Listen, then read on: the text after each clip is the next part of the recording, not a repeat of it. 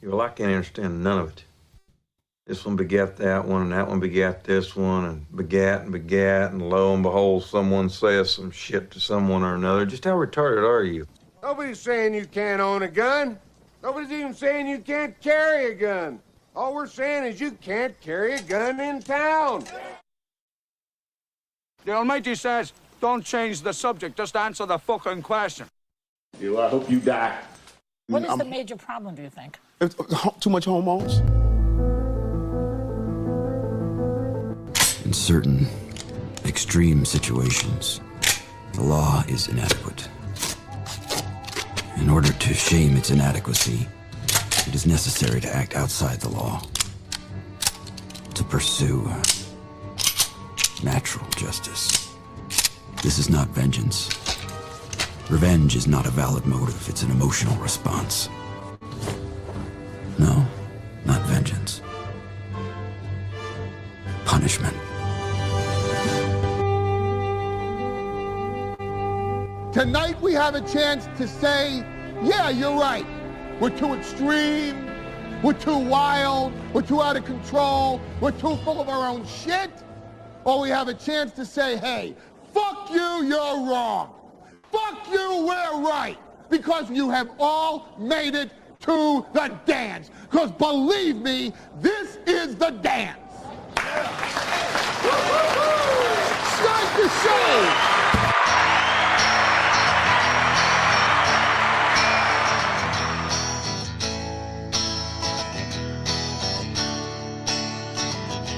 So grab for your net and you, it's time to point out the Jews. There's so much work to do to get an up-to-date list of the Jews. Good morning, everyone. I just thought you'd enjoy that to start the show.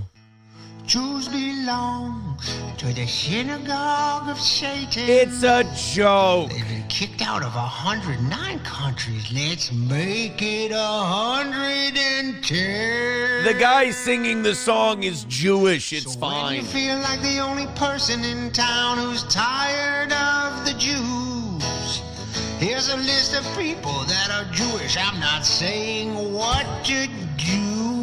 Good morning. Welcome to the program. It's Steel Toe. Cohen, destabilizing our country. Just like George Soros, Seth Rogen, and the people in charge of the money. Guess who? This would have been a lot more fire Adam Sandler song, you have to admit. Jared Kushner, Alan Dershowitz, and the late Dustin Diamond. That one's not true. Jeff Bezos is half You Jewish. keep Dustin Diamond's name out of your goddamn mouth. But there's no such thing as half Jewish. It's called the one-drop rule. You don't need 23andMe to know who rigged the election. Because you can just open up Wikipedia and check the early life section. Good morning. Welcome to the show, everybody. Just a little levity. A little levity to start the show today. Welcome to the program. Oh, this is good to hear. Raw was good last night, Aaron. Triple H should get a pay raise. You don't hear that very often. I have not had a chance to watch it yet. I have not had a chance to Rachwa. I have not had a chance to Rachwa, and I won't have a chance to Rachwa today because you can't Rachwa. Rachingwa is not a thing. So I will not be Rachingwa today. Welcome to the show. Very excited. We got a lot of things to talk about today. Who wants to bully the quartering today? You guys want to do some quartering bullying? That sounds like a lot of fun. Quartering creeps me out because, like, I can respect a guy on the take. You know, I can respect a guy who's taking money from a thing to push their agenda. I get it. It's business. That's totally fine. A guy who, like, backs and distracts from evil people doing evil, heinous things just straight up for the love of the game is truly a strange thing. I woke up, checked Twitter today just so I could, grab new things, see what happened while I was unconscious. And there's like 2 or 3 tweets from the quartering, at least 2 or 3, there might be more, of him going to bat for the people in the Epstein files. He is literally doing an Officer Barbrady. Jeremy from the Quartering is going, nothing to see here. I don't even know why we're talking about this. Why don't we talk about trans swimmers? Why don't we talk about Somali daycare worker? Like, Jeremy is the guy that the distractions were created for. Jeremy from the Quartering is the guy when they design like a lie or a distraction or some big grand, like the halftime show. Guys like Jeremy were born for the halftime show distraction. I mean, he is when the propagandists think that they're maybe losing their grip, they go, hey guys, they point to a picture on the wall. They go, hey, just remember, this is our audience right here. And they point to a picture of Jeremy Hambley from the Quartering. I saw it this morning, and I literally just thought to myself, he's bound and determined to have the worst take on the Epstein files every single time, batting 1,000 on bad takes. And here's the craziest part. I genuinely don't think he's on the take. I genuinely think there's two guys who I think are genuine in their not wanting to pay attention to the Epstein files and the fact that our government's been compromised. There's the Quartering, and there's a guy, I don't know if you've ever seen him. We might have him on the show here very soon. I've been talking to him. Misfit Patriot. He's like this carpenter who started doing political commentary, and it's basically the slop that you would see on like Fox News. It's like Sean Hannity, conservative talking point after. It's like he watches Hannity and then just speaks the transcript online. We might talk to him in a little while here. I will say this. Today's episode is titled Protect Thomas Massie at All Costs. We need to form a phalanx around Thomas Massie because honestly, if they don't try to take a shot at Thomas Massie or if they don't try to cut the brakes in Thomas Massie's car, I've been wrong about this the whole time. If there is not some kind of attempt on Thomas Massie or like some kind of buyout where he just stops talking about this stuff, we're wrong about the blackmail and how powerful these people are because, dude, Thomas Massie is getting after it. So this is weird. This is a politician keeping his promise. He went to the Justice Department yesterday and viewed redacted Epstein files. Now, here's the weird thing, and we'll check out this clip too later. I didn't want to start out with Epstein today. It's dark.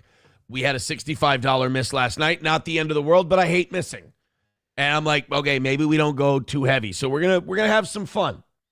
We're going to have some fun today, but we got to talk about this stuff. It's very, very important, and I like making fun of the Quartering, so win-win for me. Thank you to Chrissy for starting off the show today. I appreciate that. $5 over on PayPal. She says, good morning, guys. I think everybody $5. That sounds like a great way to start the day for me. Also, 37 gifted memberships away from 500 and an extra half hour today. So let's go. Let's get crazy. Let's get nuts. Ryan the Garbage Man says, Thomas Massie would be like your nerdy but kick-ass uncle. I have uncles who are like Thomas Massie, maybe even a little crazier. Annoyed Wawa Supervisor says, Misfit Patriot, dude who got busted for CP and whose brother was a fent dealer who died on his own supply. What? Why is Annoyed Wawa Supervisor always educating me on these people? I'm like, hey, I got this guy, Purple FTW. I like his videos. Oh, did you know he's a bisexual sex pest? I'm like, what? I just watch him talk about the Vikings. Yeah, here's him being a bisexual sex pest. Holy shit. And then I go, oh, this Misfit Patriot guy has awful takes on politics and current events. And then he's like, wait, that guy got busted for... Misfit Patriot also got arrested for beating up an elderly person? Wait, what? Annoyed Wawa Supervisor says, Aaron, you need an operations director to filter out disasters from being on your program. You aren't good at booking your own show. I saw him humiliating himself in a debate with Owen Schroyer, and I thought this would be a fun guy to have on. Owen Schroyer did a debate with him. Why can't I? Why does Owen Schroyer get to talk to elderly beating CP guys? Is that really true? Because he doesn't look like the type. Did Misfit Patriot get busted with CP? Based on the provided search results, there is no indication that the online personality known as the Misfit Patriot, identified in results as Zach Bonfilio, was arrested for CP. What are you talking about there, buddy? Discusses a case where an individual referred to as the Patriot, likely from a true crime undercover underage context, was sentenced for possessing CSAM, but this appears to be a different individual rather than the online commentator. Yeah, so no. Whatever you're talking about, it's someone else. I just want to make sure I got the right guy. Yeah, that's him. That's not the guy that got busted. Jesus, Wawa. Usually you bat 1,000. So I usually don't question you, but I never heard that. And I wouldn't think that Owen Schroyer would be on with him. All right, weird start to today's show. Weird start to today's program. Let's get after it. Streamlabs, PayPal, Venmo, Super Chats, Rumble Rants. We've got this today. Let's get back. Yes. Hey, by the way, if every day is like yesterday, morning, I'm a happy guy. Let's keep that shit going. Although, I have a request. Let's do that $100 drop thing early in the show. You guys have this, like, Sanford Sun comes in, $100 yesterday. Very cool. Awesome. Let's try a new thing where we start with that. Let's try a new thing where we just, like, do the last 5 minutes, do that in the first 5 minutes, and then we can just do a fun show. That's cool, right? We can just do that. You guys ever thought of maybe trying that? Because I would like that a lot better. I'll leave it up to you.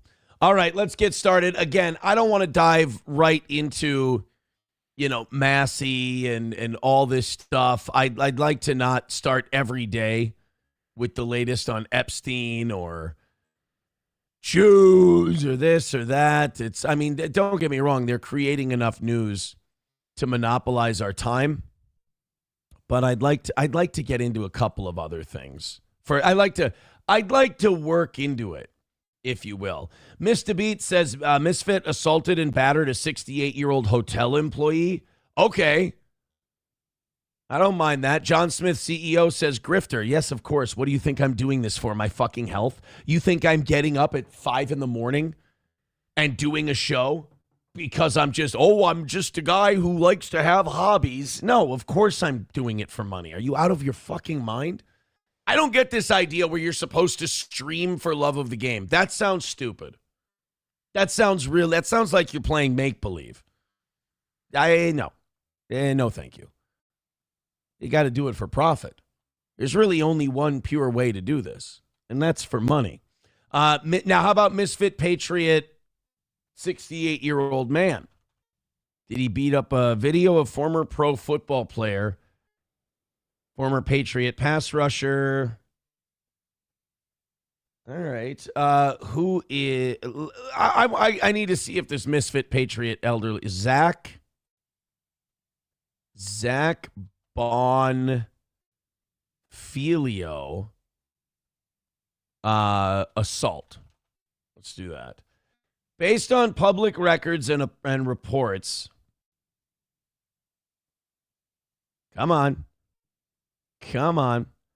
Zachary A. Bonfilio was charged with felony assault and battery on a person over 60 or disabled in Massachusetts, but he was acquitted with a unanimous not guilty verdict in June of last year. No other convictions appear in available sources. And this person asked, is he involved with child abuse or pedophilia? News reports and court documents, no allegations linking him. So where did that shit come from? Where did people come up with he's doing the pedo thing? Or now he did go to trial for beating the piss out of an old man, but according to the record, that's just a misunderstanding. It's just all just a misunderstanding. You beat up an old man.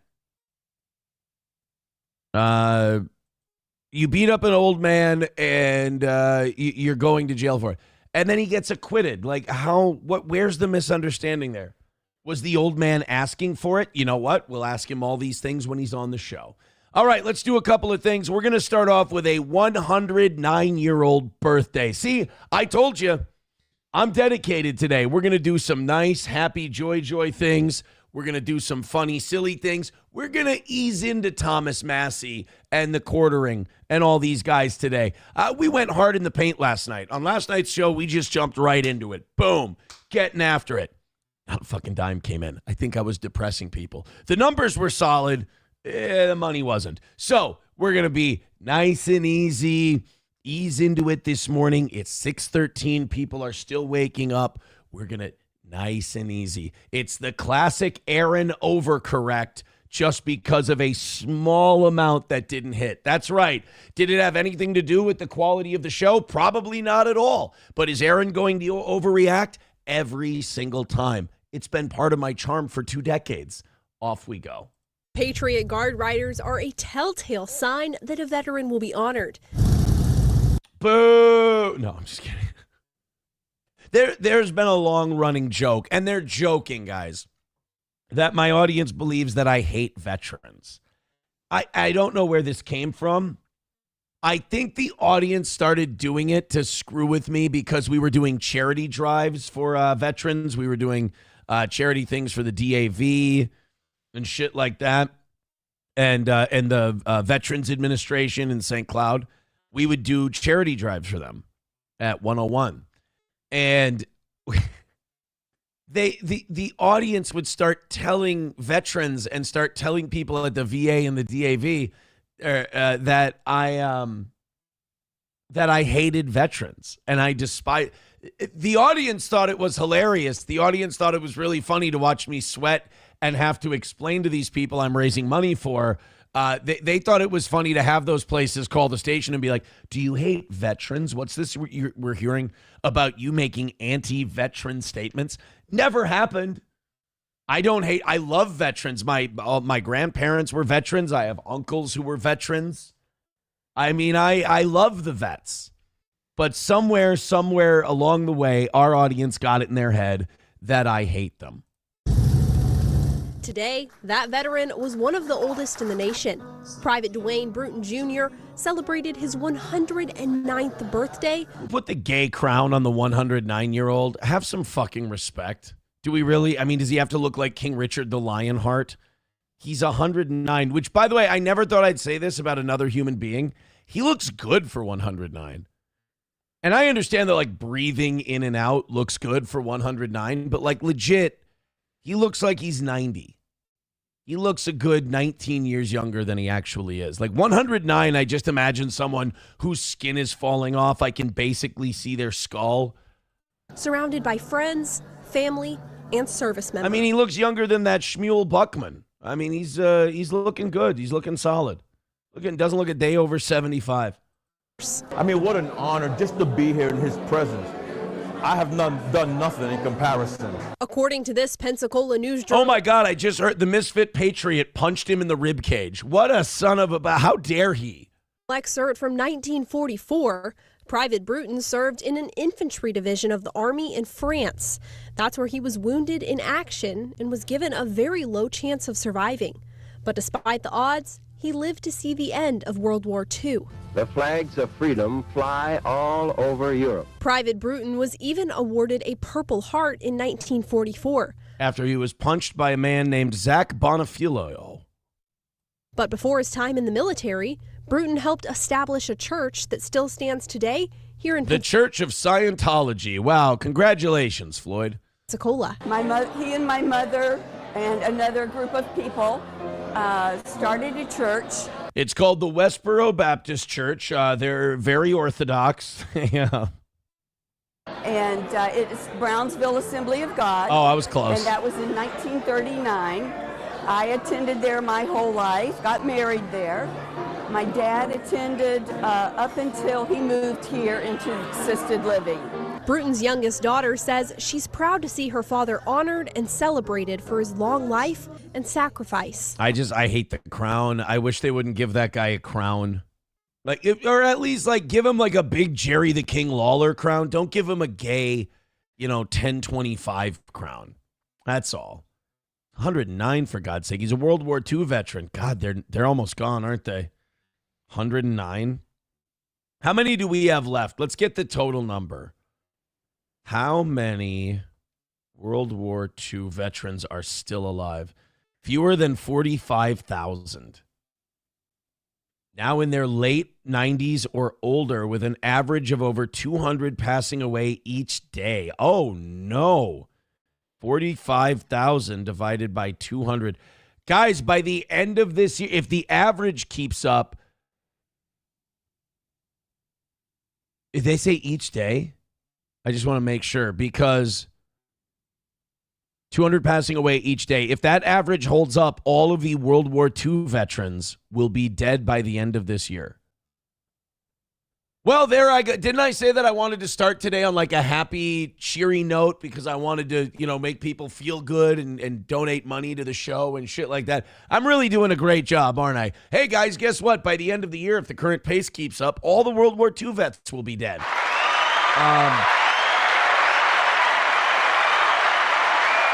And Gary Sinise will be sad. Pretty overwhelming to see all of it.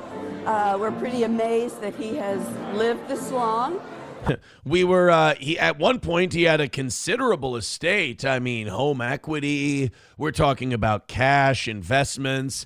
Fuckers held on quite a long time, and this assisted living facility is pretty nice. It is not cheap, and they're charging us for this party. So, yeah, Dad's hung on a lot longer than any of us really thought he would. Like a fucking ATM shaped like a turtle. It just won't stop crawling across the desert. It's wonderful. We've had some close calls recently, so for him to be alive is pretty neat. You know what? I think I want to live to that age. I want to live to the age where people saying that, you know what? Him just being alive is pretty neat. Some would say after the last 2 years that I've had, I've already reached that point. Aaron, he had a slip and fall a couple years ago, but the fact that he's just alive is pretty neat. Bruton has celebrated 3 birthdays at the assisted living facility in Cantonment, but Carrie Dalton says the power of social media made this celebration bigger than ever before. I had posted on a Facebook page on a whim yesterday, and the community has delivered big time. I mean, there was a weird, 4th or 5th comment. Everyone started talking about whether or not Trump's Hitler. Then everybody started saying that they were Hitler. And then there was some argument about the blacks. But otherwise, it was a pretty normal Facebook post. It's so amazing. I mean, it really restores your faith in humanity. And it's just amazing to see the community come together to celebrate him today. Where the fuck am I? Who are you people? And where is my horse? Sorry. Pop, no, but it's 2026. Are we on Mars? No, Pop, we're not on Mars. It's your birthday. You're 109 years old. Oh, Christ, kill me. Everybody knows where they are except him, poor guy. Good for him, though. 109 years old, man. I ain't making it that far. I got bad news. You ain't making it that far. None of us are getting to 109. None of us are getting to 109. It's just not happening. If any of you do, you have, hey, look, if you make it to check this out. If any of you make it to 109, you have my permission to piss on my grave. But you have to make it till 109. And look, I'm going to be dead. I'm not going to be able to help you if they bust you. You could still get in trouble for it. I'm just saying I won't see it as a sign of disrespect. What I'm saying is you can piss on my grave. If they catch you, you can't go, no, look, here's a podcast I archived from 2026. And here's my ID. I'm 109 years old. This is my son and my grandson. They came to hold each one of my arms so I could stand and I could piss on this radio guy's grave that I used to know. You're still calling the police, aren't you? He said you would do that. God damn, still schooling me from beyond the grave. $2 from Joey Caravello. Thank you, Joey. He says, Aaron, would you stick it up that... No. $1 from Veldrain says, the chat can correct me if I'm wrong. I recall Aaron calling Lieutenant Dan a legless freak. Lieutenant Dan called himself a legless freak and a cripple. And second of all, Lieutenant Dan was in a movie. He's not real. I see, I just went back into the chat for a second. McBuster and Mikey Two Milks are fighting. McBuster, I do have to agree with Mikey Two Milks on this one. Just calm down and pay attention to the show. Like when you start doing that stuff in the chat, we get it. I understand. And we took care of all those people yesterday. We smoked them. I mean, we put them in a complete panic. So we got them, dude. It's okay. All right?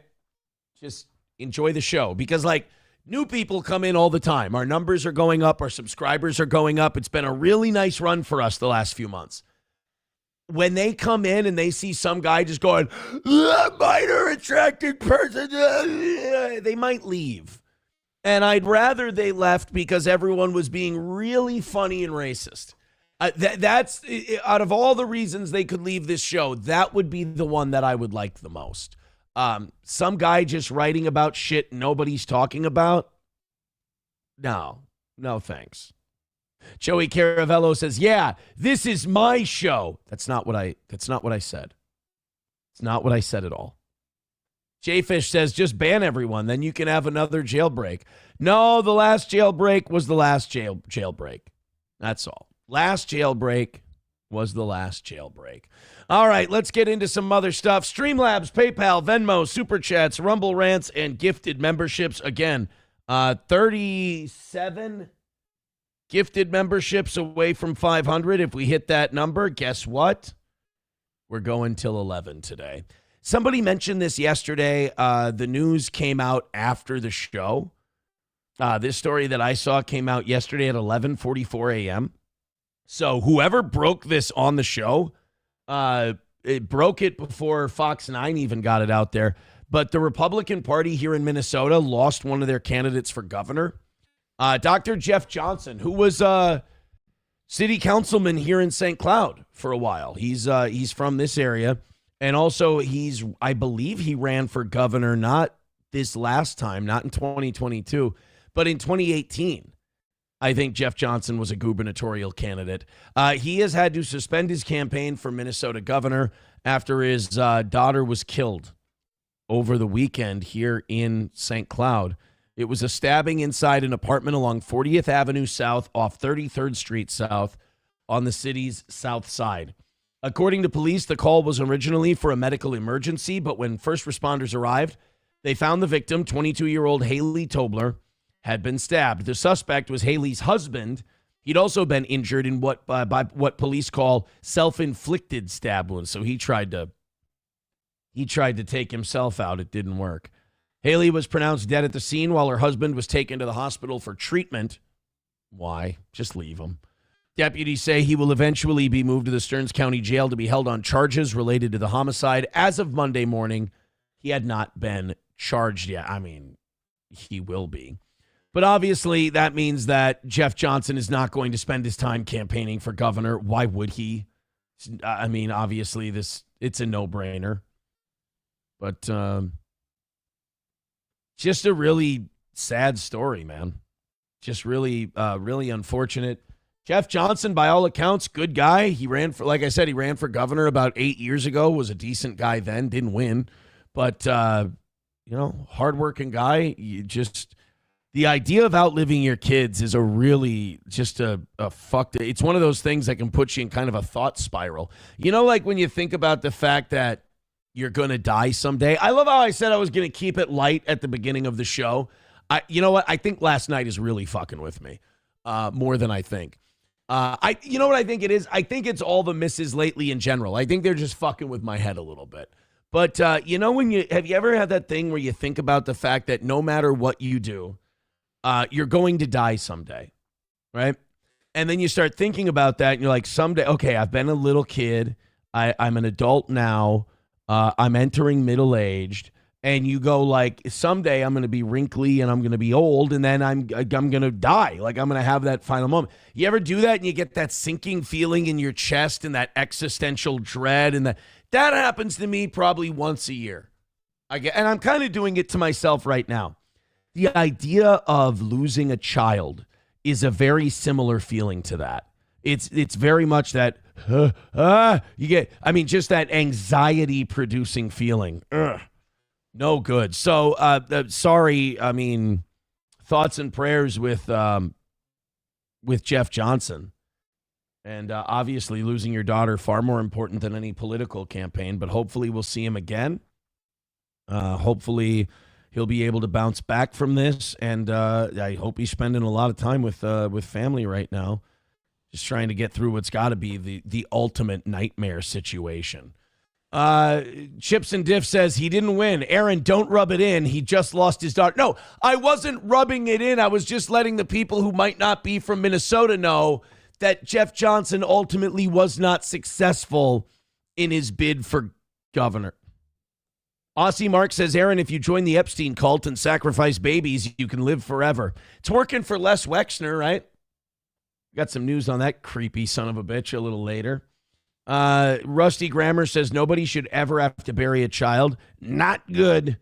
Jayfish says you never bounce back from having to bury a kid. You know, talking to people who that's happened to, I have heard that before. They've said, like, you just they said it's weird. You remember who you were, but you don't know that person. This isn't a quote. Like, but they did say, they're like, it's your life before, and you're not living that life anymore, but you're living a new life that you have to live. You know, it's just like, it's not like losing a parent or losing a grandparent or an aunt or an uncle. Like, those are natural parts of life. Everyone has to go through that. It's this thing where you had a life, you had your whole future, this was it, this was everything. Now it's completely ripped away from you, but you have to keep going. So you're you, but you're not the you remember, which is... oof, I can't imagine. MSO Mikey Two Milk says, if my daughter dies, I will lose it. I kind of imagine if you lose a kid, you turn into Mel Gibson in The Patriot. Remember when his kid died? And here, Mel Gibson, Heath Ledger dies, Patriot. I could have searched that way better. But hold on. We're not going to play a movie clip here. We'll just play the audio of it because Lord knows, can't be losing any money.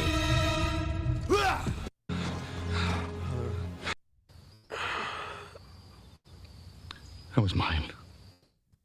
Yeah, Heath Ledger's dying. And hold on. You're going to be all right. Don't go.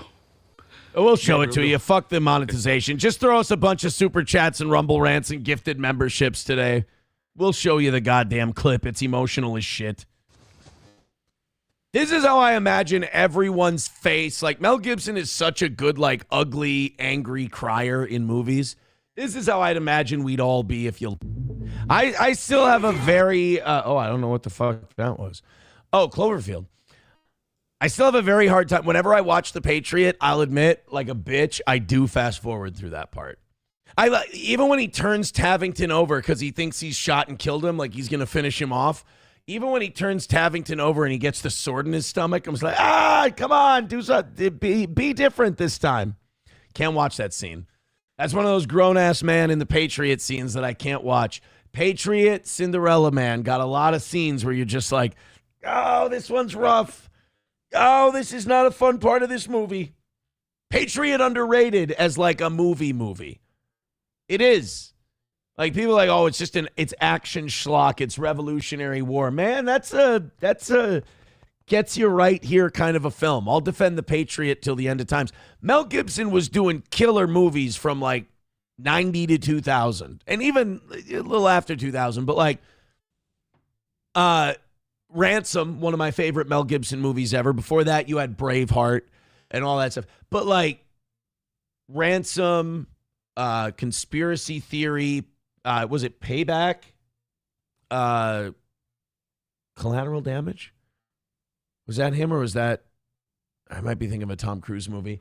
And then and The Patriot in 2000. Like, just, he went on a run of just killers. Mel Gibson was and still is in many ways the shit. Thank you to Easy Money's wife for gifting a membership. Very cool. Oh my God. Mikey Two Milk's gifting a membership. Thank you, buddy. Appreciate that. 35 memberships away from 500. Get after it, boys and girls. Get after it. Keep it going. I like seeing those pop up. I like seeing a chat that's just got like a bunch of notifications up at the top. I love that. Mr. Beat says Melton Gibson is only 5'10". It doesn't matter. It doesn't matter. He's 7'5" and shoots bolts of thunder from his fingertips and bolts of lightning from his arse. Hulkamasha Baby says, depends on if they died or were murdered. If they were murdered, I feel like most parents are more like William Wallace. Yeah. The only thing is you don't really get a lot of opportunities for revenge in a civilized nation. They got to go through the court system. Yuck. And they'll give them a deal. Mikey Two Milk says, don't say I never gave you anything. Honestly, and J-Fish got the membership. That makes me happy too. In honor of Mikey Two Milk's throwing a membership out there, I'm going to be that guy today. Everybody should throw a membership out there. If Mikey Two Milks can throw a membership out today, everybody can throw a membership out. Remember when I said that we were going to have a nice light start to today's show before we get into the Epstein stuff and Thomas Massie? How'd that work out? How'd it work out? Knobs Dog says Aaron likes ransom because somebody would bring back his son. What is that? I don't know what that means. Is Knobs Dog a guy who... Oh, Knobs Dog might be a guy who's coped so hard about Steel Toe that he thinks I'm not allowed to see my son. I have seen some pretty wild Steel Toe fan fiction, and it's all just this. It's all just people self-soothing because they have like meth prostitution records or felony assaults or felony stalking and aren't allowed to see their kids. I've seen that before. Wait a minute. If Aaron's a better person than I am, then all this work I've been doing the last couple of years has been a lie. Spoiler alert. It has. I also want people to fire over my coffin with dual Mac 10s, says Joey Caravello. Good luck. Eric Hartman says Lethal Weapon. Okay, only reason I left out Lethal Weapon and the Mad Max movies is because I feel like that's what like started him. And then after he got started with those big franchises, then you had, like I said, Ransom, Braveheart. Well, Braveheart and then Ransom. But like Conspiracy Theory, Payback, Patriot. And then, you know, look, What Women Want was a massive movie. I wasn't going to include that in like the awesome bro dude movies, but What Women Want was a big hit. There's no doubt about it. Oh my God, that's what I want. Look at this. My dreams are coming true. They're doing the thing where my entire Rumble chat is lighting up with notifications. So I get these little yellow bars. Take a look. See that? I get these yellow. I'll scroll down to the where the chat is now, but I'm just getting caught up here. These little yellow bars when the gifted memberships come up, or like the red bars when a 100, red bar, hey, or the pink bars when a $20 comes out, or the orange bars when a $10 comes out. Here's what I'd like to see in this Rumble chat. See it here? And I'll show you as like the line gets longer. I'd like to see just a big colorful display. If I could, please and thank you. Trucker, Thermodyne Diesel, excuse me, Chris Reese 77, Mike Go, all gifting a membership. Zen Man gifting a membership. Thank you so much. Let's add a little color in there, boys and girls. Take a look at the color up top. Keep the color a-moving. Oh, yeah, Pocahontas, someone else pointing out. Mel Gibson did the Pocahontas movie. He was all over the place, man. He couldn't miss it. He couldn't miss.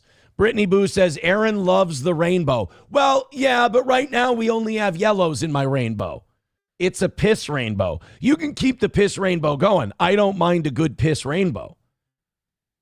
But I'm saying if you want to throw a few other colors, the 1s are blue, the 2s are green, the 5s are yellow, the 10s are orange, the 20s are pink.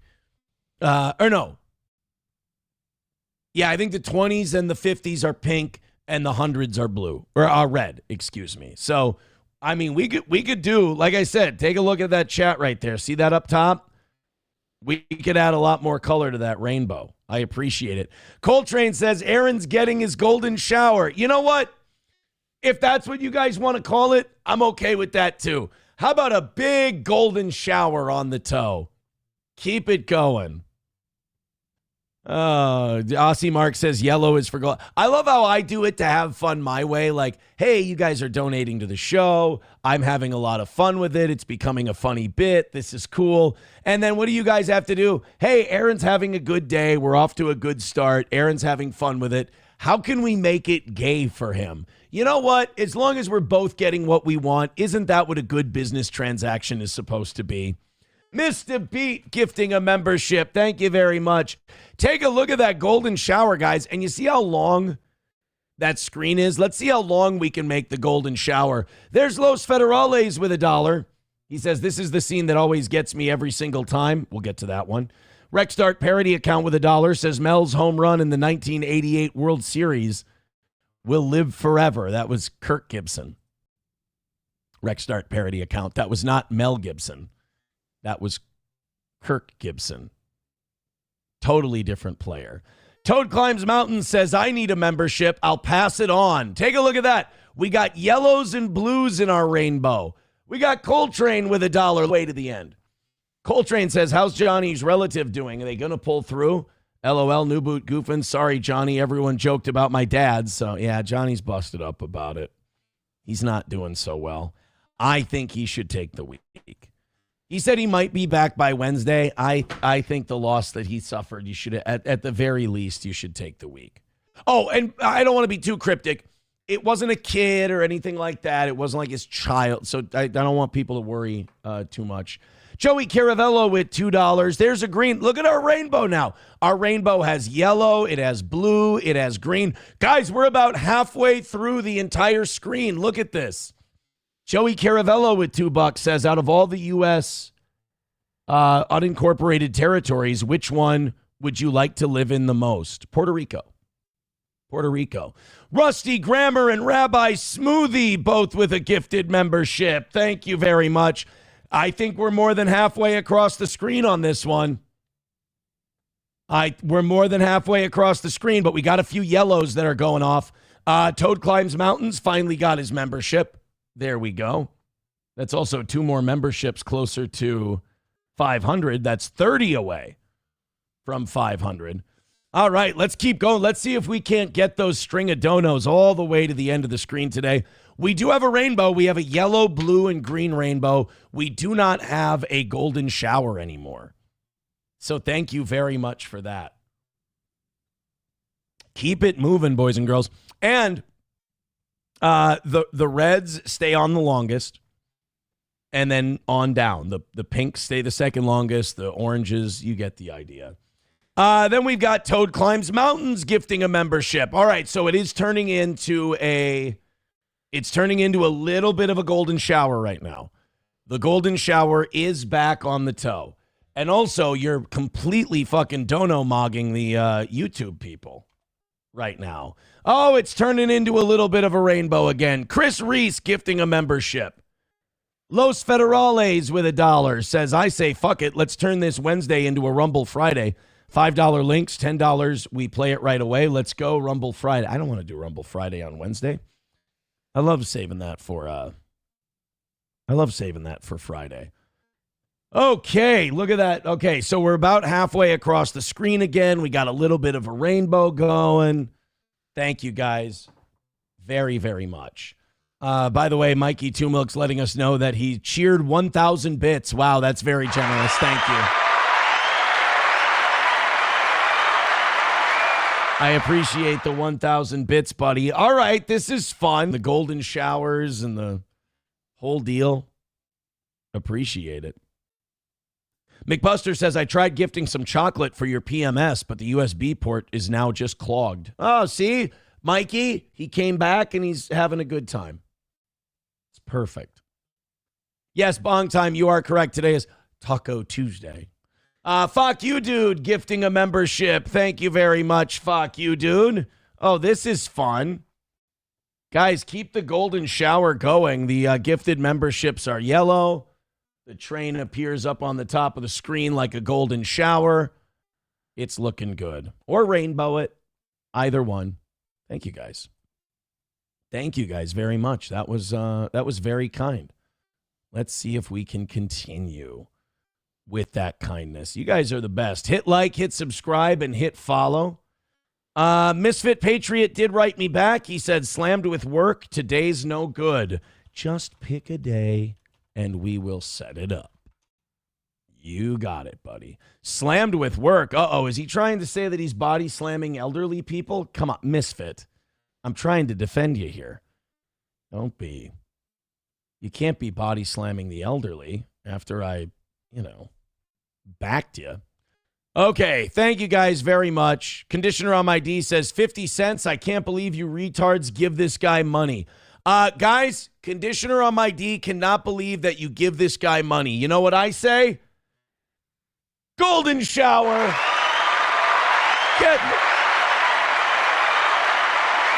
Let's go with the golden shower. Mr. Beat says, I so badly want Misfit on here. So do I. I think it would be an interesting conversation because I am 100% on team. This country has been occupied and we need to liberate ourselves. And he is on team. He's Shabbos Goy. He's the good old Shabbos Goy. He goes in and turns on the light switches. He goes on and he goes out and checks your phone for you, turns on the TV. He's a good Shabbos Goy. Coltrane with $1 says, Misfit money. Thank you. Oh, we're turning it into a rainbow. Joey Caravello with $2 says, have you ever had a woman model sexy underwear for you?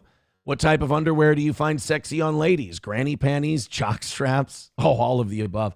Yeah, I mean, obviously, I think everyone has. What's my favorite? I mean, I'm a pervert, naked. I like going from like hoodie and sweatpants to nude. There's some way that you can take off, and that's all fine. That's all great. It's all wonderful. I'm not saying I'm against presentation. I'm saying I'm more about the destination. All of it's fine. All of it's good. I don't have a favorite because I'd ultimately like it to be removed. So it's great. It's performative. It's wonderful, but I think it's as much for the female as it is for the guy. I'm not supposed to be here says naked aren't panties, retard. I feel like if I had a very specific description of what my favorite is, that almost makes me sound like kind of a creep. Yeah, I like it when they're red, and then you got the garter that goes from here to here, and then it hooks to this little thing that's right. Like if I have a detailed, like in my head right now, if I could bring you a detailed description of what it looks like, it's mildly serial killer-ish, if you don't mind me saying. Joey Caravello says, fine, what type of underwear do you like Johnny to wear? Oh, the more holes, the better, especially in the crotch. Mr. Beat says, my ex used to wear sexy lingerie. I would just rip that shit off instantly. Right? Tin the Toolman Taylor says, you've been yelling and sweating trying to get us to donate, and all it took was for you to say, hey, guys, look, a rainbow. Fags. He's calling you guys gay. He's basically saying, look, you guys have been donating now for the last 15 minutes, and all we had to say was, it looks like a golden shower or a rainbow. So all the gifted memberships we get form a nice golden shower across the top of the chat. The more different denominations of donations you send in, it looks more like a rainbow. $1 from T-Baby says, destination is with a naked man. Well, that's the gay F word. Thank you very much, T-Baby. I appreciate it. Oh, man. All right, McBuster, take it easy. You came in. You were having fun. We're going to keep having fun, buddy. Okay? All right? Take it easy. Take it easy. Pool Scam, take a break. Jesus. I really upset Pool Scam yesterday. He really didn't like it. I don't think he liked that we had a really good morning show. I don't think he liked the Kim justice that we dispensed. And so he's just been spurging the last 2 days. Sorry, Pool Scam. I saw somebody tweeted some screenshots of Pool Scam just losing his fucking mind. And like in every other chat, he can't be rattled. And for some reason, I'm the guy who can rattle Pool Scam Sam. I don't get it. TVA Dan says golden shower. See, he's still talking about the... It's a golden shower. Melissa Space says it's sexier to not spend my husband's money on invisible clothing. Oh, look at Melissa's hot take.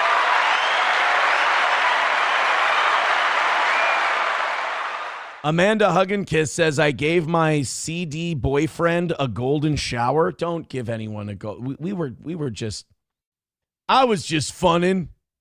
I wasn't. And he just pisses on her. No golden showers, guys. Stop it. Stop it. No more golden shower. Golden showers are one of those things that are a big joke. They don't actually exist. Nobody actually pisses on anybody. We were all kidding. It's all a big ha-ha. Sergeant Holka with $5 says, why are you guys asking Mr. I don't like BJs about ladies' undies? I didn't say I don't like BJs. What I said was it's part of the deal. You know, I don't like it it's not a standalone fruit. It's not a standalone act for me. Because there's something better right around the corner. Like right down the road, there's a better activity. So I don't mind if it's, part of the festivities, but I'm saying I don't want it to headline the event. So don't call me Mr. Doesn't Like BJs. I'm Mr. Gets Impatient During BJs. Totally different. I don't like all this slander and misrepresentation that's happening on my behalf, especially when we're having a Rainbow Tuesday. Rumble Chat's having a Rainbow Tuesday, and here you are spreading lies about my sexual interests. Conditioner on my D says BJs are a nice appetizer. Lingerie is pointless. See, conditioner on my D are going to be friends. We're going to be friends yet. BRJ says, what? I thought he loved me. Yeah, guys, you got to stop with the golden showers. No getting peed on. Sorry, I didn't mean to ruin anyone's day. I'm not coming in here trying to be controversial. Let's not pee on each other. Just as a general rule of humanity, can we set this rule? No peeing on each other, all right? Remember when you thought that R. Kelly was a fucking creep because he was peeing on people? That's how we all think of you. It's not different when you do it. You're R. Kelly now. Chip Galloway says Aaron is right here. Bro, Chip, Aaron's right all the time. Just trust it. Trust it. T-Baby with $1 says, has anyone ever taken a dookie on your chest, Aaron? No, but I do have a story from my 20s. Oh, I hope it was my 20s. When was the first Canelo Triple G fight? When was Triple G Canelo won? Please be before 2016. Fuck. September 16th, 2017. So I was 30. When I was 30 years old, my buddy was having his bachelor party. This is going to sound gay, but it was really fun. He got a big cabin. But it was like a big lodge, right? He rented this big lodge at one of the Wisconsin Dells resorts. And it was like 7 bedrooms. And we each got a bedroom. And we all went out for my buddy's bachelor party in Wisconsin Dells. And we went to casinos and we went drinking and we went to water parks. And it was fun. And at one point, one of my buddies, we pitched in some money, and we had strippers come to the lodge one night. And why am I telling you this story? This came from a $1. You know what? From now on, it's got to be at least $10 Rumble rants before I tell stories like this. So the two strippers come over, and I got to be honest. One of them was pretty chopped. One of them was, the other one was all right. And they did these games where one of us would stand. You know how there's like these lofts, the second level, you go up, there's a few more bedrooms in the lodge. And then the living room is down from the loft area. So the girls would put a Dixie cup by their pussy, and we would throw ping pong balls into the cup and see if we can make it from on top of the lodge. And then they did this thing with candle wax where they put their pussies in candle wax, which was a thing I'd never seen before. They poured candle wax on each other's vaginas, and they let it harden and settle, and they made a wax mold of their cunt. Nobody asked. And then we started drinking, and they hung out, and they were still there, and they're like, you guys still have more time. And I guess now here's the gayest part. I was in the other room with a couple of other dudes because we wanted to watch the Canelo Gennady Golovkin fight. And at the time, and I was married, and I'm like, well, I don't want to be too, crass, because you know me, Mr. Vows and everything. At one point, we convinced one of our buddies that if we pay this girl, apparently if we paid one of the strippers $200, she would piss on our friend. And so we all were like, well, fuck yeah, I'll go in on that. We all went in, four of us went in $50. And they took our friend to the bathroom, and she squatted over him, and she pissed right on his chest. And it was, I have to say, not as cool as we thought it would be. It was... I actually watching your friend get pissed on. It's really unnerving, and you question a lot about yourself. You're like, this, as soon as the piss hit him and we're all gathered around in a bathroom looking at him, we're all just kind of not nearly as funny as we thought this was good. This is kind of fucked up. And I don't know. I don't remember after that. I think I went back in and watched the fight after that. I'm like, I think I'm done with the stripper thing. I think I've had enough for one night. Thank you very much. Meow Meow says, holy moly. Joey Caravello says, did you beat off? No. Brian says, the smell. I don't remember a smell. I don't. 09 Canyon says $200 for that. I don't know. There was something funny about making your friend get pissed on. That was funny to us. Then the girls were like, then some of the guys in our group, they were like, how much for someone to get pegged? And I'm like, whoa, no. And the girls were like, $500. And they start going, should we do it? And they get to me, they're like, Imholt, would you get pegged? I'm like, no, I'm not getting pegged. They thought if they came up with the $500, this is how fucked up they were. If somebody came up with the $500, then someone would have to get pegged. They were missing the part where one of us would have to agree to the whole strap-on pegging thing. But the girls were like, yeah, we'll peg one of you for $500. We're like, yeah, no, I'm good. I'm okay. We don't need to do. And guys were coming into the room where we were watching the fights, and the girls just said $500 and they'll peg one of us. And you're just like, fight's about to start. We're good. Send them home. Send them home. And then one of the strippers, I don't know if she was off the clock or what, but one of them got a ride.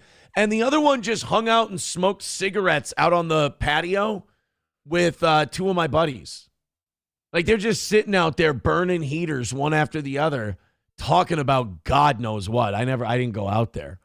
But yeah, we just had a stripper. It was really uncomfortable because a stripper was just hanging out in our lodge smoking cigarettes and not doing anything because she's off the clock. Our time is up. I don't know. It's a strange bachelor party. And that's how I met Keanu C. Thompson.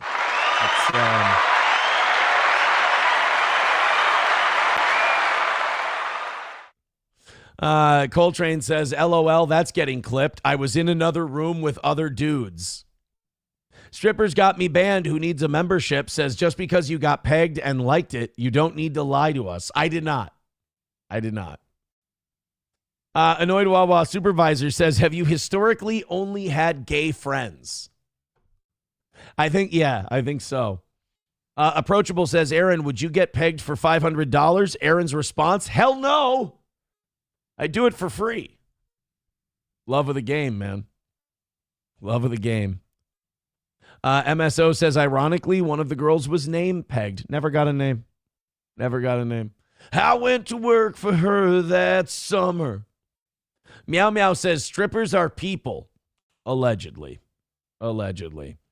Mikey Two Milk says Aaron's first pegging experience was the time the toilet paper ripped and he pegged himself. Addicted ever since. Tale as old as time. Never had anything in my butthole. I'm very proud of this. T-Baby says Johnny was definitely the guy that got peed on. No, it's not. I wonder how he deals with it. I wonder if he ever thinks about it. Wonder if he ever thinks about, like, I got pissed on one time. I let a stripper pee on my chest, like in front of other dudes. I would hope it changes you. $5 from Sergeant Hulka says, why are you judging girls' appearance on Brokeback Mountain bachelor party? For funsies. Chip Galloway says, I turned toe bro, as you should, buddy. As you should.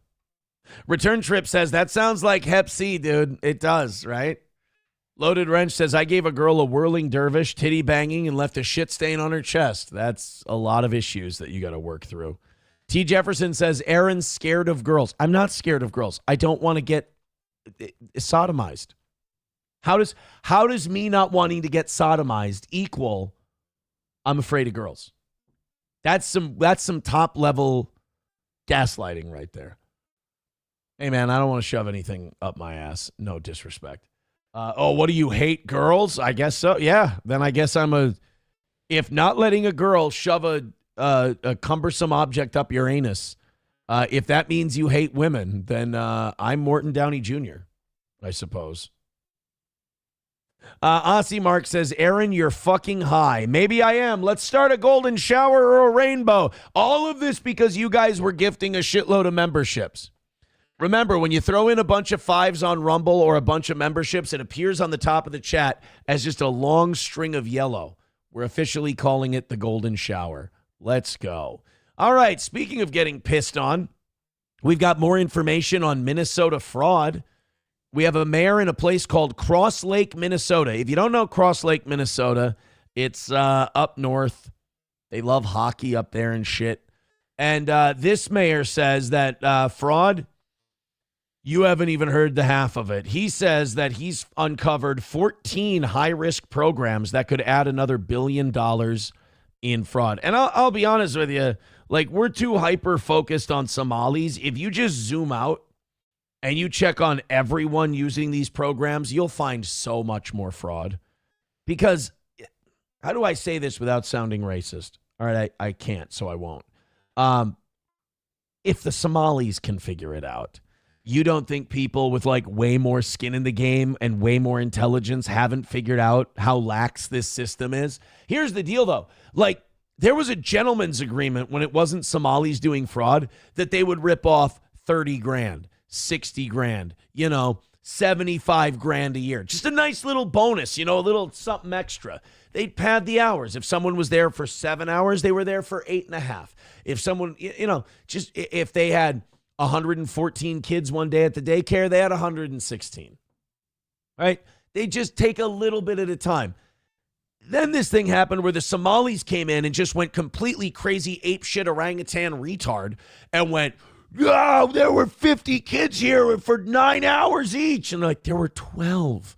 Guys, you're going way too far. We served 4,000 lunches today at this shithole shoebox safari restaurant. Guys, that's way too many. They're going to catch you at some point. Come on. This is a marathon, not a sprint. Like, everyone has been ripping off government programs forever because there's no oversight. It's like when businesses report to the IRS. It's just like it's not a nickel for nickel accounting of where the money came from and where it's happening, but it's horseshoes and hand grenades, It's not a precise science. But you can't go too crazy or people are going to start to talk. So in Minnesota, we were doing fraud a really nice, casual way where everybody can buy their kid braces at the end of the year, And then Somalis went in and said, I want to buy a mansion in Kenya. And then it exploded. This is the mayor of Cross Lake, Minnesota, with some more fraud information for us. To you. So do please tell us, what have you uncovered there? His hair. Ain't no cover on that. You got to sunscreen that bad boy in the summertime. Thank you, Sandra. So we've seen just in the last recent month this fraud take off with federal investigators flooding the state of Minnesota, as this is a huge concern. Just last week, we had another third-party independent investigated auditing team audit the state of Minnesota, and they came up with 14 high-risk programs that could estimate up to another $1 billion in fraud alone. Fraud is impacting every citizen. Now, if this was a Nick Shirley documentary, he'd go, count it, that's $1 billion in fraud. And it's like, Nick, no, that's not $100 billion. That's not $1 billion in fraud. He said it could be up to. We still have to uncover the act. Like Nick Shirley goes and knocks on a door. Nobody came to the door. It's like, what? No, you didn't. I mean, they might be committing fraud, absolutely, but that's not how we count these things. Like Nick Shirley would be perfect in Congress. He's a Class A bullshit artist. But like Nick Shirley hears, oh, my, there's 14 programs, this guy said, and there's $1 billion being funded in there. So that means we found $1 billion in fraud. No, you still have to find it. In the state of Minnesota, and especially because that's what the people do now. Like Nick Shirley releases some bullshit documentary and goes, here's $250 million in fraud. And then the people who watch the documentary go, hey, look, we uncovered it. We did it. We fixed the problem. No, you didn't. You didn't do shit. A retard with parents and family members who have political connections, who kisses the Wailing Wall, he set a number, and now you act like we prosecuted someone for it. Meanwhile, the guy who's in charge of prosecuting the fraud quit. So, yay. It's almost like the two sides are the same and they're just trying to keep you fighting while satanic pedophiles rule the world. But go ahead about the Somali fraud. City budgets. As government, Minnesota state government inflates their budgets on top of the fraud, that shrinks the city's ability to be able to tax their citizens if we need to do a project just to operate normal services in our communities. So you and other mayors are banding together, and that number is apparently growing by the day. You're banding together. You're calling for accountability and reform. You want to clean up the state. But the governor of Minnesota, Tim Walz, says, you know, there's nobody implicated in any of this. That's not what, no. We've prosecuted multiple people for fraud. Someone else recently just got sentenced for it, but we've got to have a prosecutor. We've got to have somebody bringing the charges, and a lot of these charges are federal charges. So whenever I hear the federal government bitching about fraud in Minnesota, I'm like, boy, sure would be nice if you guys were in a position to do something about it, like, you know, appoint a prosecutor. It sure would be nice if you could do that. No, we're not going to do it. We're just going to bitch about it. We're just going to bitch about it, aren't we? We're going to be bitch. Okay. Sounds good. Thank you very much to Waylon with $1. He says you get $1 blue bars at the top and like it. Oh, yeah. And if there's a bunch of $1 donations, we're going to call those blue balls. If there's a bunch of twos, it'll be gangrene. So you can give the chat gangrene. You can give the chat blue balls. $1 gifted memberships and $5 drops are yellow. That's our golden shower. Pink, obviously $20 and $50. Those are pink bellies. And I think when red boys pop up, we call that herpes. Give the chat So give the chat some herpes, you guys. Approachable with $1 says, to be fair, they come from a pirate culture. They're not used to pickpocketing a few coins at a time.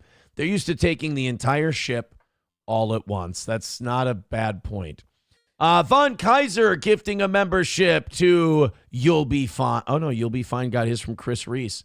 And Happy Wawa customer gifting a membership. Are we trying to get a golden shower going in the chat? I'm okay with it. There's 2 yellows.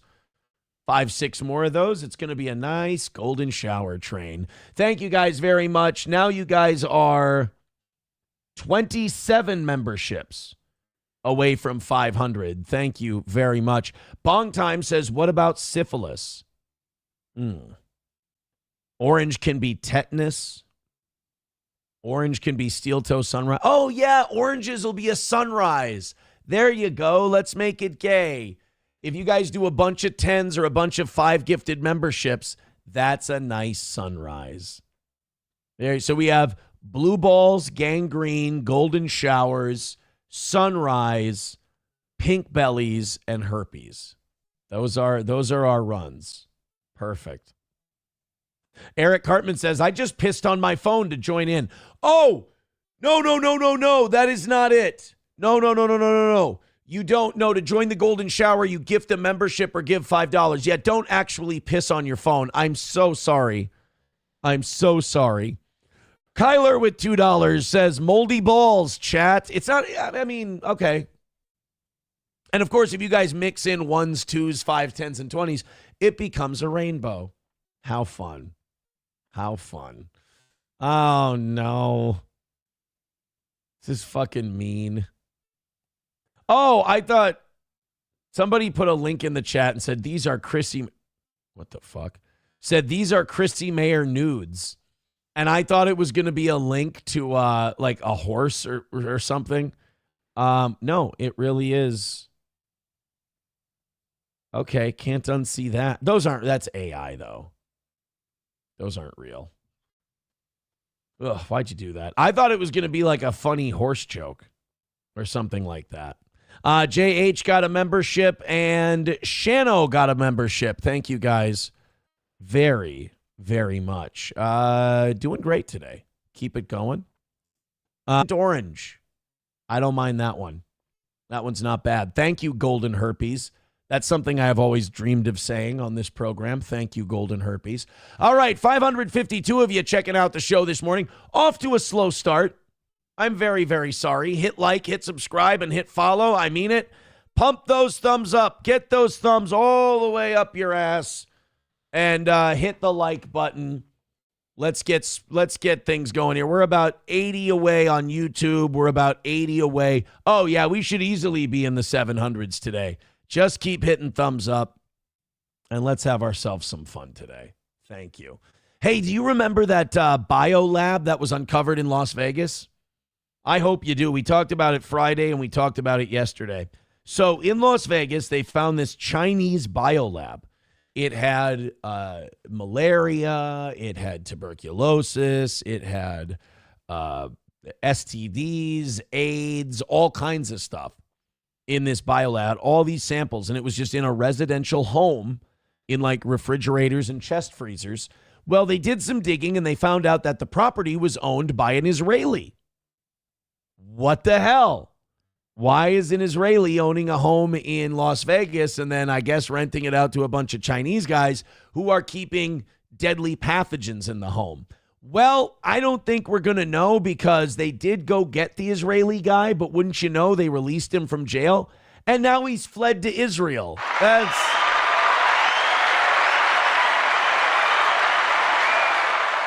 You know what's funny is we found out that ICE has headquarters in Tel Aviv. Why can't they just go get the guy?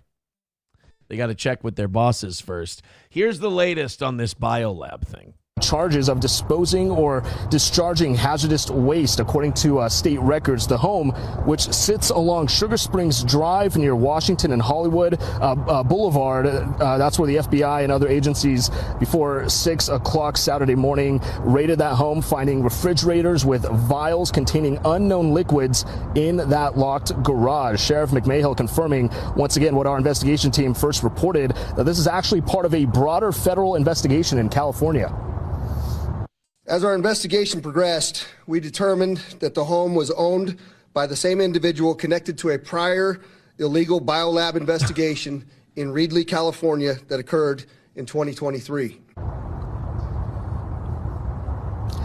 Sheriff says 3 other individuals were actually inside the home the same day of that raid. They were renting rooms. They were removed from the home, and they're not involved in that investigation. Authorities released. So they're not involved in the investigation. They were just renting rooms in the biolab home. But Ori Solomon ran the unlicensed biolab in Las Vegas. He also owns the house in California where another biolab was found 2 or 3 years ago. But don't worry, he was released a few days later. He has now fled to Israel. So Ori Solomon, just like all the Jewish pedophiles that get arrested, they get bailed out like that Israeli government guy, Netanyahu's boy, his cybersecurity chief. He got busted for soliciting a minor. They let him out on bail. He fled to Israel. He's fine. In fact, there's been news reports about this. Israelis who commit sex crimes here against American children, and then they flee to Israel, and the Israeli government protects them. And, like, what do you want me to do? Am I not supposed to notice that because somebody might call me a name? I'm sorry, I can't help it. I can't keep noticing this shit. And also covering for these people and continuing to cover for these people is just it's going to create more people who, Robert Kraft's going to have to make a lot more Blue Square ads if you keep making excuses and covering for these people. It's like one thing about Catholicism. You ask the rank and file Catholic about the pedophilia in the Catholic Church, and they're like, yeah, string them all up by their balls. Kill them. I don't care. Get rid of all those priests. They're disgusting. Because if you defend them, it's really, really weird. It looks fucked up, and it's a bad look for you. And you're also never going to solve the problem. If a bunch of Israelis and a bunch of Jews were like, yeah, give that guy to the American authorities and take him out. Like, what a fucking pig. What a monster. But it's like the Israeli government takes him in and goes, we'll protect him. We'll protect you for soliciting children. We'll protect you for having an unlicensed biolab in a residential area because we'll protect they see them, even if they're American, they see them as their own. It's really fucking frustrating because then again, you keep pointing it out and they're like, what are you, anti-Semitic? And you're like, no. Well, then why don't you point out the black people or whatever that do this stuff? Because they go to prison. Black people go to jail when they do shit like this. Some white people go to jail when they do this. But Israelis all get to go home when they do shit like this. Bong Time says the term anti-Semitic is just a made-up word used to distract truth, just like conspiracy theory is used. Well, not only that, I mean, the Palestinians and black people are the real Semites. They don't like that one either. Return Trip over on YouTube says Trump will pardon him. He might. He might. Oh, a little bit of a moment of levity here on the show. Hit like, hit subscribe, hit follow. Bad numbers today. Bad numbers. But just, hey, as long as we make the money, I'm good. All right? Golden showers, all that shit, rainbows, do it up, stream. Follow. I thought this was hilarious. It's not supposed to be. It's supposed to terrify you. It's supposed to horrify you. It's supposed to make you think, oh, my God, these ICE guys are evil. These ICE guys are terrible. We gotta stop this government. This government is abducting illegals. It's abducting Latinos in the dead of night, putting them in a van. So they made this ad to say, hey, ICE could affect you. ICE could take away loved ones of yours. They could just send them off to some foreign country, never to be seen again. Now, this isn't true. Yes, American citizens have been detained before, but they get released within 24 hours. They go, oops, our bad. And I think that's fucked up, and I think that's wrong, and we shouldn't do it.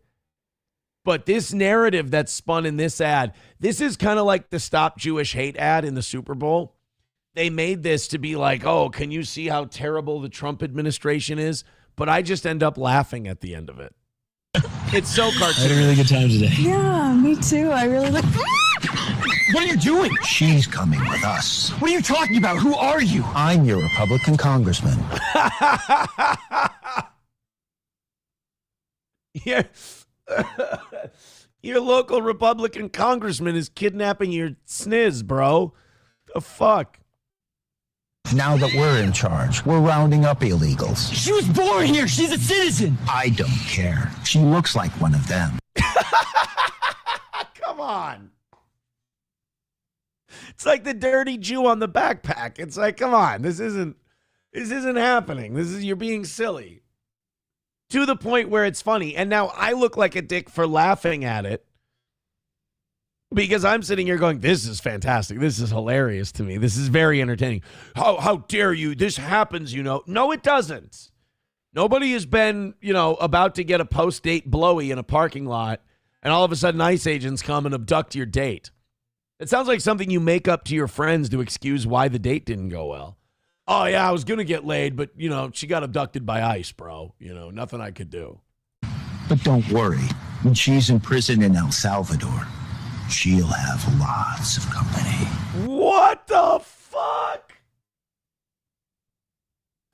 So in this ad, ICE is going to kidnap your Latina girlfriend, and a Republican congressman is going to rape her in an El Salvadorian prison. Is that what I'm to believe from this ad? Let's watch this one time through uninterrupted, and we'll find out exactly what the message is here for ICE. I had a really good time today. Yeah, me too. I really look. What are you doing? She's coming with us. What are you talking about? Who are you? I'm your Republican congressman. Now that we're in charge, we're rounding up illegals. She was born here. She's a citizen. I don't care. She looks like one of them. But don't worry. When she's in prison in El Salvador, she'll have lots of company.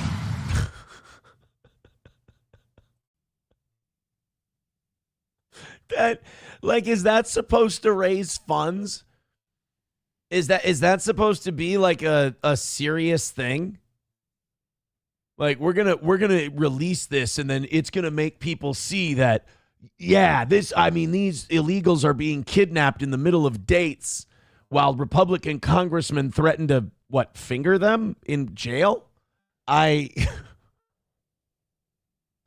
get does that work? Do people open up their wallets and I'll get kidnapped live on stream if it knocks out a few goals.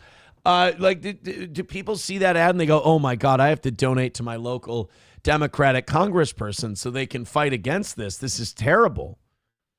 I didn't know they were kidnapping poor Latinas just willy-nilly. This is I can't believe this is America.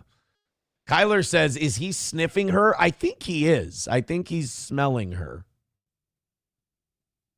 Bong Time says, fear-mongering horse manure. I don't know. I think this is I think that was actually, they just recorded an actual ICE raid. I think that was legit. Hey, speaking of Latinas, I have a question for you. Buttshine on YouTube says, I was laughing. I know, I saw that ad. I laughed my ass off. I guess I'm not the bad guy. She'll have plenty of company in the El Salvadorian prison. Are a lot of our Republican congressmen traveling to El Salvador to get some lockdown Latina puss from the immigration? I didn't know that. This is, it was an educational ad. There's a lot of shit I didn't know. Hey, guys, what's the meaning behind this AOC picture? I just want to see, I want to bring it up because over the weekend, people were talking about this. They were like, oh my God, AOC. And I'm like, okay, what's the takeaway from this supposed to be? Because I kept hearing two different things from people. One was, because this was my first takeaway when I first saw it. Like, oh my God, what them tits do. That was my first thing. But then I went into the comments section and people were like, she's abuelita-fying. She's turning into a dumpy old Mexican chick. And I'm like, because when this first got posted, I was like, oh, they're trying to say, oh my God, this is going to turn MAGA guys into Democrats. Look at her, a dumpy Mexican chick or whatever. So I don't know what my takeaway is supposed to be here. So I thought I'd play this on the show today and maybe you guys could tell me. Corona on its 100. Because I do know that there is a stereotype that Latin women age like milk. I don't know if that's accurate or not, but maybe those with more experience. Corona on its 100th anniversary. First Baptist is a bedrock of Corona Queens. It provides a food pantry. Bro, she didn't lock down those nipples very well. Is that what they're talking about? Because there's one right there and there's one right there. She is not. Come on, honey. Lock it down a little bit. You're in Congress. Preparation, summer youth employment, and more. The church's service extends well beyond its congregation to all of Corona, one of the most diverse immigrant communities in the world. Yeah, I don't care, but First Baptist is led by see, to those of you who are like, she's not hot, AOC is gross, she's ugly, you guys got to stop letting your politics cloud your judgment. She's an attractive woman. Again, we'll do the small town bar test. You'd love her if she walked into the small town bar. You wouldn't leave her alone. You'd harass her. You'd bother her. You wouldn't mean to, but you'd go over and talk to her. She'd be giving you nonverbal cues that she's not interested, and you'd blow right past the yield signs. Pastor Patrick H. Young. Pastor Young's commitment to service is unfailing. And when Corona became the epicenter of the pandemic in early 2020, he and... All right, no, and nobody cares. So, like, to me, the point of that video is, wow, look at those tits. But then other people were like, no, that's not the point of the video. The point of the video is she's aging shitty. I didn't see that. That's not what I'm seeing in that. Would still smash, drop her $400 for the abortion, says Coltrane. Jesus, you're not even trying to avoid it, are you? Mikey Two Milk says, yes, Aaron, it's the nips that people are talking about. A straight guy would have known that. But no, I was being gaslit because that was my first instinct as well, was to say, wow, that's about the nips. But then I go into the comments and people are like, she's abuelita-fying, which I didn't even know was a term. I learned that this weekend now. And I was like, well, what are you guys talking about? Like, this seems like you're over nitpicking. That's not to me, it wasn't a bad look. Aussie Mark says she's looking for a boyfriend. She has one. Isn't her boyfriend like involved in politics too? Hulkamash says no, she has tits. Take those away and you'd say her face looks horrible. Look, it's like you can only contribute. Which man says too many tortillas, not enough fajitas. That's just racist, and I don't think it means anything. Soylent Goy says most women look good in their 20s until they speak. I think she's like 40 at this point. She's getting to that age now where it's like she looks good regardless of age, but she's hanging. Oh, she's 36. All right. She turns 37 in October. She better get married and start having some kids soon. Tick, tick, tick, tick, tick. Because she's got a man. Or is it a husband? Is she married? No, she might be married. Is not married, but she is engaged to her longtime partner, Riley Roberts. Yeah, like whether it's Ilhan Omar or AOC, all these liberal, like black or Latino women, they all have really simpy, obedient white husbands. Like really kind of cucky white guys for husbands. Chips and Dip says she's 36. You're 40. I'm 39. All right. And just turned like not long ago. Should take it. Relax. Okay. Take it easy. Guys, let's give the chat some chicken pox. Let's give the chat some golden showers. Let's give it some rainbows. Streamlabs, PayPal, Venmo, Super Chats, and Rumble Rants. Numbers starting to pick up real nice. 645 of you checking out the toe. Let's get it, baby. They're going up real nice. Hit like, hit subscribe. YouTube's about 30 away. Rumble's about 40 away. You guys are doing great. Just keep pounding that thumbs up button like it's AOC speaking in front of Congress. Perfect. And keep giving the chat chicken pox. Let's go, baby. Let's go. Their husbands are gigolos, says Dub. Well, that's a theory. I was really glad when I saw this clip that I didn't know what party this congresswoman belonged to, and I want to keep it that way. I don't want to know if she's a Democrat. I don't want to know if she's a Republican. All I know is on this issue, I love her, and I think she's doing great. We're going to get into this. We're going to get into the Thomas Massie stuff. We're about to get into the Epstein updates on today's show. So if you like that kind of stuff, thumbs up, share the show. We're going to get into this stuff, and then we've got we get to make fun of Jeremy from the quartering as well. I can also report the Celsius is hitting. Oh boy, is it a hitting. So hit like, hit subscribe, hit follow. YouTube's fallen way behind, but Rumble's starting to pick up. Let's get up to 700 and let's do this shit. Okay, Representative Stansberry. Don't even know her first name. Don't want to. I know if I look up her party or if I look up I'm really enjoying all these Congress people that have found their balls, like Thomas Massie, Lauren Boebert. They're going out and they're saying, we're going to the Department of Justice. We're going to read these unredacted Epstein files, and if they won't release them, we'll read them and report back to you. And they're doing it. And I appreciate it so much. Let's see what we found out from yesterday's events. for Ms. Maxwell with regards to what actually happened in Epstein's affairs, who was directly involved in the sex trafficking, money laundering, and influence peddling scheme that she and Jeffrey Epstein were involved in, how Donald Trump was involved, and whether or not he committed any crimes himself, as did his many associates who are named in the Department of Justice files. Let us be clear that Donald Trump is not only named thousands of times in the latest release from the Department of Justice, he is named over 38,000 times in the files that were released 2 weeks ago alone. See, and I don't, a lot of people get defensive of that, and I think that's why Quartering and Misfit Patriot and all these Shabbos goys are going, nothing to see here, folks. Why are we even talking about this? Blah, blah, blah. I think it's because they don't like the Trump parts. I don't give a shit. I want to burn down everybody who's actively involved in the human sacrifice, in the Satanism, in the trafficking, in the child abuse. I just want them all to burn. I don't care if they have an R next to their name, a D next to their name, they're an anarchist. I don't care if they're Trump or Schumer or any of them. If they're in there and they're guilty, I want them to burn. I want them locked away in a camp.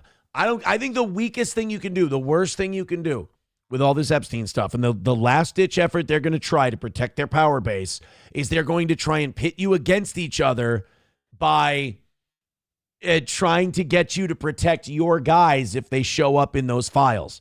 If you protect your guys, you lose your credibility. This is what I've been trying to tell you for years. None of these people are your guys. None of these people are your friends, are your allies. You're not part of their club, all right? If they're in there, let's burn them the fuck down. If it's Wexner, it's Wexner. If it's Trump, it's Trump. If it's Clinton, it's Clinton. Let's get them, man. Let's burn out the deadwood. Let's clear them out.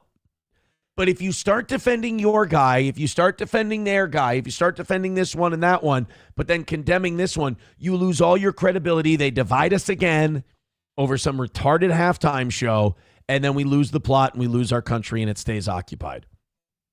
But if you stay disciplined and if you go, you know what? I don't think any of these Satanists are going to let anyone near the halls of power without being at least tangential. And we know that that only represents half of the files that the Department of Justice has in its possession, including files that were used for direct investigations of perpetrators, people who committed crimes, people who were co-conspirators in those crimes, and individuals who knew of those crimes. We know that there are multiple administration officials, including Howard Lutnick. Howard Lutnick needs to go. He's the Commerce Secretary. He was at the island after Epstein had served jail time for soliciting underage girls. Howard Lutnick not only needs to go, we need to have a Wicker Man-like kind of event for the Howard Lutnicks of the world. Find them all, pull them out, punish them.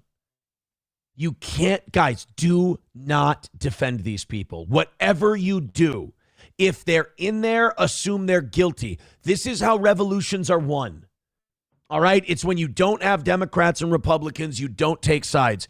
You have the pure of heart and the impure of heart. You have good and you have evil. And guess what? There's good on the Democrat side. There's good on the Republican side. And guess what? One of your goods, I'm really sorry, one of your goods on the Democrat side that you're going to have to accept is this woman right over here to this lady's right. I keep wanting to call her Tiffany Henyard. Jasmine Crockett is one of the good ones on the Epstein files. Dude, we can fight with her about taxes and social issues and all that stuff after we win the revolution. But this Stansberry, she's on your side. Jasmine Crockett, she's on your side. Lauren Boebert is on your side. Thomas Massie on your side. Lindsey Graham is not on your side. He's evil. Mitch McConnell is not on your side. Chuck Schumer is not on your side. There are no Democrats and Republicans anymore. There's those of us who are on the outside looking in and those guys who are on the inside sacrificing babies. And those are the people we're going to have to go after. Because this is a once-in-a-lifetime opportunity to overthrow evil people. So it's going to have to be done. Trucker 18-wheeler with $1. Thank you very much. Keep those going, baby. Keep those going. He says this lady is running in Illinois. She's 26 years old. All right. I'm sure she just has the greatest ideas, and it's not knee-jerk conserva slop at all.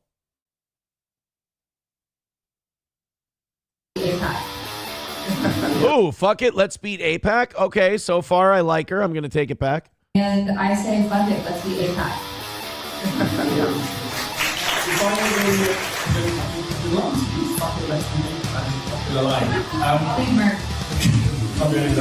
More. All right. What's her name? Kat for Illinois. Kat Abu Ghazala. It's too long of a name. You got to shorten that up. Kat Abu Ghazala. I'm not supposed to be here. Says there's goddamn why gingers have been labeled evil for thousands of years, and then poof, gone the last 5. Didn't know that was part of it. All right, so then we have some Epstein files that were found regarding Trump. This is a deposition someone gave on October 18th, 2019. They've redacted the person's name. New Epstein, this is about Trump. New Epstein was disgusting. Trump said Maxwell was Epstein's operative. Quoting Trump, she is evil and to focus on her. Trump told blank that he was around Epstein once when teenagers were present, and Trump got the hell out of there. Trump was one of the very first people to call when people found out that they were investigating Epstein. No one could explain how Epstein made his money. They knew he worked for Bear Stearns. That's a reputable organization. Blank was told that Epstein was kind of a technical guy that would make it happen, but you didn't want to know how. None of the victims that PBPD spoke with said they had sexual contact with men other than Epstein while in Epstein's orbit. Blank had one time went out screaming.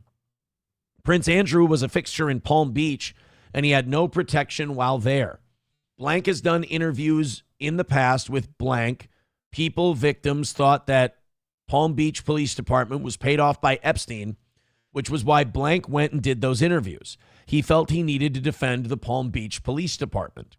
An interior designer told the Palm Beach Police Department that rooms in the Virgin Islands had been decorated for teenage girls.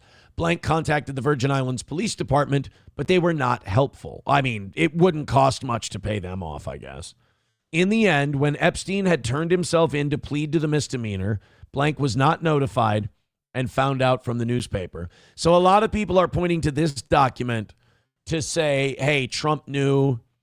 Trump thought Ghislaine Maxwell was an evil lady, was an Epstein operative, and that Trump was cooperating once Epstein was indicted. Now, this feeds a theory that a lot of people have, that Trump was a rat to the authorities on Epstein, that Trump was informing on Epstein. Now, that could be the case. It's possible. I'd need more evidence. It could also be something that MAGA people are using to cope with the fact that Trump shows up in the Epstein files a lot. Now, there's also times where Trump shows up in the Epstein files because some wacko went to the FBI, went to a tip line and gave some information. And then the authorities said, after further investigating this individual, they need psychiatric care. Like like this person's fit for a straitjacket. So I don't know how credible that is. But one thing's for sure, Trump seems to be like in this limbo state with the Epstein files. There will be a file that comes out that says, all right, Trump knew what was going on. He's a fucking creep. And then another file will come out where they'll be like, yeah, I think Trump knew what was going on, but he might have been snitching to somebody because he's talking to the authorities a lot. He's having conversations about what kind of piece of shit Ghislaine Maxwell is. Like, where is this guy? Where's Trump at exactly on this whole deal? $1 from Coltrane says, LOL, you say they are on our side. You're wrong. They are on their side. She isn't going to be exposing anyone on her side. Bank on it. Not anyone currently relevant, at least. Anybody who wants to expose people that are in the Epstein files and remove them and everything, they're on my side. Thomas Massie, he's on my side. In fact, here's the big man himself. Here's Thomas Massie. He found out a couple of fucked up things yesterday. He found out that, the law they passed, they're supposed to be releasing unredacted Epstein files. And they're not. They're redacting the bad actors to protect their allies to protect the people who really run this country. And Massie said, hey, look, I sponsored the bill. I know what's in the law. The law says that you only have to redact victims' names. What they're doing in the Epstein files is if they redact a victim's name, they redact the person involved with the victim. And Thomas Massie says that is not good enough. That's not how this is supposed to work. So Epstein went on CNN yesterday, and he also had a press conference yesterday to expose what he knows about the Epstein files, because Massie went to the Justice Department yesterday and viewed the unredacted Epstein files. And he's found out some really interesting stuff. We'll play 2 clips of Thomas Massie. And by God, no matter what happens, we got to protect this guy at all costs. We got to make sure Thomas Massie has a private, independent security around him at all times. We need to keep this guy safe. This is my president right now. He's my president now. Thomas Massie is my president of the United States, and I want him to win in 2028. This is Massie on what he found out at the Department of Justice regarding the Epstein files. An example of something, maybe it wasn't intentional on their part. I'd like to hear his take on the redaction of the CEO, who's listed as a co-conspirator in the 2019 child sex trafficking case. So can I ask you, because, and I want to ask if this is the same person, Todd Blanche also said about that tonight that the document you're citing there has victim names in it. Seeming Correct. to say that's why there are redactions. He said, we have just unredacted Les Wexner's name from this document. But now, wait a minute. And we'll get to the Les Wexner thing, because that's the big reveal in this clip. We've redacted victims' names. Didn't Dan Bongino and Kash Patel and Pam Bondi say there were no victims? There was no sex trafficking ring? That nobody was trafficked? There is no list? Then why are we redacting victims' names? Victims of what? What were they victims of?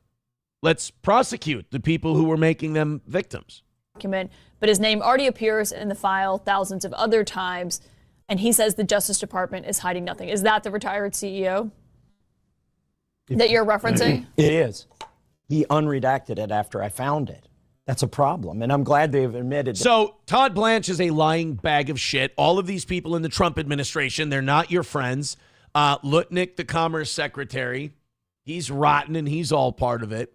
Stop defending these people just because they're in the Trump orbit. That doesn't mean they're innocent. In fact, a lot of them are guilty, and that's why Miriam Adelson and the Ellison family paid Trump so much to become president so they could install their people in there. Why do you think the Adelsons and the Ellisons didn't want Matt Gaetz as the attorney general? Why do you think they brought up years-old bullshit to keep him out of the attorney general spot? Because he sees through the bullshit. And this Les Wexner thing, the former CEO of Victoria's Secret, Les Wexner is a big player in this whole deal. I mean, the head of Victoria's Secret, I would gather he was probably using Victoria's Secret models and using it as a pathway to traffic to Jeffrey Epstein, or vice versa. Epstein would send him victims and they would be models for Victoria's Secret. I would argue it probably went the other way, that Wexner was providing girls to Epstein. But Todd Blanche is like, what? He appears in there a bunch. I redacted this one because there's a victim in there. Yeah, but he's not the victim. You only need to redact the victim. And he didn't. And then Thomas Massie started talking about Les Wexner and started talking about going to the DOJ. All of a sudden, then Todd Blanche unredacts Les Wexner and goes, see, look, I unredacted him. I don't know what Massie's talking about. Yeah, only after he called you out. They made a mistake by redacting that. So you're saying it was redacted when you went in there today, and after you tweeted that, they unredacted it? Correct. Yes. There you go. And they just fucking lie to you. They just look you right in the eye and they go, what? It was unredacted. And Massie's like, this is the gaslighting that they're going to do to all you. When you say they're satanic pedophiles that sacrifice babies and that Pizzagate was real, which both of those things is 100% true, they're going to try to gaslight you like this, and it's going to be shameless. Don't let it work. You're right, they're wrong. You're noble, they're evil. And Thomas, like this Todd Blanche going, what? We had him redacted. Massie's like, dude, fucking bullshit. No, only after I said something did you unredact them. You got caught. Now he's got 4 other names he needs to unredact. Did he respond to that? There's a list of 20 people. And there's 4 men in there that need to be unredacted. Here's another troubling thing that I found. Can you say who those 4 men are tonight?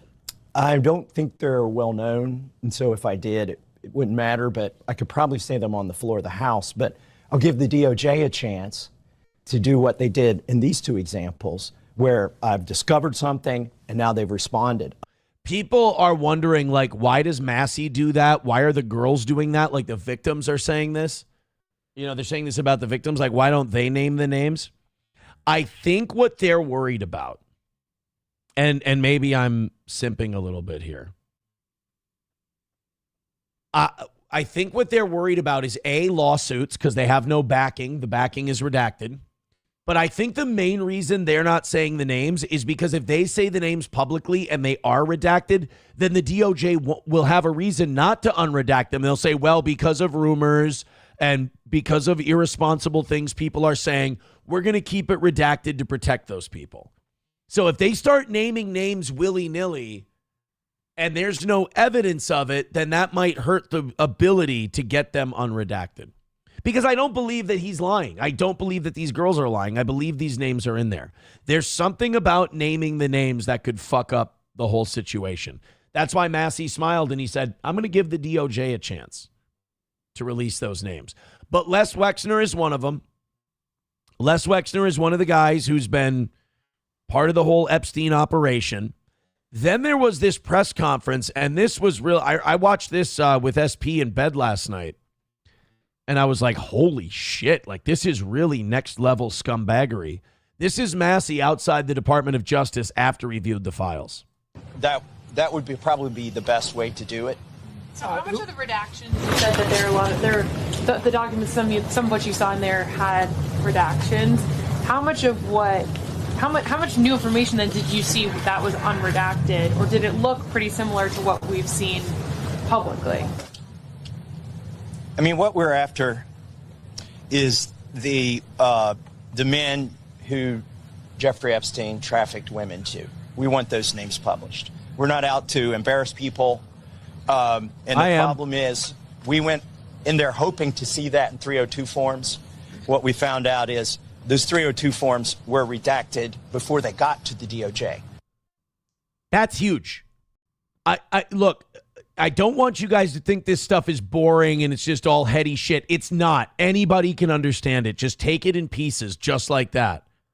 The 304 forms, which, by the way, the law says that they have to release these available to be viewed unredacted. They can only redact victims' names. And they're doing more than that. But Thomas Massie and anyone else should be able to go to the DOJ and look at these forms themselves. The law doesn't say necessarily that they have to release them unredacted. They just have to be available for public viewing. So Massie went in there to view these 302 forms, and he said these were redacted before they got to the DOJ. The DOJ is supposed to be the only authority that can redact these files. That means that the Southern District of New York or the FBI themselves redacted these files before they got to the Department of Justice. That is a very serious problem, and it lends credibility to the fact that there is a shadow government in place that is handling these very top-level issues. These files are not supposed to be redacted before they get to the DOJ. So, but our legislation directs the FBI, which is the agency that produced those 302 forms, to also produce these documents. The Attorney General is ultimately responsible for that production, so that's why we're here at the DOJ to view these files. But there needs to be more information given in those 302s. So I was disappointed we didn't find. So the FBI is supposed to be giving the unredacted files to the Attorney General, and her office puts the black ink over the victims. But what's happening in the files they're getting is they're coming pre-redacted. They're cutting names out of it. Still don't think there's a deep state? You still think that Trump's in charge? You still think that it's Democrats and Republicans? You think it's Bad Bunny and Kid Rock? Slop. That's all it is. That's fucking weird, dude. The files were redacted before they got to the DOJ. But it's also clear, just sort of as a checking their homework, that they need to do a little more homework. There are 6 men. We went in there for 2 hours. There's millions of files, right? And in a couple of hours, we found 6 men whose names have been redacted who are implicated in the way that the files are presented. I wonder what the nationality or cultural background is of those 6 men. One of them's Wexner, so there's 5 others. Les Wexner is one of them. So, like, what's the deal here? What's going on? What's the reason for these files being redacted before they go to be redacted? It's fucked up, dude. Thank you to Eric Cartman with $1. He says Black History Month. We'll get to that once we're done with all this stuff. Coltrane with $1 says it's extremely disingenuous is the problem. You can't trust what they say if it's leaning one way or another. Massie is at least exposing everyone regardless. He's at least legit. And like I said, fucking protect that guy, man. Protect Thomas Massie at all costs, because I don't believe, like, dude, they took a shot at Trump. Like, dude, they had Charlie Kirk killed. You don't think they'll try to take down a sitting United States congressman? Of course they will. So we gotta protect this guy at all costs, because he might be our one shining hope on this issue. What's the saying? Cometh the hour, cometh the man. This is the hour, and that's the guy. Guys, let's go ahead and hit like, hit subscribe, hit follow. Hey, 639, but we're still about 40 viewers off on each platform. And if we get there, we'll get over our 700 for today. So hit like, hit subscribe, hit follow, and let's do some PayPal, Streamlabs, Venmo, Super Chats, Rumble Rants. This is a show that runs on your donations. We would love to see a few more and see if we can't get ourselves a W today. Let's do it. Let's go. Fresh Taint says Jasmine Crockett is pro-Israel. Well, she'll have a chance to rescind that. She'll have a chance to rescind it. But that's something that should be a massive red flag. That the DOJ got Epstein files that were already redacted. Problem. So let's check in with our favorite Shabbos goy. Our favorite Shabbos goy is the Quartering. Jeremy from the Quartering. He's been one of these guys who has been all over this. Hey, stop. Like, it makes me nervous when I see people go, stop talking about the Epstein files. Like, I understand when Ben Shapiro says things like, Epstein files, there are none. Look the other way. Like, Ben Shapiro has a vested interest.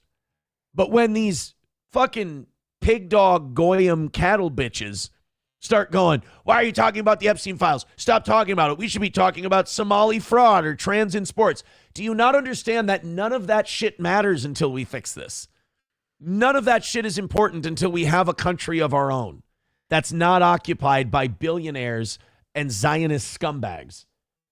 But the Quartering keeps shilling for them. The Quartering is one of these guys who's so stupid that he thinks he's in the game. He thinks he's part of the game. He doesn't think he's one of the watched. He thinks he's a watcher. This fucking ape retard.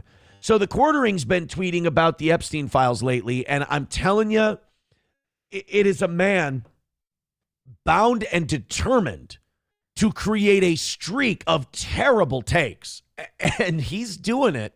Before we get into it, Tommy Jordan with $2 says, looking forward to my first appearance.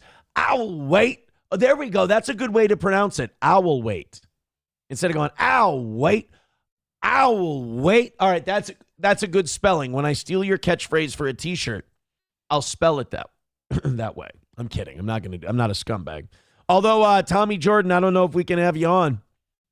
Gotten a lot of DMs from people telling me, Tommy Jordan, he's that pedo supporter. He supports the pedo, and that Tommy Jordan is he's a problem. I'm getting a lot of red flags and a lot of warnings. They're telling me Tommy Jordan ain't that guy. He's misrepresenting himself. I haven't made a determination yet, but if you are a pedo apologist, that is kind of weird. That is a little fucked up, my brother. But that's what other people are saying about you. I haven't done my homework yet. Speaking of a guy who hasn't done his homework, let's take a look at what the establishment's Shabbos Goy, Jeremy from the Quartering, has to say about the Epstein files. So here's, honestly, you can scroll through his Twitter and just find shit takes everywhere.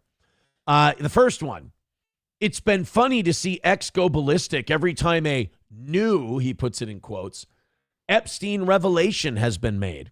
Nearly everything revealed in the past several months has been well known for years. What?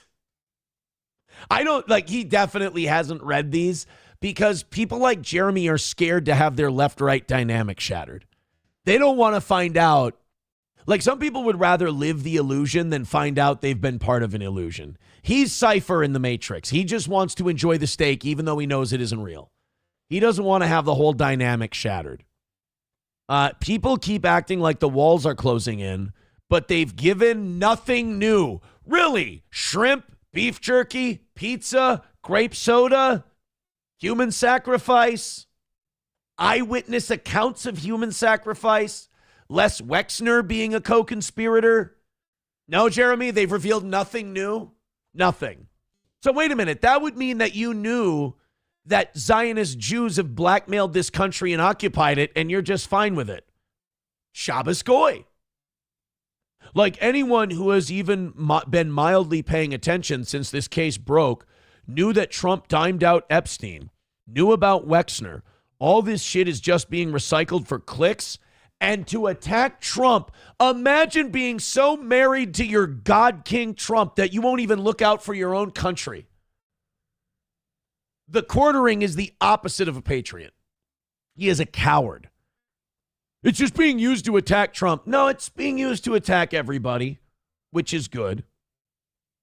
Let's attack I'm all for attacking everybody.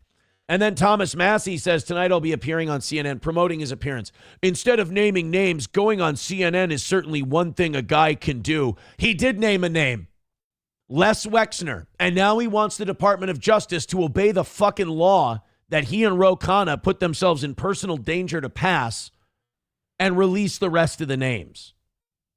Look, I support Representative Thomas Massie. Well, no, unless the Epstein files say too much about Trump, then you don't support Thomas Massie.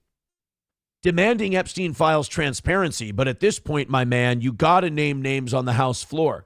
Stop screwing around and keep the spotlight. It's time to put up. He did. He already named Wexner. And he's going to name more on the House floor.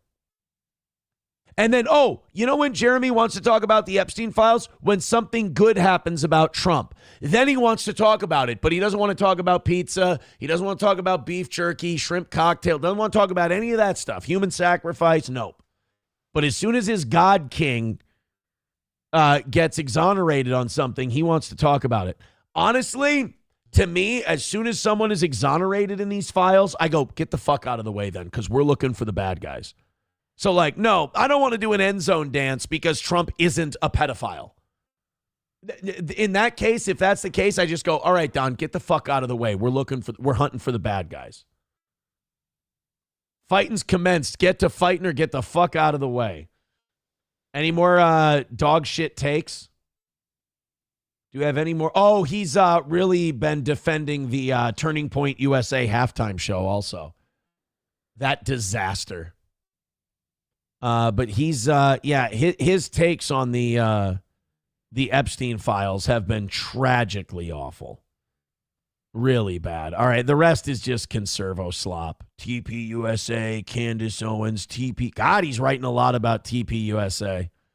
Holy shit, is he really sucking that halftime show's dick. The Quartering. And, I'll tell you what I appreciate about Jeremy from the Quartering. They don't have to pay him a dime to do this shit. He does it completely for free.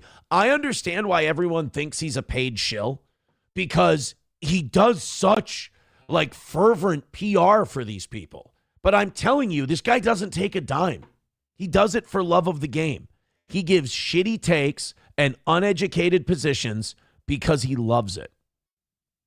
I mean, at least there's something in there you can respect. Alex Stein with a tweet today. It says Laura Loomer defending Howard Lutnick's friendship with Jeffrey Epstein just proves she is just as ugly on the inside as she is on the outside. Yeah, like, hey, let's start going after Howard Lutnick. Let's start getting that guy out of the administration. If you really want to clean up the rot in the deep state, get Lutnick out of there. $2 from Tommy Jordan says, they call me a PDF supporter because I sent you $2. No, because you're a Melton guy. That's what they tell me. Again, I haven't done my research, so I apologize to you if that's not true. But they say that's why I gotta, because I'm a Tommy Jordan guy. I've only seen like 5 minutes of Tommy Jordan, but I think he's a fucking lunatic, like in a good way. But that, I'm just saying, you got a lot of people who send DMs when you get brought up and they say, this guy's a fucking problem. This guy is terrible optics. That's what they say about you. Just, they were trying to burst my bubble a little, I think. All right, guys, 655 of you checking out the toe. Rumble's going up. Nice job, guys. Keep hitting thumbs up. Keep hitting follow. Hey, YouTube, you got to pick it up. Hit thumbs up. Hit subscribe. I know we're talking about Epstein, so they're going to throttle us, but you got to hit thumbs up. We can get over that 700 mark today. You know how I look at it. 600 is meh. That's just average for the show. Okay, I'm happy with that. 700's a good day. 800's a great one. So let's keep hitting thumbs up. And Rumble, let's start firing in those memberships. Streamlabs, PayPal, Venmo, Super Chats, and Rumble Rants. You got off to a great great start today. But let's keep your end of the bargain going up there, and then I don't have to worry about a goddamn thing. Also, we missed by $65 last night. If you knock that out, I'll add another half hour onto your total. I'm fucking geeked from this goddamn Celsius powder. I could go all day today. So let's do, how about a little golden shower, a little rainbow here in the Rumble chat. Let's start throwing in a couple of bucks to the best goddamn truth-telling show out there. Rational Redhead says Ghislaine said she would exonerate Trump if he gave her clemency, but saying that she could, she inadvertently exonerated him. Here's the deal on Ghislaine Maxwell. She's fishing for a deal. She wants to get out of prison, and she knows a lot. I want to see if I can find Maxwell immunity. So they asked Lauren Boebert about this yesterday. And Lauren Boebert, they said, hey, would you agree to grant clemency to Ghislaine Maxwell for her testimony? And she said, no, she should be in prison longer and she should be in a worse prison. I want to see if I can find that clip for you here. Here it is. Perfect. This is exactly the clip I was looking for. This is Lauren Boebert after she went to the DOJ too yesterday. And she looked at some unredacted Epstein files, and she appears in this interview to be legitimately shaken by what she saw. Congresswoman, are you among the members who got to see the unredacted files today? Yes, I saw some of them, not all of them, obviously. And I'll be going back tomorrow to see more. Any reaction on what you've seen so far? I think that there's folks who are definitely implicated and co-conspirators. And, I don't think everyone there that was talking about underage girls being trafficked are victims.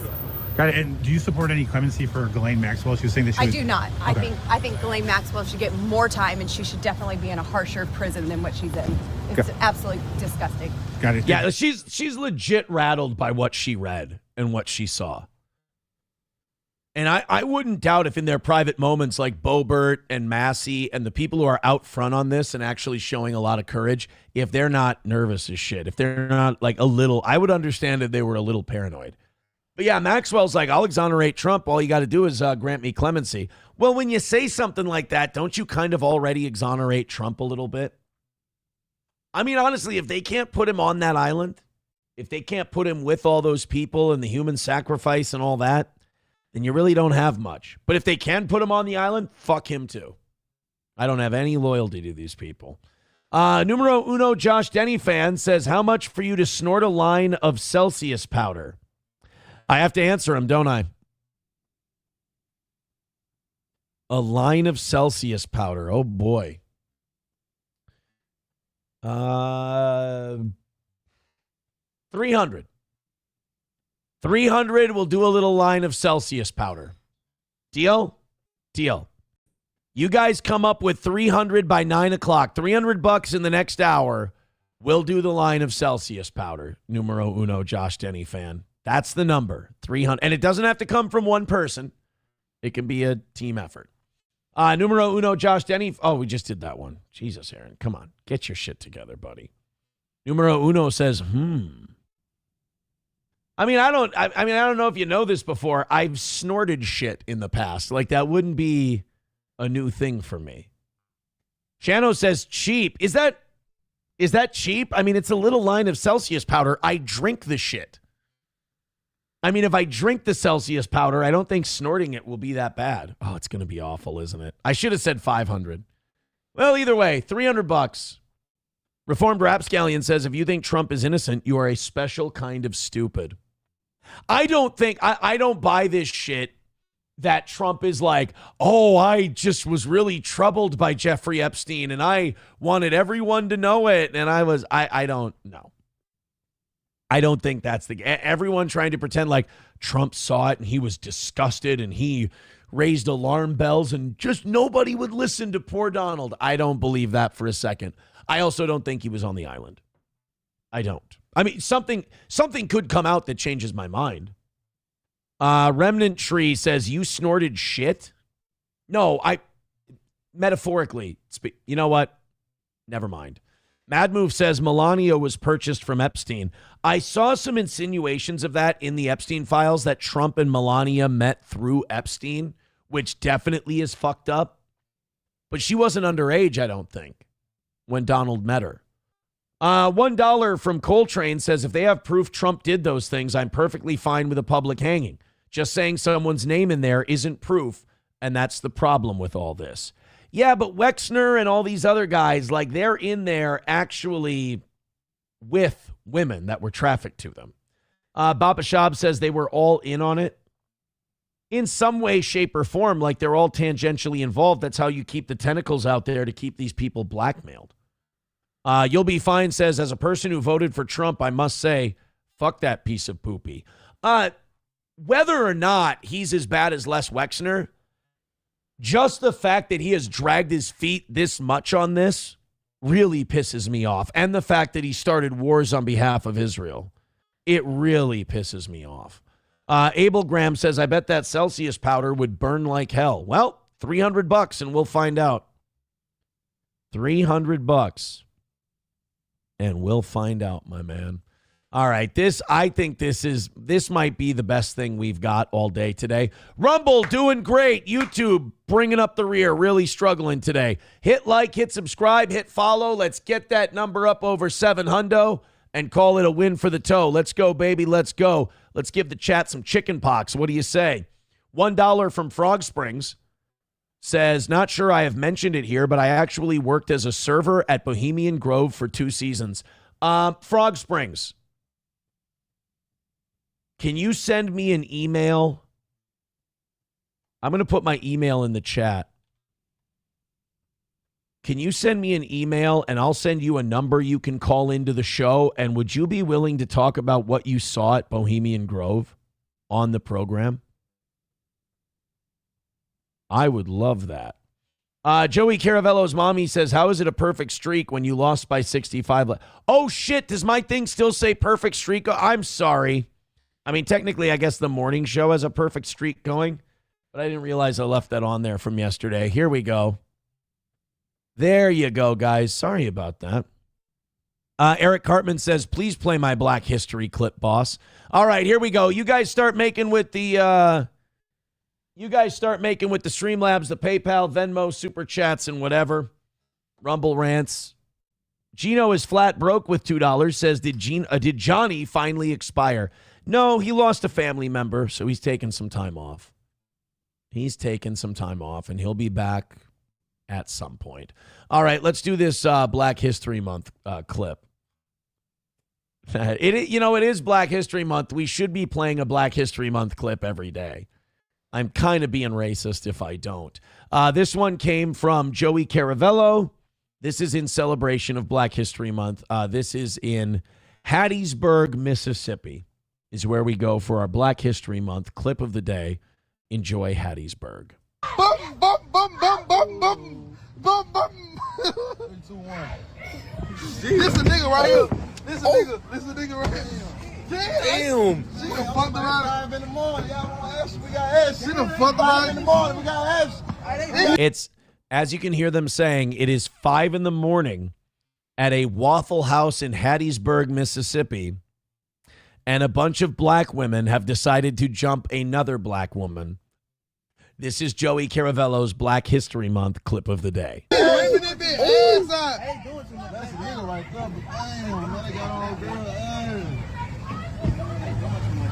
I love black commentary on black fights. Like it's some of the best colored commentary that you're going to get. Stop that shit, man. Don't get that shit, I'm just glad our truth was there to break this thing up. She got her ass up. I also have a question. Why are these women wearing their swimwear to the Waffle House? This is, I mean, hookers, right? We're almost positive this is prostitution. I mean, why else are you if you're dressed like that and you're not a hooker, I mean, you're taking a lot of wrong turns because, I mean, at least the prostitute gets payment when they dress like that. You're doing it for free? Ugh. Where?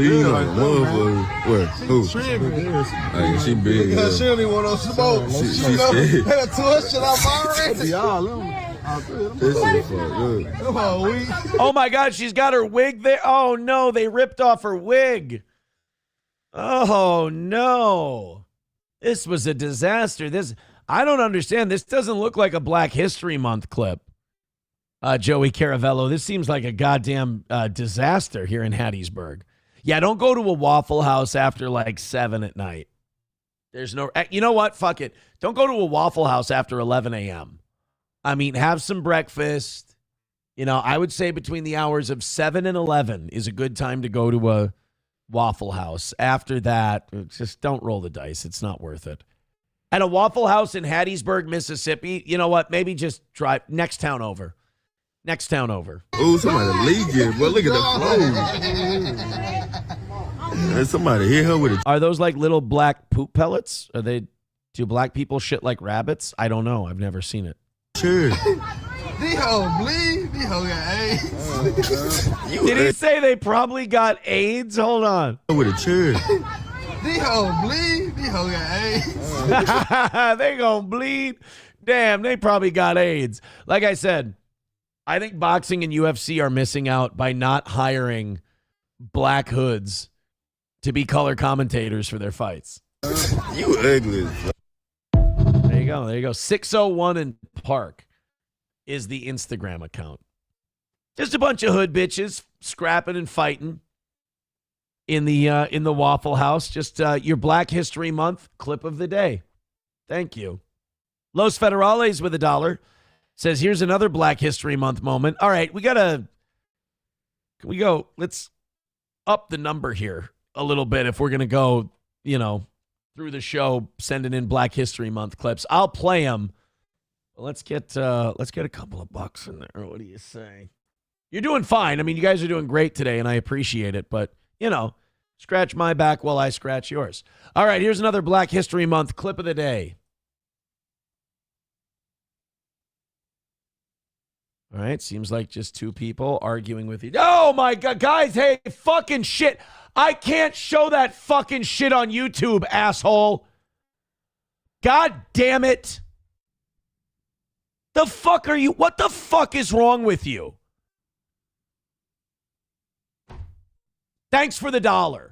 Appreciate the $1. Los Federales. Really, it was great having a fucking YouTube for what it's worth. I'm sorry. I didn't know that was up there. My fucking bad. Fucking ruins the show. Now I want to fucking quit today. What the fuck? Use your fucking head. The fuck is wrong with you? Like, he's fucking retarded. It's fine. I'm sure you're I'm sure that was very enjoyable for you. I'm sure you're very happy about it. That's fucking great. No, that's real fucking nice. Zen's daughter with $5 says, I just want to catch my fish, drive my truck, and put my pickle in a beaver. God bless. God bless.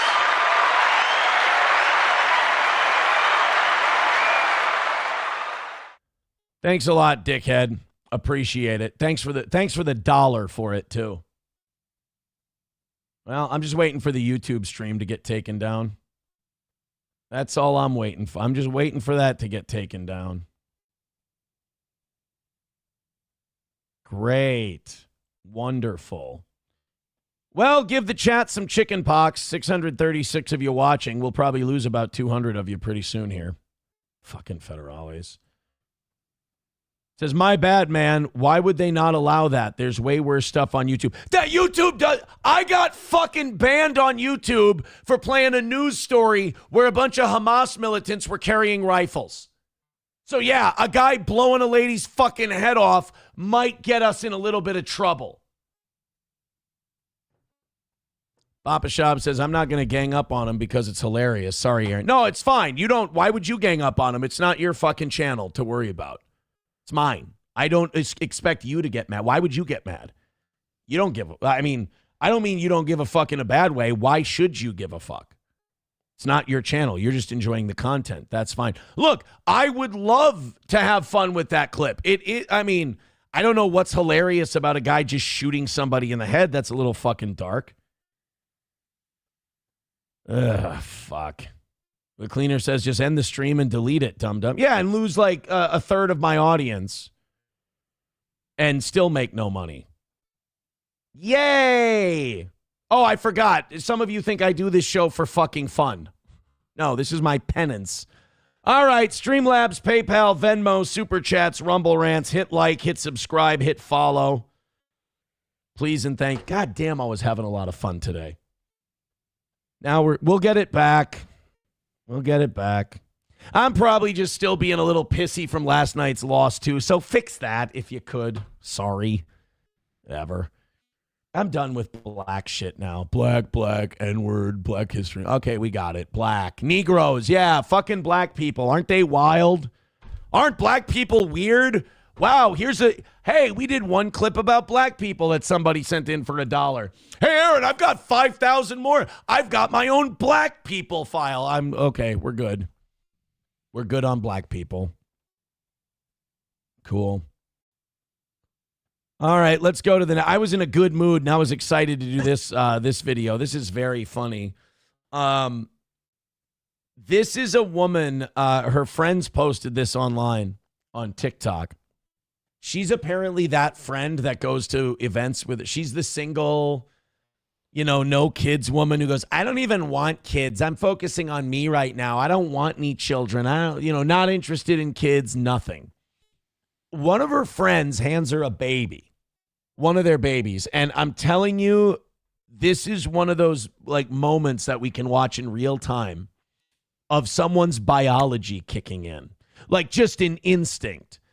I think it shows you that you have to be trained by the media and you have to be trained by society to be like, I want to do this. I don't want this. Family, kids, that's fucking gay. I don't want it. Blah, blah, blah, blah, blah, blah, blah. And there's just something innate inside of you that wants that. There's like that programming has to battle what you are.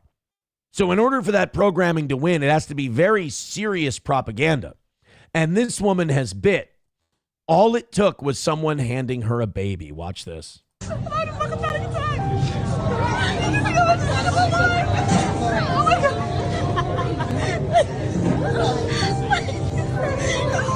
can't even wipe my eyes. I'm gonna get my tears on the baby. Right. Oh, you look beautiful. I can't look down. So look at her. What's her neck? She's so cute. Why is so open? Oh my god, I need to have a kid. I need to have it. Oh my god. Oh, she's smiling. I want to take my top off and have skin-to-skin contact. She's losing her fucking shit. She's sobbing because she's holding a baby. Everything around her stops. She has a panic attack, and everything is just that baby. And by the way, this isn't just a woman thing. I believe that men are that way too. I believe men have to fight conditioning to be the body count guy and, all these douchey grifter manosphere queers. I believe you have to train yourself to try to be that too. That's why all those guys seem so forced. That's why all those guys seem so cringe. is because you're battling what you're supposed to be, which is have a family, have kids. Like you try to outrun it, and someone just hands you a fucking baby, and you go, I want to stop everything I'm doing right now. I want to have one of these, and I just want to hold it. It's amazing. It's crazy to watch, just like in the snap of a finger, boom, and it just takes over. Thank you very much to Silverwolf. He says that brought the show to a screeching halt. Well, I know. I'm trying to pick it back up. I'm trying to pick it back up. I'm trying to forget that happened and move on. Happy Wawa customer gifting a membership. Thank you, guys. Thank you for contributing to my program. Thank you for the contributions and everything else. Please keep it going. Oh, if anyone deserved a nice and easy one today, it would be me. For sure. For sure. Wildcard says just ban whoever sent it. No, I'm not going to ban Los Federales because, he just didn't think. You know, I've been a parent for too long to just go ahead and ban the guy. He didn't use his fucking head. He went, yeah, black people, yeah, black people, aren't black people weird? And he sent some retarded shit in. That's what happened. It wasn't like malicious, like I want to fuck with Aaron's shit or anything like that. It was just, it's just like, I want to be edgy. Aren't black people different than us?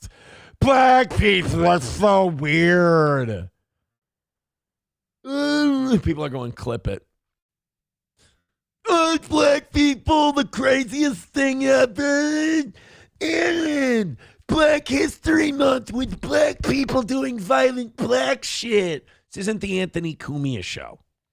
I'm not fascinated by violent blacks, especially shooting people in the head on YouTube, which is fucking brilliant.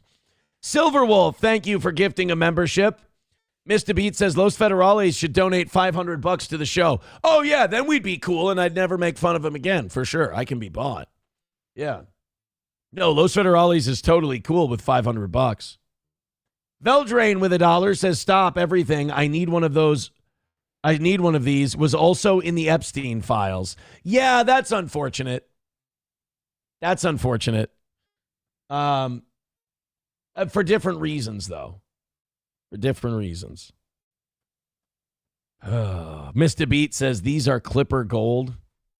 Conditioner on my D says, retarded racist Aaron might be my favorite. I might actually like this show if he did it that way. But okay, but doesn't it get fucking old sometimes? Doesn't it get fucking old when everything is the blacks? Aaron, did you see the black? Yep, black people are fucking crazy and violent. Got it. I was the guy laughing at the black color commentator in the thing. I thought it was funny. Aaron, watch this black guy shoot somebody in the head. No, why are you watching it? What the fuck is your problem? I need to know blacks are fucking animals. All right. Papa Shab says, have you seen how black people act? Whatever. Oh, man. SP just wrote red garters, LOL. I don't know. She's shitting on my lingerie take. Los Federales, you're fine. Los Federales is cool. We're all right. Los Federales and I are all right. Thank you, buddy. I appreciate it. Wanna fuck? Let's fuck! Oh, boy. Silverwolf with a gifted membership. Thank you very much. Hey, somebody decided to give the chat herpes. Thermodyne Diesel with $100 says just trying to chipper you up. Well, that always works. And I just want to say thank you for making it happen. Thank you. Hey, now we're having a great show today. This is an awesome show. Double digits, guys. Keep going. Streamlabs, PayPal, Venmo, Super Chats, Rumble Rants. Let's go. And in fact, if you go over by 65 today, you cover what we missed last night, and I do an extra half hour. How about that? Nice work. SP was not impressed by my red garter. I don't know. What are the things that connect to the things? What are the little things that connect the here down to the thing? What are those called? What are the clips? I'm going to Google this real quick. I thought that was garter clips. That's what I thought they were called. Don't gaslight me. The little garter clips that women wear on the... God damn it.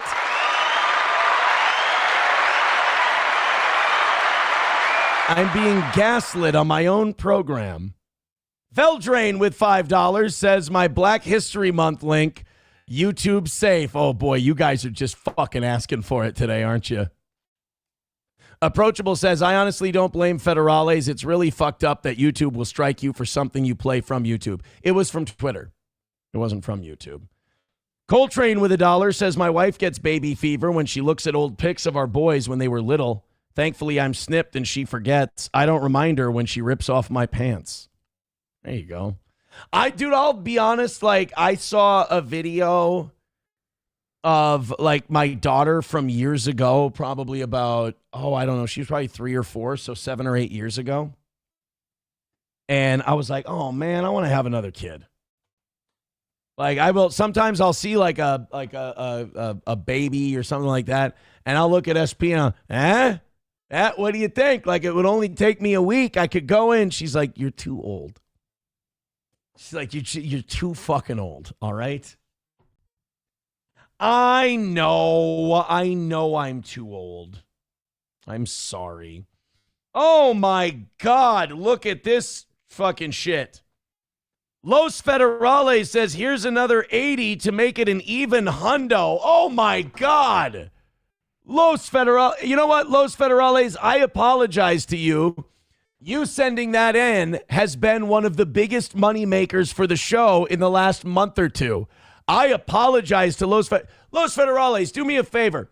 Go in the chat, post that clip again. I'll play it again for you. Now you've given $100 to the show. I'm sorry. Now I'm sorry, Los Federales.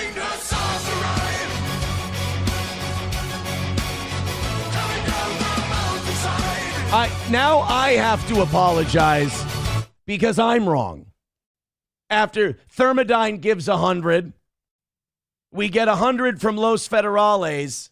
Yeah, that's on me. We're going to put that back in the chat. We're going to play it again. Chips and Diff says, 18 years, SP. He's got you for 18 years. Riding Dirty Llama says, did he forget he got snipped? I told her, I said, give me like a week or two. I just got to have it undone, and I got to heal up. I drop one in you, and, you know, it'll be fine. I haven't convinced her. Jane says, Aaron is a whore. How dare you? How dare you? Wow, Los should send in more clips of black hookers being shot in the head, says Papa Shop.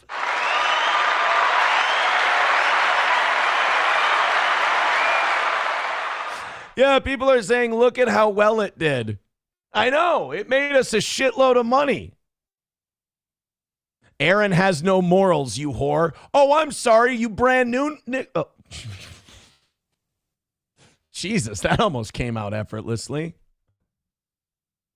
But yes, I am moralist when it comes to money. When it comes to money for the show, 100%. Hey, by the way, $5 from Shuli Madoff says, just watched Eyes Wide Shut last night, and now my eyes are fully open. Yeah, Kubrick. A lot of people think that Kubrick got killed for that movie. I don't know. Approachable says, Aaron's new rallying cry will be, come on, guys, we're only 8 more hooker shootings away from the goal for the week. That's true. That's true. Now you guys are at the point where I think 65 more and you get an extra half hour, and you're 26 memberships away from 500. So thank you. very, very much. All right, let's play Los Federales video one more time. Thank you very much for the $100, buddy. Here we go.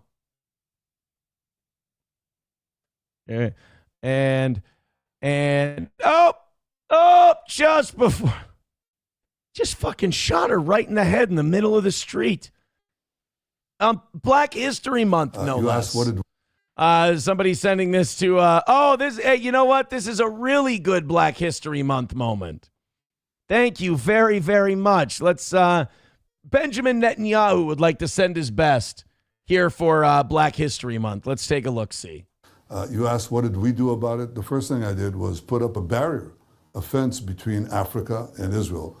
We let in, mind you, immigrants from Africa, Ethiopian Jews who come into this country. I think it's the first time that we have actually transported black Africans from Africa, not to enslave them, but in fact to liberate them. He said that. That's a man who fears nothing. That's a man who knows he's in charge. It's the first time we, meaning Jews, it's the first time we've brought black Africans over not to enslave them, but to liberate them. It took you until 2026 to stop bringing blacks over for slavery and start bringing them over to live with you. Wow. You know, and by the way, it's the way he says it, like he's expecting a cookie.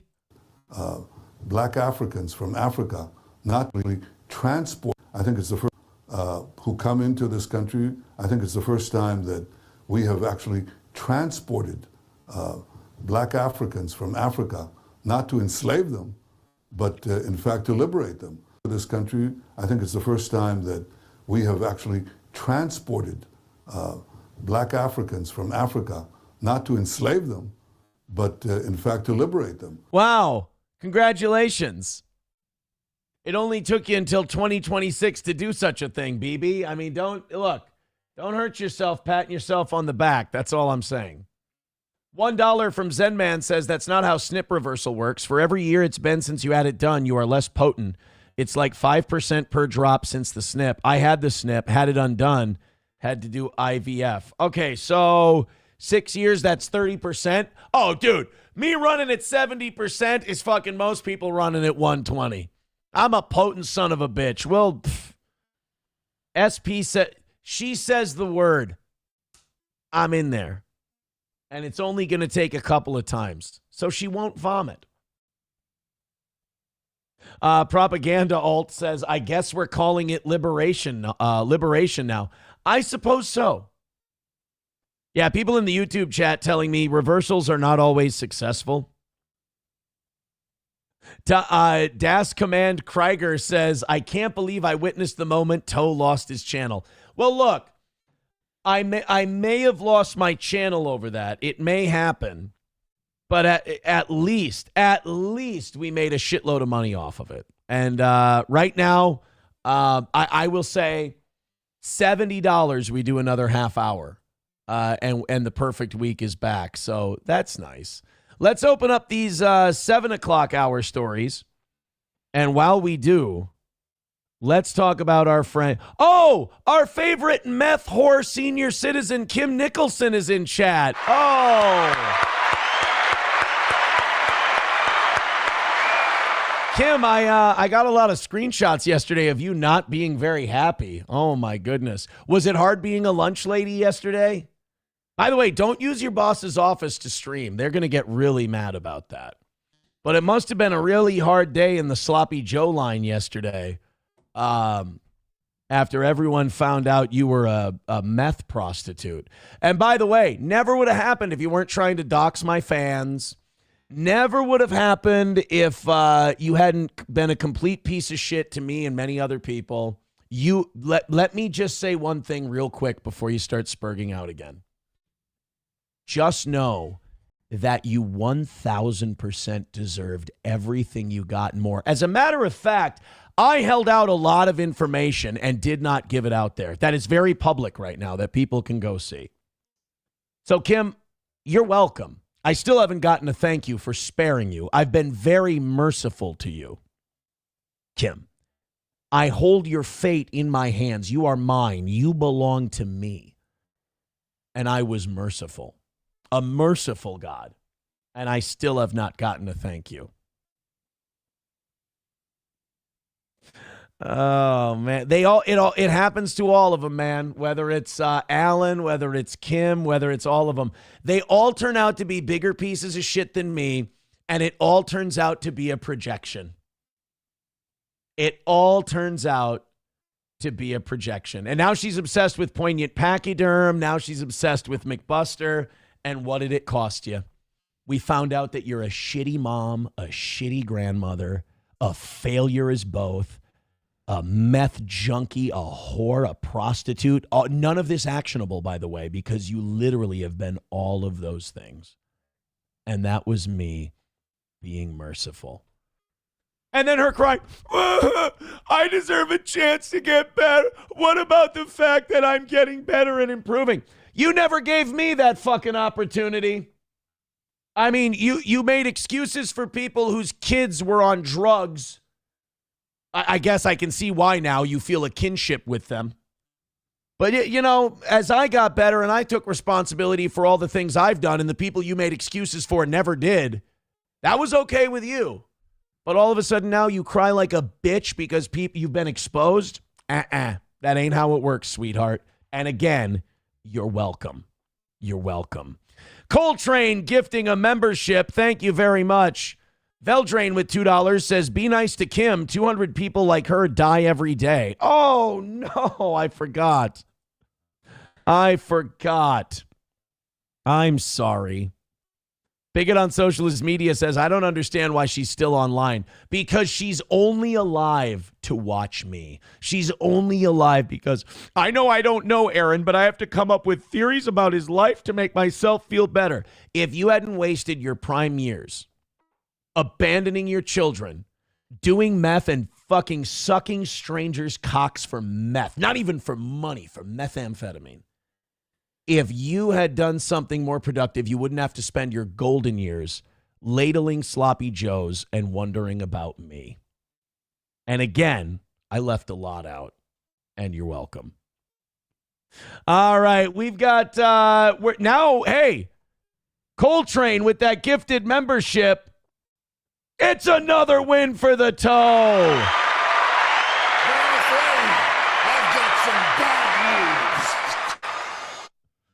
news. Oh, man. I don't know why she came in here. It only caused her pain.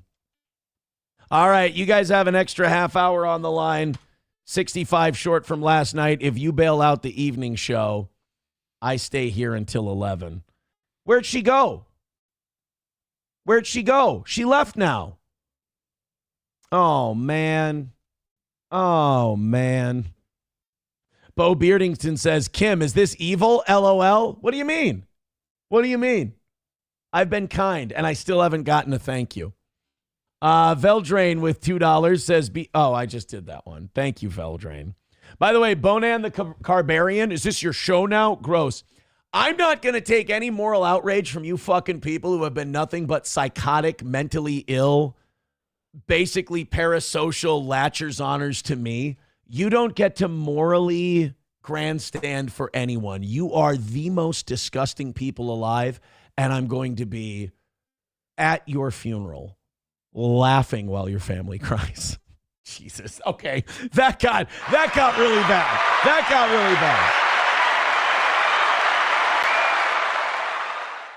got really bad. Chad's Uncle Steve says, Toe's mom was a lunch lady. True story. Yes, she was a high school kitchen manager. You know what else she did? She raised her kids and was an incredible mother and didn't suck cock for meth or even do drugs. Unlike Kim, who did all of those things. My mom is retired with a full pension because she didn't suck cock for meth. She's a winner, goddammit. I mean, don't get me wrong. The anti-steel toe crowd sets a low bar. I have to stop doing this. It's poison in my soul. I'm enjoying it too much, and it's disgusting. This is a very ugly side of me, and I'm not hating it. That's a problem. All right, let's get into these 7 o'clock hour stories. Before we do, Midland Armory in downtown Foley. Is it bad that I'm having a lot of fun today? Is it bad that I'm enjoying myself? I think it is. I think it is. Los Federales says, LMFAO, I made you $300, Aaron. You can blow me later. You certainly can. And if we knock out last night, you made me 200, but I appreciate it. If we knock out last night, I got to do that line of Celsius by 9 o'clock. I did say by 9 o'clock, if we got that 300, I would have to do the line of Celsius. Okay. What do we have? We've got Midland Armory, downtown Foley, Minnesota, midlandarmory.com. Go see Greg and Stacy and get what you need for hunting, for self-defense, home defense, carry. They also handle the suppressor process from start to finish at Midland Armory in downtown Foley, Minnesota, midlandarmory.com.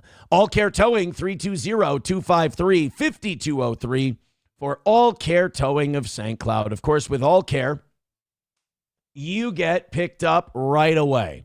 Right away, you get picked up. I mean, they come and get you quicker than anybody. You go in the ditch, you get in an accident, the car stalls out when it's cold out like this. You need All Care Towing. 320-253-5203 for All Care. And Stoney's in downtown Rockville, Minnesota.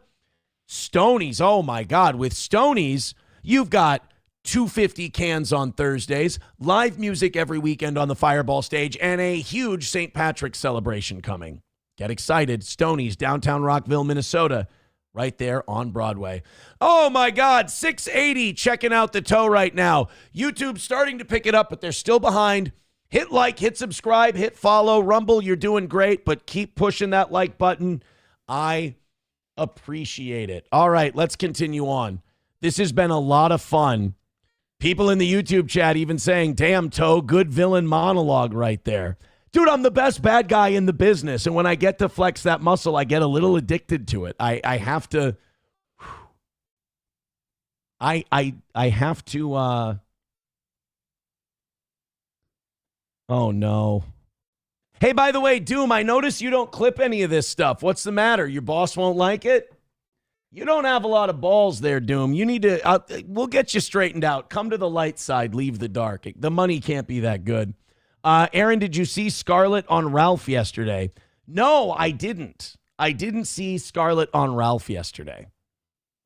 He has her on again. I think those kids are going to make it.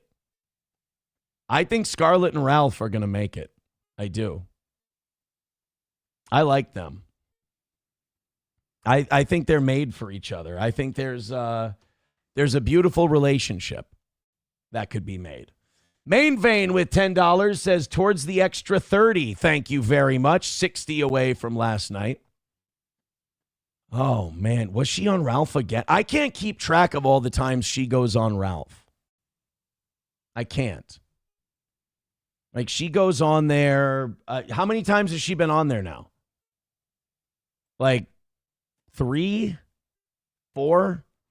I have noticed, too, that, like, whenever anyone mentions, like, asks her about drugs, like, she obfuscates. Like, why not just lie and say, no, I'm not on drugs? She always goes, happy cows are here, and when there's happy cows, then I would dead. But I think Chad said it perfectly when he told Scarlett, no throats. Stop with the throats, all right? No throats. That should be a T-shirt. No throats. Doom says Scarlett was talking about you a bit. She's not a fan. I mean, I wouldn't expect her to be a fan. I have not said nice things about her. And by the way, it's all been to let her know, like, you need to get off the internet. Like, this is doing a lot of damage. Like, you need to get your shit together. You need to get your life straight. But I'm also at that point in my life where I'm like, I don't care if you do. Like, your outcome matters zero to me. Like, it's just not in my orbit. But still, I will say that it's hard to watch. But judging by who she's talking to behind the scenes, judging by the person who's trying to fuck her behind the scenes, and I'm not talking about Ethan Ralph, I'd imagine she probably wouldn't like me. There's probably been a lot of Because I think that person talks about me all the time and thinks about me all the time. I think he's probably using Scarlett as a sounding board for just getting the I miss Aaron out of him. Pretty sure. Scarlett is actually good at 2-on-2 hoops. Good, then she can play with somebody else. I was actually really impressed one time by Chad Zumach when he was telling her, like, stop, what are you doing? Like, this is painful to watch. Like, you need to get offline and you need to, like, get your life together and everything else. He was actually killing it. He was killing it. The cleaner says, how does it feel to have bigger tits than Scarlett? That hurts my feelings. It's not true also. It hurts my feelings and it's not true. Doom says, and I was going to clip that Kim stuff until you did that your boss thing. Ew. Truth hurts, bitch. But here's and I'm just kidding about the bitch part. That was mean. Truth hurts, number one. But number two, you really don't post L's from those people, and they put up a lot of them. A lot. They usually get them from me. You don't post those, typically, I've noticed. So either if you're not getting paid, I think that's worse. I think if you're getting money, that's okay. But if it's just like a personal blind spot you have, that might just be too much internet. All right, let's go on to this Frontline. Oh, God, it's a Turning Point USA. Now I don't believe this at all. I don't think this is true or this is some TPUSA bullshit. But apparently, people are looking into what's funding all these protests in Minnesota. And I'll be honest, I need some answers, too, because as you know, I've covered more than a half dozen of these protests so far, and they've been going on for well over a month. And like the protesters keep trying to do the thing where they're like, we're not paid. We're not being paid. That's ridiculous. And they even mock the idea of it. But dude, you can't stay around for that long. You can't be coming here from out of state and just camping out at Whipple for a month on end and not be getting compensated. Like somebody's giving you money somewhere. Nonprofits are paying people to stay on the street and keep. And by the way, I understand it because like you want a certain political outcome. You want ICE out of here. And if you're one of those organizers, to get ICE out of here, you have to keep public facing pressure up, which means protests, which means you're going to have to pay people to leave work and come out and organize and yell at ICE. So you can keep that public facing pressure up. Let's go ahead and watch this it's from Turning Point, so take it as you will. But they're saying that Native American money might be helping fund a lot of these protests. Watch out, watch out, watch out. After weeks of anti-ICE demonstrations rocking the Twin Cities, Easily more than 2,000 marchers here right now. there is no end in sight. Helping fuel some of the ongoing protests, Powwow Grounds in South Minneapolis, a Native American-owned coffee shop sharing space with an art gallery that's now been transformed into one of the city's largest suppliers of social unrest. Yeah, man, ICE. You got to appreciate the honesty. Yeah, man, fuck ICE. All right, well, that's straight to the point. And I don't know, man. I don't mind people using their money to pay for protests. I mean, if it's your money, fuck it. Spend it however you want to. And I don't even know if it makes the protest less genuine. I think it makes the people protesting smart. Like, if you're going to be there protesting, get paid. Why wouldn't you? I have more respect for a protester who's out there and they're like, yeah, I'm cashing checks while I do this, than someone who's like, yeah, I'm just standing out here in sub-zero weather, yelling at SUVs as they drive by just, for love of the game. What is wrong with you? From an endless stash of... I agree with you guys, though. I just wish they'd admit it, is all. Just say you're there getting paid. Missiles to filters for gas masks, Crow Belcourt says they have everything needed to hold federal officers accountable. It's like all hands on deck type thing. We all need to step up. Belcourt leads advocacy group Indigenous Protector Movement. Who's funding all this? Community, neighbors. He says they're leveraging social media for donations to keep this operation going for free. We encourage legal observing, recording, because some of this is going to come to light. I see all of this stuff down at Whipple. They have these big tables, concession stands. They have crock pots. They have Kim's out there ladling sloppy joes because it's a federal government facility. She thinks she's at work. So all of this stuff is going on. addictive. It really, the righteous fucking lecturing it gets in your blood. But I've seen these guys, they set up tables, they've got the hand warmers, they've got snacks, they've got waters, they've got beverages. I've even seen people like, I got offered a beer one time when I was like, hey man, you want a Coors? It's like, is this a tailgate or is this a protest? Is there a difference? I don't know. So it's not like it's not like a potluck where everybody just brought some snacks with them to protest. I mean, there's obviously people are organizing this and they're taking donations and money and everything else. And in this case, at least these guys are admitting it, which is nice. The people who go out on the streets, they're not all peaceful. Some of them are anarchists, some of them are Antifa, and some may say you're equipping them. I haven't seen too many Antifa or anarchists come through these doors. He recently teamed up with Powwow. In fairness, how do you tell the fucking difference? Grounds owner Bob Rice to mobilize against federal authorities. That's fine, dude. After the shooting death of Renee Good in January. Let me see your IDs of where you live. And doubled down on their mission after watching the second deadly confrontation between far-left activists and ICE agents that claimed the life of Alex Preddy. The video shows Preddy destroying an ICE vehicle. He kicked out a taillight. But after agreeing to an... Whoa! But that's not the time he got shot.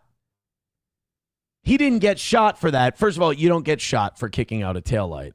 God, is that Turning Point USA spin on it? Interview. Rice didn't... These fucking righties who keep defending the Alex Preddy thing, it's like you understand the next administration's going to do it to you. And this is their plan. Get each side to defend the government, federal government jackbooted murder of a fellow American citizen, but don't let each other see themselves as fellow citizens. One's a dirty, filthy commie lefty, and the other one's a good, decent, God-fearing conservative. They don't care. They'll fucking kill you. And they're going to get the other side to defend them killing you. And you play right into it. Like some of my probing questions. Sorry, I can't do this. So he ended things early. No, that's fine. And I asked, I know it's a tough question, but... I'm done. Okay, no, that's fine. Right? And on the way out, I'm leaving. Now. His associate assaulted me on the property. Oh. All I did was ask questions. Okay, I'm leaving. I don't understand what's... You're going to report me? Sure. I'm not trying to cause any problems. He assaulted you? That was assault. The shaky cam maneuver. That was you know, one thing I hate about these right-wing grifters who go into these protests, like, at least the protesters are being who they are. They're overbearing. They're obnoxious. They're all of that stuff. But at least they're being genuine. I hate it when these right-wing guys like Jake Lang and these others go in there like, yeah, we're just being good, God-fearing conservatives and exercising our right, while like purposely taunting and provoking, knowing what buttons they can push to get the reaction. And I'm even okay with that part. But when they get the reaction they're looking for, they go, oh my God, I was assaulted. Oh my God, they put their hands on me. Oh my God, it isn't safe. It's like you went in there to like trigger the shit out. I'm triggering libs. Well, what do triggered people do? They lash out. So fuck around, find out, and then take your medicine. When we decided to look further into their business structure. After examining public records, Frontline's Turning Point USA has... Hey, Venmo, PayPal, Streamlabs, Super Chats, Rumble Rants, gifted memberships. They made a sign. It's nice. I should make one. Put it right behind me. Learned Powwow Grounds is a for-profit business filed as a limited liability corporation. Hey, how you doing? But according to the most recent tax filing, Indigenous Protector Movement is a nonprofit that's received more than $200,000 in government money. And the Native American... I want to go protest. Can I get some money? I'm down there anyway. I'll take it off the goal, guys, I promise. Community Development Institute that runs the All My Relations Art Gallery got nearly $500,000 in taxpayer handouts. Fuck. We definitely need to look at that. That's not what they're being funded for. We brought these findings to Republican State Representative and gubernatorial candidate Peggy Bennett. By the way, Minnesota's going to pick her. It's always the most boring, old, ratchet nothing that gets the Republican endorsement. Nobody fun. Vote Kendall Qualls. Bennett says she's all for peaceful demonstrations. It's a constitutional right. But is concerned about violent communist-aligned groups and the radical left hijacking the situation and taking advantage of this generosity. Pushing not just resistance, but chaos and violence. To destabilize America with taxpayer dollars. They're trying to provoke our law enforcement to go after them and cause problems, and then they'll utilize those violent interactions for more of their what I'll call propaganda. Okay, but what is that? I'm failing to see where that connects to the Native American coffee joint bringing snacks to protesters. Like, I don't see any of that. This is kind of the bullshit that we do. I don't see any of the Native American guys, you know, with their stands and their food and their everything, all that stuff here. You know where I have seen Native Americans, protesters doing like displays and stuff? At Whipple, at the federal building. She's also worried about these whistles. A Maryland coalition of nonprofits helping Hispanics and Latinos. All kinds of whistles, huh? Says these simple devices are being weaponized by anti-ICE activists. What? And the high-pitched, often piercing sounds from whistles can re-traumatize illegal immigrants and create conditions for dangerous conflicts. The whistles? I mean, don't get me wrong. When I'm down there, the whistles are obnoxious, but they're supposed to be. But you kind of get used to the whistles. People have asked me, they're like, dude, how annoying are the whistles? When I watch these on YouTube, the whistles annoy the shit out of me. You don't even realize the whistles are there. They're just part of the ambient noise. It's like a bird in a tree at some point. Between civilians and armed federal agents. The regular person in Minnesota and Minneapolis who's donating to this kind of thing has no idea the underlying tactical warfare that's happening. After our investigation, Representative Bennett's office is now scrutinizing what amounts to a taxpayer-funded refueling station for protesters, accessible even to violent extremists. You're in violation of Minneapolis. Because no one's checking to see who's taking this stuff or where it ends up. We don't want that in Minnesota. That's right. We don't want a bottle of water going to a commie. This seems pretty hyped up. I mean, I know that they want to, you know, really bang the point home that, like, hey, these protesters are paid. Well, yeah, we know the protesters are paid. We're aware of that. But, like, the idea that, like, see these Native American guys with bottles of water and hand warmers. Oh, man, I wonder what commies they're protecting. What? Regod says, Toe, get out there on the street. Motherfucker, why do you think I have 1 million views in the last 30 days? Because I've been out there on the street, homeboy. Oh, God, I shouldn't have said that. That's going to make people mad. Jim Turner says, Minnesota has fun Republicans. They ran that crazy NBA guy in the last cycle, though nobody paid attention. Oh, yeah, Royce White. Royce White is the baseball player. Royce, he was a Gopher for a little bit, then he left. Royce Lewis is the baseball player. Royce White is the basketball player. I got that right. Mothman with $2 says, Aaron, how long before EVS and Patrick Mapton team up? You know, it would be great to know that I caused that I did that. These guys dance to my tune so much as it is. I think I would be spoiled if that happened. Adam says, got any clips of people being mad? Like the protest? Oh, God. Go watch the last protest video. It's all over. All over. Oh, or do you mean of people being mad about our views? Oh, God, they're in our chat all the time. Constantly. Or they're mad at me about something else, but it's really about, you know, look, after using all of your resources to try and destroy me for 2 years and not even coming close, and now I'm kicking everyone's ass. That would hurt me too. That's why I try not to do it. Knobs Dog says, Aaron, you're talking about Royce Lopez. That's who it was. I was thinking of Royce Lopez. Thank you.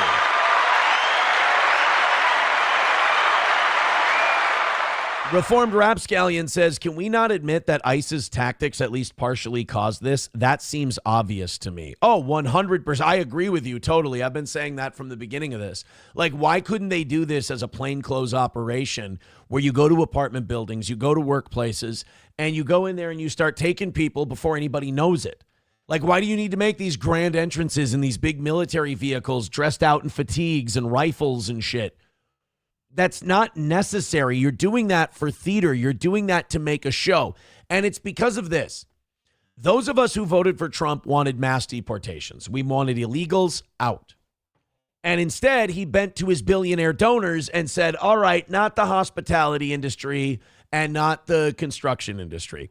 So that takes out a lot of the illegals already. So he already went back on that promise. So instead, to make up for it, he has to send his federal shock troops through the street like they're having a march or a parade. So he can go, hey, look at what we're doing. You have to see it. There has to be flair. And then that causes the protesters to get more riled up, causes them to be more visible. And we get this kind of feedback loop that we're in now.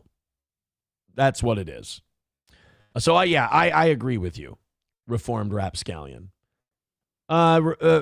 We as a public are squeamish. Vietnam was so unpopular because they put it on TV. Not wrong. Not wrong.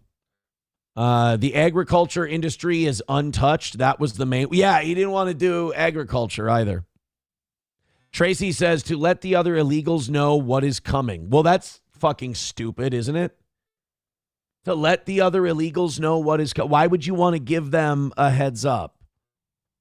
I don't understand the giving the other illegals a heads up. Don't you want to kind of do this thing so you can get as many as possible? I don't know if throwing a bat signal in the air is the best idea. Thank you to Onawall for gifting a membership. Ablo Pacheco got that one. You guys are only 55 short from picking up last night and me having to go till 11 today, which again, I'm all geeked on Celsius. Oh shit, I have to do that line of Celsius too if you guys do that. Oh no, by 9 o'clock. We've only got 1 minute. I'm good. Thank you. All right. But yeah, $55 away from me going until 11. And now you're also just 25 memberships away from 500. That would mean I have to go till 11:30. Jesus. Tracy Lynn says it will scare them into leaving on their own. Let's look that up. How many self-deportations under Trump 2025? Based on the latest Department of Homeland Security claims, the Trump administration claimed that approximately 1.9 to 2.2 million immigrants voluntarily self-deported. It's a good number. I'm impressed with that number. I don't know how they got it, but if it's an accurate number, that's pretty great. Also, Minnesota only has about 200,000 illegal immigrants, so I don't know how many you think you're going to find, especially if you're just going after criminal illegals and not illegal illegals. I don't really understand it. Dub says, I want to see more actors dressed as Nazis in fresh Temu suits with creased uniforms and flags. That's true. That's true. Propaganda Alt says big toe energy. Am I really? Is it big toe energy? I think it's just stating facts. Mothman says the toe bringing people together. Yeah. I mean, I'm kind of like Napoleon. I've been beating every alliance they've put against me so far. You got to go with another alliance. You got to go with another set of allies. So why not have them band up? Propaganda Alt says also the farm workers, so basically nobody's going home. Exactly. I mean, we were promised mass deportations. We're not getting it. Propaganda Alt says you'd notice 2 million people leaving, right? You'd notice all those people heading out. I'm having a hard time buying the 2 million. I wonder if they're not counting people who were here for a certain visa, and then the visa expired and they went home. I wonder if they're not counting that as self-deportation. Oh, no, this isn't good. 666 people watching the toe. That's a creepy number. Let's see. We got Rumble's looking good. YouTube was bringing up the rear today. That's for sure. So hit like, hit subscribe, and hit follow. Hey, let's talk for a moment about AIM controllers. Are you ready to level up your game? AIM controllers is where custom meets unbeatable value. And right now, it's the best deal of the year. They start with official Sony and Xbox controllers fully compatible with console and PC. No functionality lost. And then you go wild with custom features. Smart bumpers, paddles, grips, stick height, custom buttons, even design your own PS5 snap panels. And here's the part no one else is doing. Lifetime warranty on all modified parts. That's right, lifetime. What other company does that? Exactly. Normally, a fully loaded setup would run you $400, but during their one price promo, AIM Controllers is doing it for $209 American or 182 euros, no matter how many features you add. Use code RUMBLE at checkout and lock it in. This is your sign. Go to aimcontrollers.com, use code RUMBLE at checkout, and build the last controller you'll ever need. aimcontrollers.com. All right, keep hitting like, keep hitting subscribe, keep hitting follow. You guys are doing great today. Sergeant Holka with $2 says they leave if you soak them with water. It's too cold. It worked for, what's his name? Jake Lang. That's for sure. No, T. Jefferson, we don't celebrate 666 on this program. How dare you? How dare you? This is so funny. I like this story. This is out of Boston, on Boylston Street in Boston. There is a Raising Cane's that the landlord now wants to evict. They have a lease. They pay their lease. This isn't a non-payment issue. The landlord wants to get rid of the Raising Cane's that's on his property for a very simple reason. Let's go ahead and hit play on this one. Location in Boston is suing its landlord, claiming their lease was wrongfully terminated. According to our partners at the Boston Business Journal, the restaurant says their Back Bay lease was ended because the building smells like chicken fingers. What did you expect was going to happen? All right, we're going to sign this lease. What are you doing in my building, by the way? Oh, we're opening a chicken fingers place. Really? What's it called? It's called Raising Cane's. You might have heard of it. Oh, okay. So what do you guys do? You like chicken sandwiches? No, we don't do any chicken sandwiches. What do you do? Like chicken nuggets and stuff like? No. We just sell chicken fingers. Really? Who's your who's your target demo? Basically children. Children and retards. That's who we cater to. Are your chicken fingers any good? No, they're dog shit. They're very bland and plain. Well, do you have French fries? Oh, yeah, we have crinkle cut French fries. I love crinkle cut French fries. Are they any good? They're dog shit. They don't taste like anything. Well, then why the fuck would anybody buy your chicken fingers when there's a Popeyes and a KFC down there? Oh, it's because of our sauce. What? Yeah, no, we have really good sauce. Well, that sounds like something only children and retards would go to eat. Oh, now I see why it's your target. Okay, that's good. So, that's a novel concept. So, Popeyes has the market cornered on really delicious fast food chicken with different varieties and extensive menu items. Yes, exactly. That's what they have. And KFC has that legacy branding and their established menu of good Colonel Sanders chicken, right? Yes, exactly. And you guys, again, we have sauce. Really, really good sauce. If you haven't figured it out by now, I think Raising Cane's is retarded, and I think you're dumb for liking it. But anyway, I don't think you're as dumb as this landlord who allowed a Raising Cane's to go into his building and then wants to kick them out because the place smells like the thing they make. It would be like if you let Kim rent a building from you and it started smelling like meth and sex for sale. I mean, that's not on her, that's on you. Raising Cane's, that's what they do. They say they spend hundreds of thousands of dollars trying to fix the problem, and it shouldn't be a surprise that a chicken finger restaurant smells like chicken. And the landlord has yet to comment. Yeah, the landlord already kicked them out. They have to be out.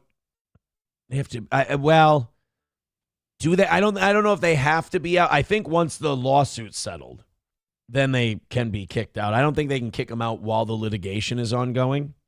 But this place opened 4 years ago, and they have a lease through 2037. The lawsuit says the trouble started when the landlord began renting out office space on the second floor, and the tenants there complained of the offensive odor, and probably the fact that they were gaining 30 pounds just going downstairs feasting on chicken fingers that taste like dog shit, so you got to put this fatty sauce in your face to make it edible. Raising Cane's, which calls chicken fingers its one love, yay, says it spent more than $200,000 to try to minimize the odors. Despite the efforts, defendant continues to complain that its tenant's chicken finger restaurant smells like chicken fingers, the company said in its lawsuit. In reality, it appears that defendant has come to the realization that its own build-out of the second floor office was poorly executed. And that's just it. They didn't have any complaints. They didn't have any problems when Raising Cane's signed the deal, paid him a bunch of money, and had this chicken restaurant in their building. The problem is he built a second floor and he wanted to make more money. He wanted to rent out to more people, and now they're complaining. That sounds like a landlord problem, not a tenant problem. The lawsuit alleges that the landlord tried to force Raising Cane's to waive its right in the lease to be the exclusive chicken restaurant in the building. It says the landlord has been negotiating a lease with Panda Express to rent a spot right next to Raising Cane's where a Starbucks used to be. Yeah, but Panda Express is a Chinese joint. Panda Express isn't a chicken joint. They should both be able to coexist in that one building, shouldn't they? It's fine. Los Federales with $1 says, fucking A, just got the offer I wanted at work. Will now be doing AML with a beautiful salary bump. It's a good day, coach. It's a beautiful day. Hey, Los Federales, congratulations. So you sent me your racist black people shooting people in the head video. Might have gotten me in trouble. Gave me a bunch of money. But then you also got a salary bump at work today. Enjoy your new go-kart. Hey.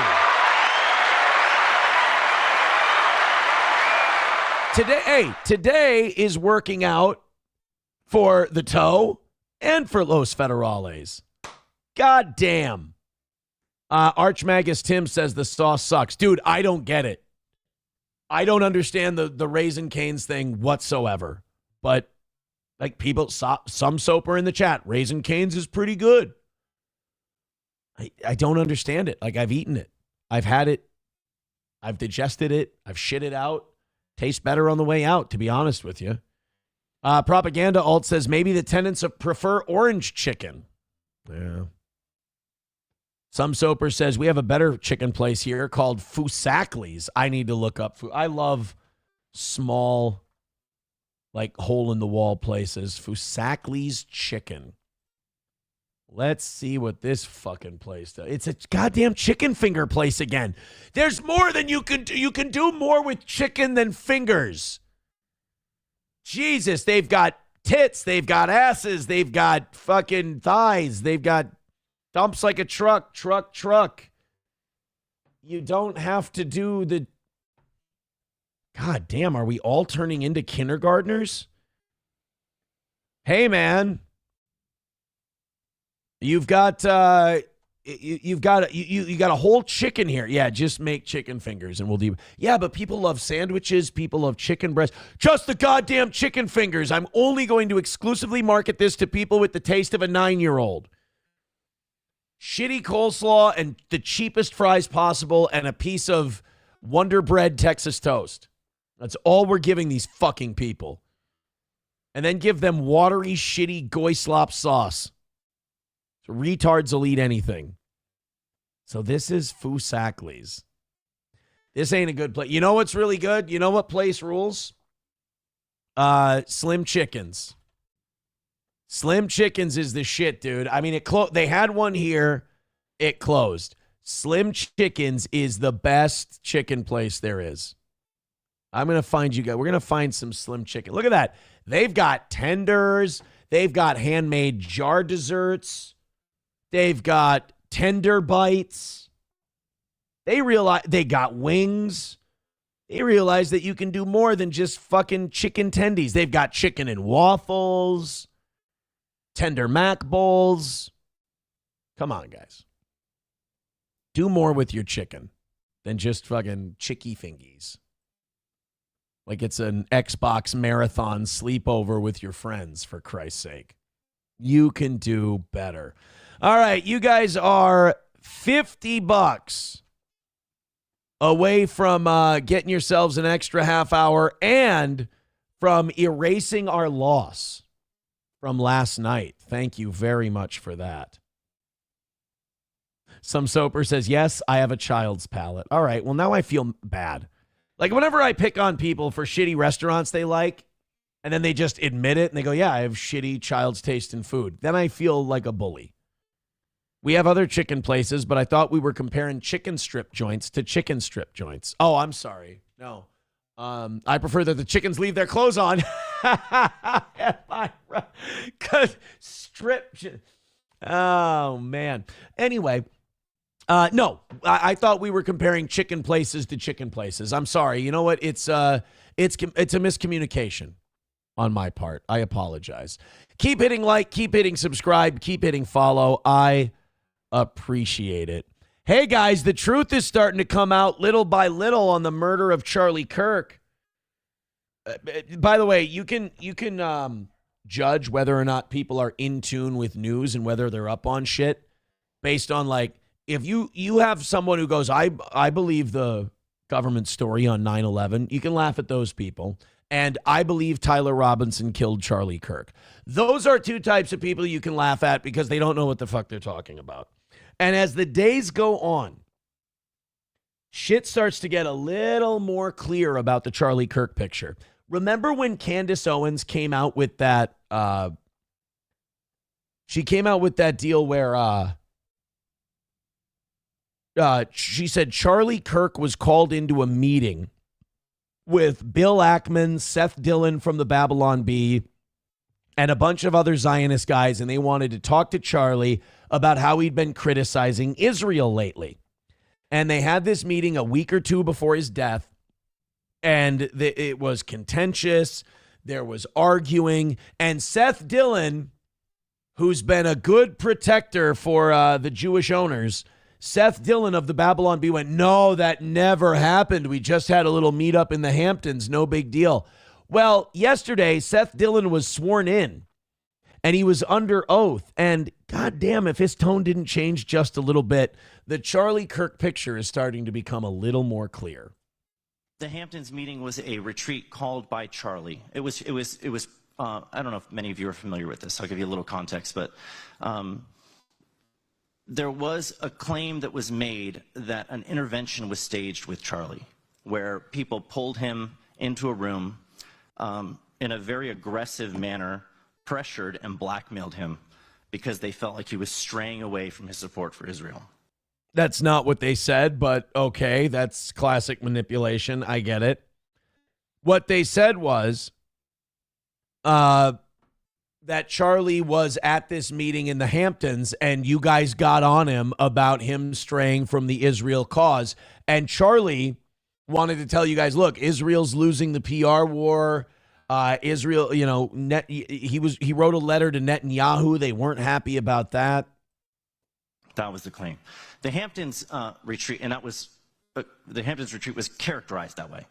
It was not like that. There were about 30 people there, handpicked and invited by Charlie personally. He brought us there. He stood at the front of the room with a microphone throughout the thing. The theme of it was Save the West. His primary focus was on the threat of Islam, the problem of Islam. There was heated and spirited debate about the issue of Israel in the room. Oh, see, no, wait a minute. Now we're getting to the truth of it. No, it was Charlie called it. It was Charlie's idea, and it was actually about Islam and how bad Islam is. There was spirited debate about Israel that was led by Charlie. Okay. So why don't these people just finish their lie? I don't understand why they let the nuggets of truth out. You're already lying, dude. Just keep fucking telling your lie. Don't throw these nuggets of truth in there that expose that, you kind of got called out. But it was debate that Charlie himself initiated, and he wanted to hear different perspectives on it. And so we voiced a lot of our perspectives. One of the things that I disagreed with him on was he said that... Listen, you wait till you hear this. Wait till you hear Seth Dillon and the position he takes on this. This was insane to me.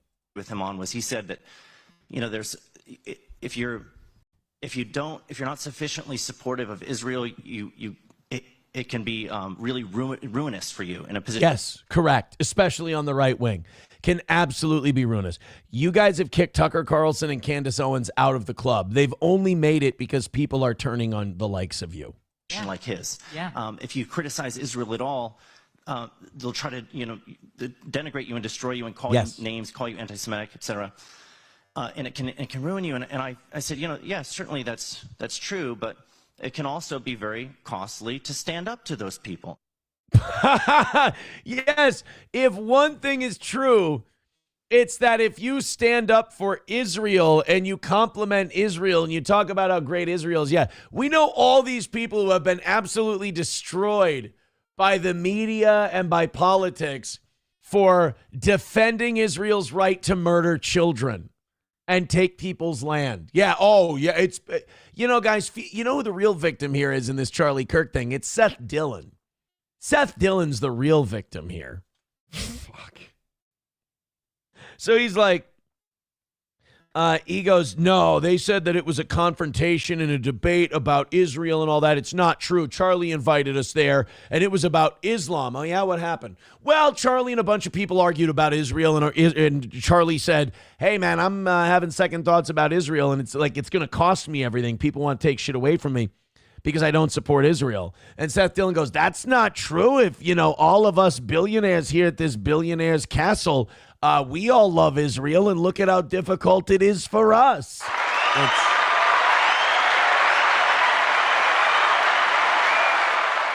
Seth Dillon is an incredibly useful tool.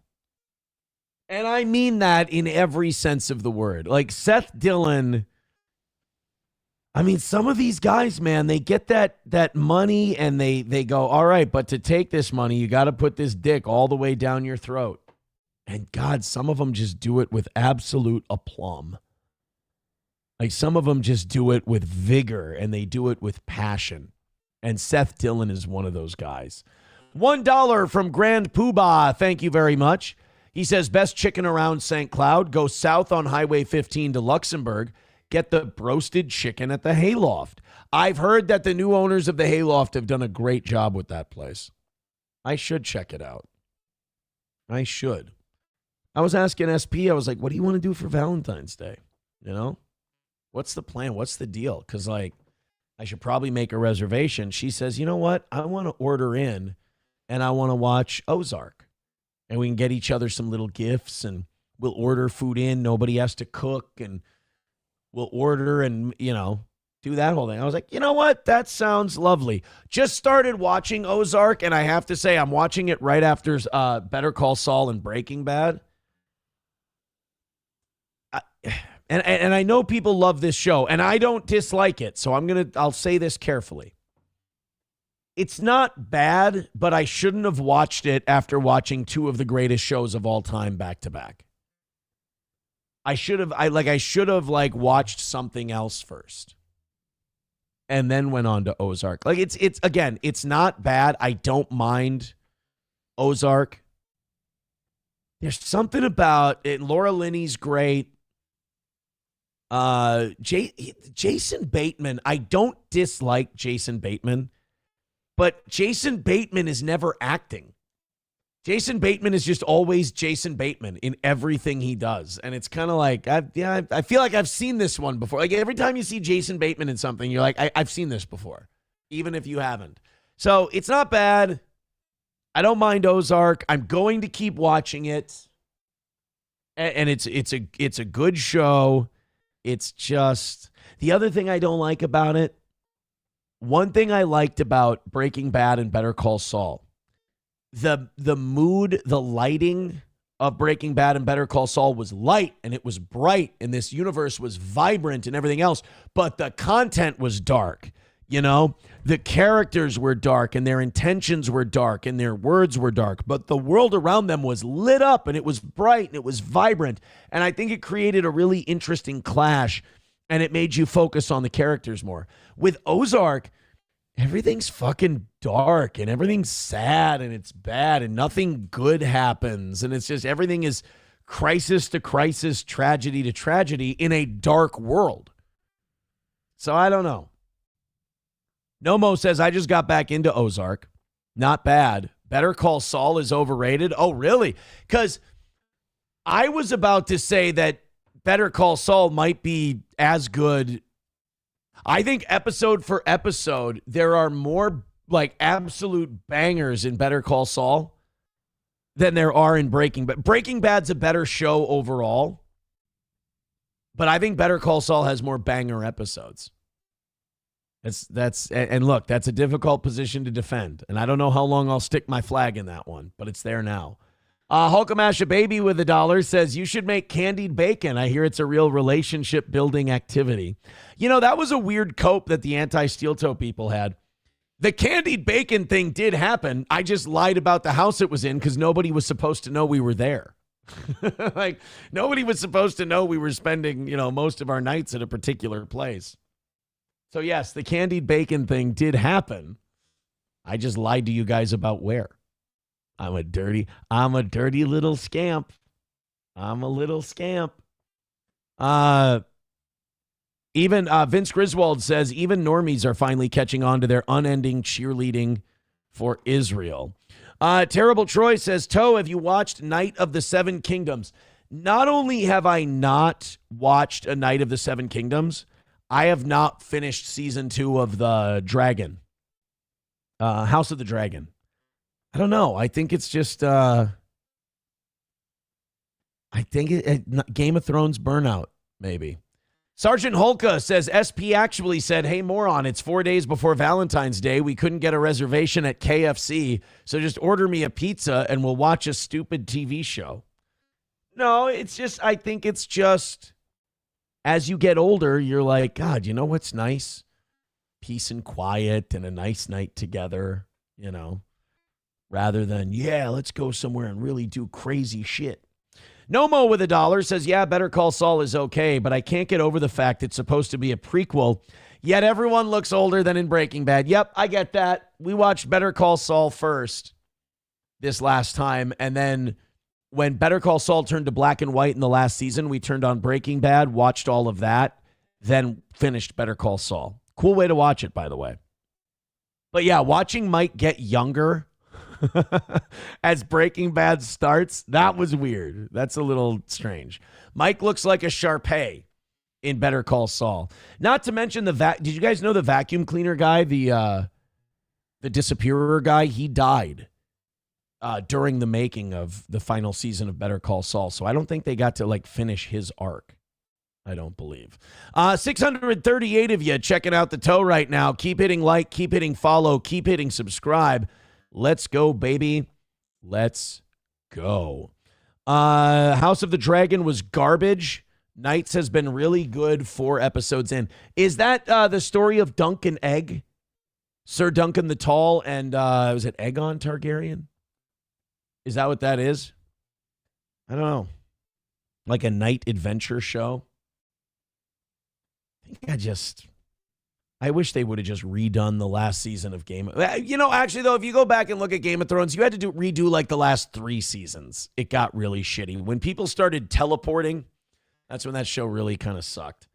Once, I think that Game of Thrones peaked when Tyrion shot Tywin when he was on the shitter, and that season ended. I think, to me...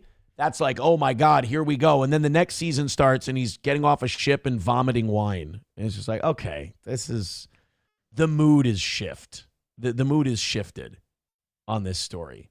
I wonder if, because I don't follow the books very closely, is that where they ran out of book material and that's where they started to struggle? Because fat fuck George R.R. Martin won't write his goddamn books, the lazy cunt. Is the shooting Tywin on the shitter thing, is that where the books have ended at this point, and then the writers had to actually come up with their own story? I wonder if that's not it. Youngling Slayer with $2 says, Game of Thrones is the most overrated and garbage franchise. I'd rather watch 2000 WCW. Damn. Eric Cartman says, yes, indeed. Oh, that is where they... It's Dunk and Egg, or that's where they ran out of... Nomo says season 4 was it. On a Wall says, I think John's death was the where the books left off. Okay. You know what I heard about the books? This is really interesting, and we'll probably lose a lot of listeners because we're talking about gay dork shit. But I heard that with Game of Thrones, the whole plot that's supposed to be happening is... apparently all of the Stark kids can do what Bran does. they can all warg into direwolves. So, like, John's essence, his life force or whatever, is in the direwolf. And they're going to bring him back and reanimate his body that way. It's just what I heard. It's just what I heard. Eric Cartman says, no, they had too much, missed out the books. Okay. All right.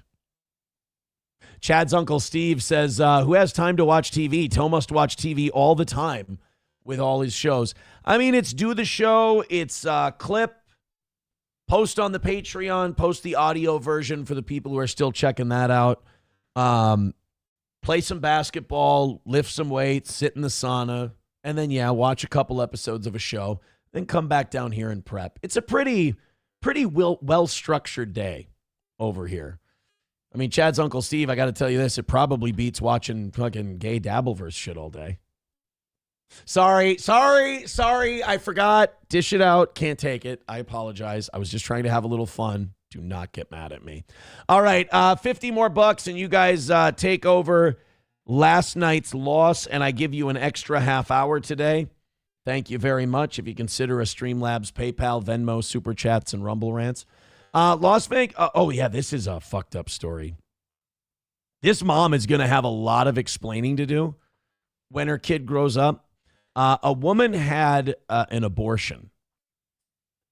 And when she underwent the abortion procedure, the baby survived it. They had told this woman that her baby had no heartbeat. And so they said, we're going to perform a surgical abortion. And the woman said, all right, sounds good. Like, look, my baby has no heartbeat. And you're probably terribly distraught when something like that happens. I can't even imagine. And they said, well, we got to get this thing out of you. We don't want to have health complications. Okay, cool. Well, it turns out they fucking lied to her and the baby survived.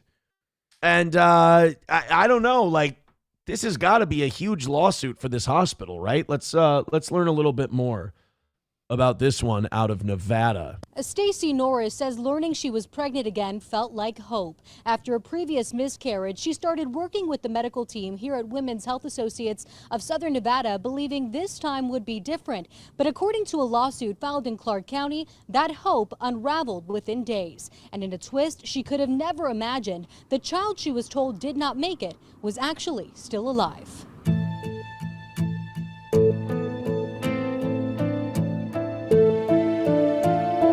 Stacey Norris walked into her appointment at Women's Health Associates of Southern Nevada feeling hopeful but guarded. After years of infertility and a prior miscarriage, she knew this pregnancy would be high risk. We just wanted to make sure. One thing we got to change, like, societally, I think, is that we got to get, like, modern women to reverse course, and guys too, like, reverse course on the order of operations when it comes to, like, kid and career.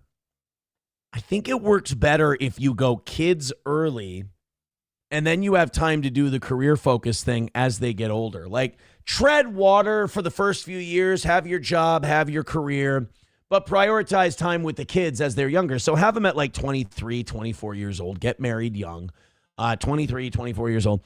And then when you're 40, by the time you're 40, they're self-sufficient, and then fucking take off, man. Like, just start making as much as you can, getting all those promotions, knocking it down, the whole deal. You got all these people who, like, I got to establish my career and make all this money first. It's like, okay, now you're 36, 37. Now you're talking about having kids, infertility issues, in vitro. You're spending a fuckload of money. So, like, yeah, you got this better paying job, but now you're shelling out a fortune to have a kid. Now you're having this kid and you're like 38, 39, 40. You don't have the energy you did when you were young. Now you're keeping up with a newborn and a 2-year-old and a 3-year-old, and a 4-year-old. And like, as you're getting into your 50s, they're getting into activities and shit. I don't know if that works. Like, and look, I think it's fair that we tried it both ways, but I think having them young is probably the best way to go. I mean, if like, think of, like, we had a couple girls in high school who got pregnant, like, had to take time off of school because they got knocked up senior year. And that is a bad idea. Do not do that. But I've thought about them before, and I've been like, their kids were grown up when they were like 36. Like, and that's now you can just like, I've got friends who when they were 36, they weren't like established yet. Not a lot of them, but a couple. So it's like, you got to have that kid, take care of the kid, raise the kid. Terrible idea, awful. So don't do that extreme and don't have kids at 80 like Al Pacino. But like 23, 24, and then you're done in your early 40s, raising them and everything. And then you have like a 20-year period where you can just go ape shit and conquer the world.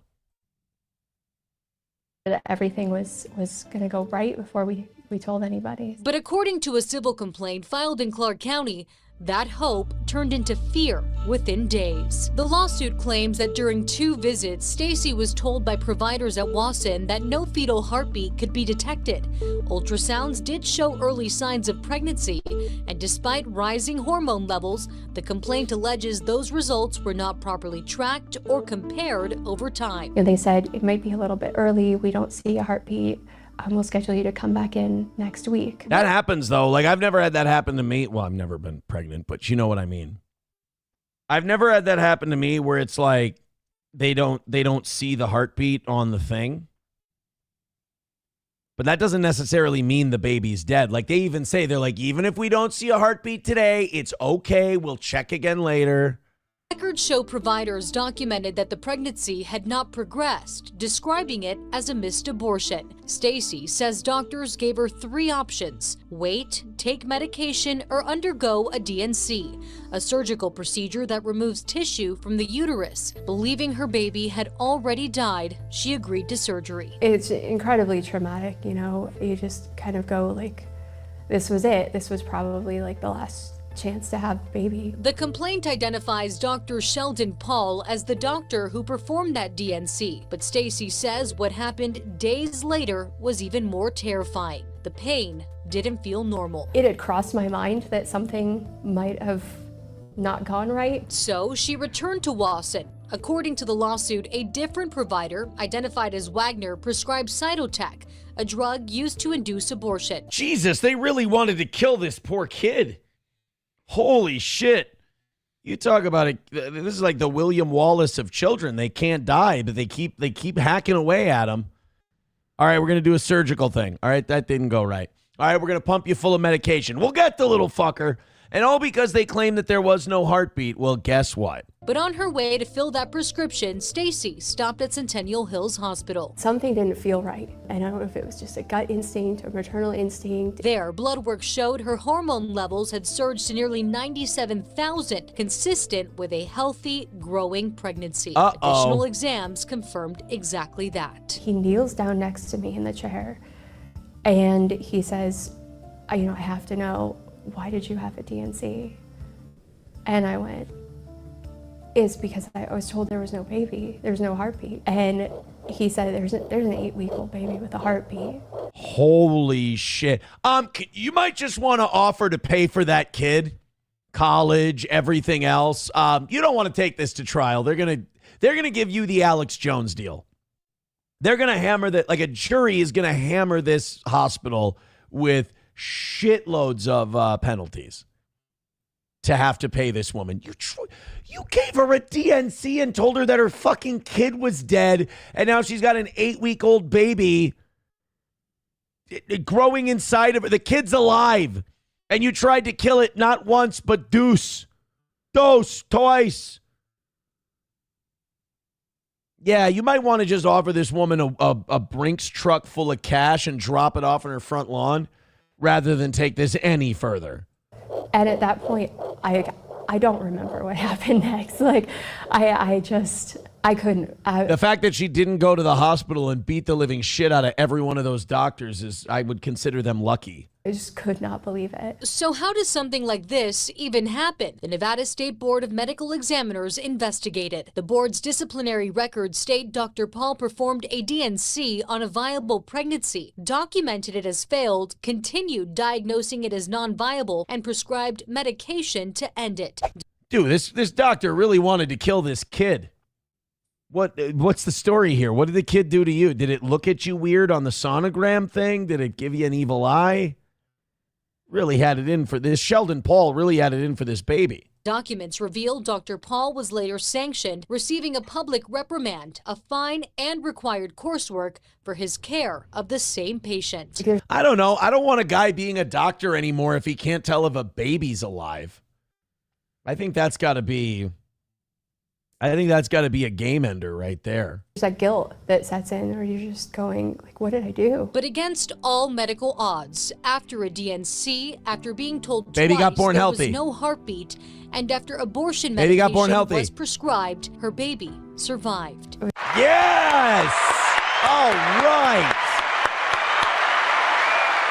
That's a win for the toe right there. Good for her. And now let's work on putting this doctor in the stocks and throwing vegetables at him. Empty his pockets, and this woman can own the hospital now. I just called her, it was a little miracle baby the whole time, because I don't have any other word to describe how she was still there after everything. One day when she's like 4, that kid goes stumbling into that doctor's office and goes, "You the doctor that said I had no heartbeat?" It's kind of a fucked up moment for both of us, isn't it? You got anything you want to say to me? I'm sorry. Oh, you're sorry. Oh, you couldn't find my heartbeat and you tried to kill me twice, but you're sorry. So I guess it's okay. Hey, I'm going into gymnastics tomorrow. Oh, that's great. Yeah, no thanks to you. I want this doctor to have a kid this woman's child's age, and I want them to be in the same neighborhood and like go to events together. And like when they're at a gymnastics meet, that daughter just points out that dog. Hey, see that guy?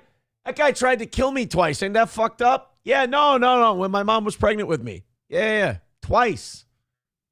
Even the first time he tried to kill me, he fucked that up. Then he tried to get my mom to take pills. Yeah, no, you're right. Huge asshole.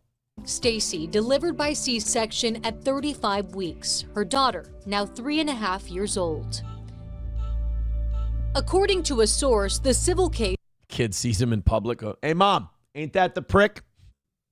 Yes, honey, it is. I'm going to go spit in his soup. Settled shortly after opening statements at trial. In court filings, the defendants denied any wrongdoing, and Wasson says it cannot discuss patient details due to privacy laws, of course, but notes the board's disciplinary decision is public record. They say Dr. Paul now works primarily in an administrative role and that care is individualized. Oh, so basically we've given him an office job. We don't let him see patients anymore. We don't want him accidentally killing live babies. Who is he, the Israeli government? If they failed with me like this, then they're failing with women every day. For now, Stacy says her focus is where it's always been, on the little girl she never thought she'd get to hold. She's everything that I wanted in a baby. Number one, alive. Holy shit. It makes you wonder how often this happens and it doesn't go as well as the person as it did for this woman. Where they're like, oh, we can't find a heartbeat. What do you think? You want to take it out? I guess if you're the doctor, I trust you. And then, we never find out that it was actually still viable. Oh, that's the part of stories like that are creepy to me. It's like, how often is this happening and we missed it? Ryan the Garbage Man says, my daughter is 34, has 3 kids. The first one she had when she was 15. Now she works full-time, owns her house, engaged to a great guy, and is 2 years into a 4-year business degree. I'm proud of her drive and determination. Yeah, I wonder if you have that kid early. I wonder if that doesn't, you get that whole second half of your life to knock it out. I don't know. I also might be completely full of shit. Mickey Talks with $20. Thank you, Mickey Talks. Just dropping in $20 and saying, just stopping by to show some support. Keep doing what you're doing. Oh, well, thank you, Mickey. Wanna fuck? Let's fuck! I appreciate that. Oh, we have to find a channel to raid at the end of the day today, too. Hey, we're only $40 away from making up last night's L. You guys are the best. Thank you so much. $1 from Veldrain says the baby's name is Chuck. Is why it survived. Oh, well, it was a little girl. Sorry. I don't think that works. Philip Del Piano says, check the dark web. This doctor probably has a body parts catalog. How about the fact that he gets to keep his job and they just stick him in an office and make him an administrator? Isn't that fucked up? Like, that's the very definition of screwing up. Like, you fuck up and they give you a promotion. That guy's an administrator now. I'm guessing administrators make more than doctors. Do administrators make more than doctors? Top-level hospital administrators often earn more money than doctors, with salaries exceeding $1 million for CEO. Well, he's not a CEO. Yeah. Fucking hell. So he got a promotion and more money. They're just like, whatever, it doesn't matter. Just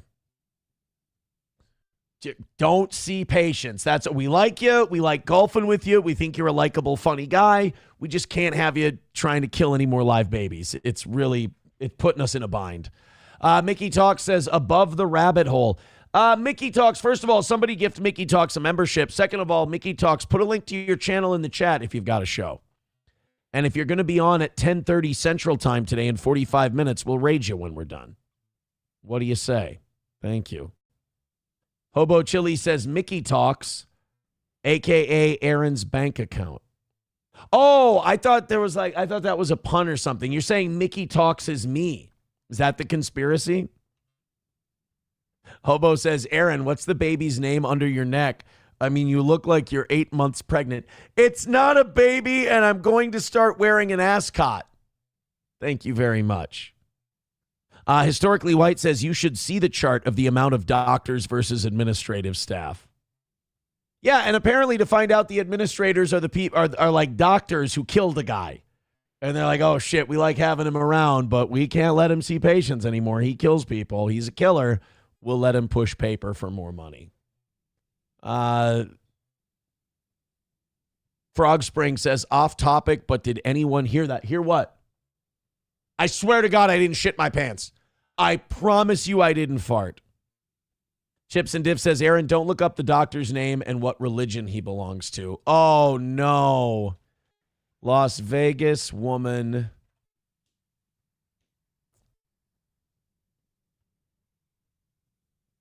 Let's see. Stacey Norris. Let's go to the... I need the article, though. Not the video. Stacey Norris, blah, blah, blah. Women's Institute, Clark County. Defendant, Sheldon Paul. Oh, boy. Dr. Sheldon Paul. Nope, I don't believe you. I don't see anything about anything Jewish. And by the way, I don't think in this case, him being Jewish would be incidental. I don't think that Jewish doctors are out there going, I'm going to abort a goy baby and convince the mom it had no heartbeat. I don't think that's it. I'm not that far down the rabbit hole, is all I'm saying. Matt Barrick says, are you sure this didn't happen at Meeker Memorial? I mean, Meeker Memorial is the Jey Uso of hospitals. I mean, it's a botch fest. Meeker Memorial Hospital is the hospital you go to and you're like, I'm not sure I want to live through this one, but I don't have the balls to do it myself. Hell, just take me to Meeker Memorial. It'll be fine. Chips and Diff says, I didn't say he was Jewish. I just told you not to look it up. Oh, okay.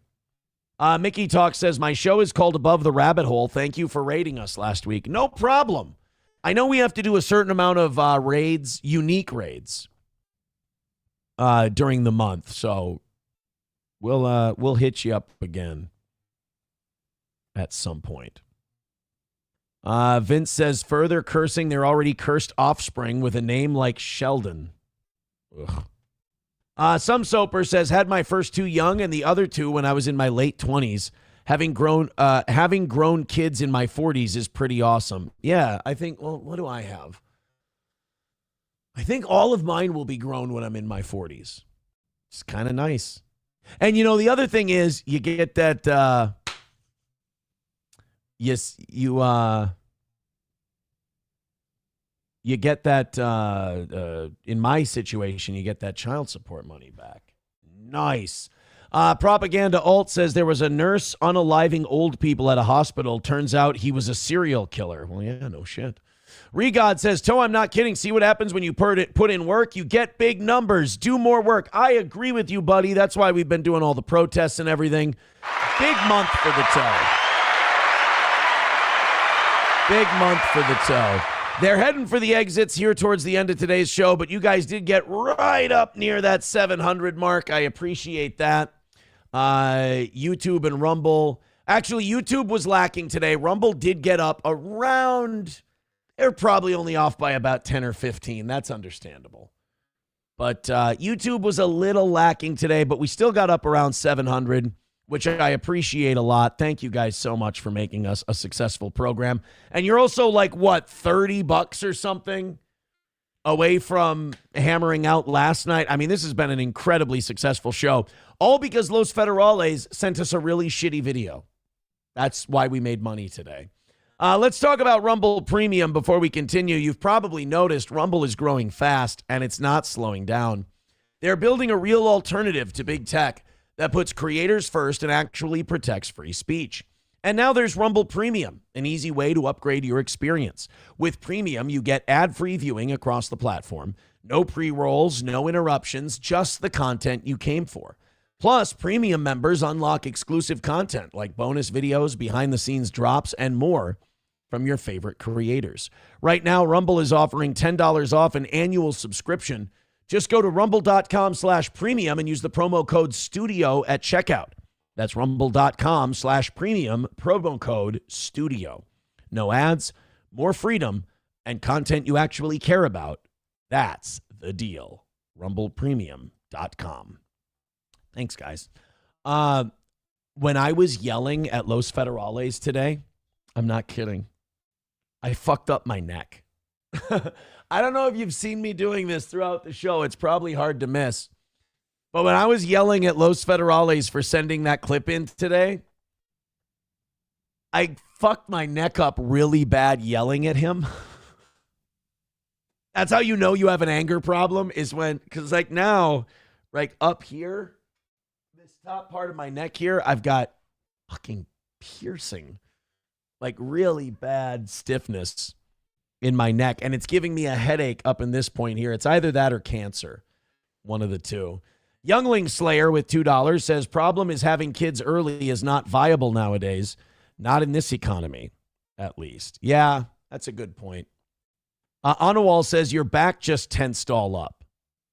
Yeah, when I was yelling, I was like, yeah, motherfucker. And then all of a sudden, oh, God, I'm old. I forgot I'm old. I hurt myself yelling. Reformed Rapscallion says, you have to stretch before 2 hours in the glory hole. You know this already. Frog Springs, no, Rumble used to do that when they were starting off, but they've stopped because now they pay you for your viewership. So once they have to pay you out for how many views you have, they got to get the number right. That's how it works. Thank you. All right, let's continue on. We got, Ghislaine Maxwell wanting to plead this is interesting. You know, usually the government comes to you and the government goes, hey, you want to, if you testify, we'll give you a deal. You know, we'll give you a great deal. And we'll give you this, that, and the other thing. And all we need to do is we need for you to inform.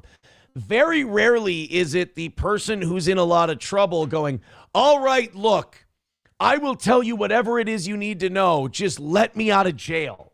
So Ghislaine Maxwell is in the bargaining stage of grief. And the government is the one saying, yeah, we don't really want to hear your bullshit. So we're just going to keep you in prison. I mean, the Trump administration already gave her a nice prison to go to, like a Bernie Madoff type prison for whatever behind the scenes testimony she gave them. Well, now she's saying, I'll give you even more. You just got to let me out of prison. I don't want to let Ghislaine Maxwell out of prison unless I can be assured that there will be, how do I say this, some other justice, if you will. But she's offering, she's now pleading the fifth before Congress, but she's like, hey, just because I'm pleading the fifth doesn't mean I don't want to talk. I just want you guys to give me clemency.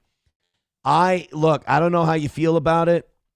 There's part of me that wants to give her clemency, let her out of jail, and see what the streets do. There's another part of me that says the minute she gets out of that jail, she's on a plane to Tel Aviv, and she's in Israel, and we'll never see her ass again. Robert Maxwell's daughter and the Mossad agent that is Ghislaine Maxwell, she ain't going anywhere. All she has to do, here's the deal I would make. I would promise her clemency, depending on if the information is good. And then after she gives us the information, go, sorry, not good enough. You're staying in prison. Like, just work her. But I don't think she'd do that. If you maybe, if you promise to double cross her in some way, I'd say yes. But otherwise, I'd be willing to not know what she knows in order to keep her behind bars. Because it doesn't seem right that she gets to be a madam and a trafficker and the number 2 to this piece of shit that blackmailed and occupied our government for Israel, that she gets to get out after a couple of years. I don't like it. And plus, whatever she tells us, it's not going to be everything she knows. So I tell her, hey, look, we'll let you out of prison, but under 2 conditions. 1, you can never go to Israel again. 2, you have to tell the truth. You have to tell us that Israel was part of this. You're part of Mossad. You did this for the Israeli government. If that's included in your testimony, we will let you out of jail. I don't think she'd go for that, though. Because then they'd kill her. As expected, Ghislaine Maxwell took the fifth and refused to answer any questions. This obviously is very disappointing. We had many questions to ask about the crimes she and Epstein committed, as well as questions about potential co-conspirators. We sincerely want to get... And that's the thing that we want. I want to know 2 things. 1, everyone who was working with you on this and everyone you trafficked people to. And number 2, just fucking admit it was Israel. Just admit you're Mossad, admit that's what it was done for, and then we'll cut you loose. Okay, there you go. I've answered my own question. I will give you clemency if you finally admit it was Israel and you give us every co-conspirator you worked with in this trafficking ring. Meanwhile, we need to arrest and prosecute every one of these cocksuckers in the Trump administration who said there was no list, there was no trafficking operation, there were no victims, there was nobody they trafficked people to. Starting with Kash Patel, lock these fuckers up. To the truth to the American people and justice for the survivors. That's what this investigation's about. I want to mention the next step. By the way, outside of Virginia Giuffre,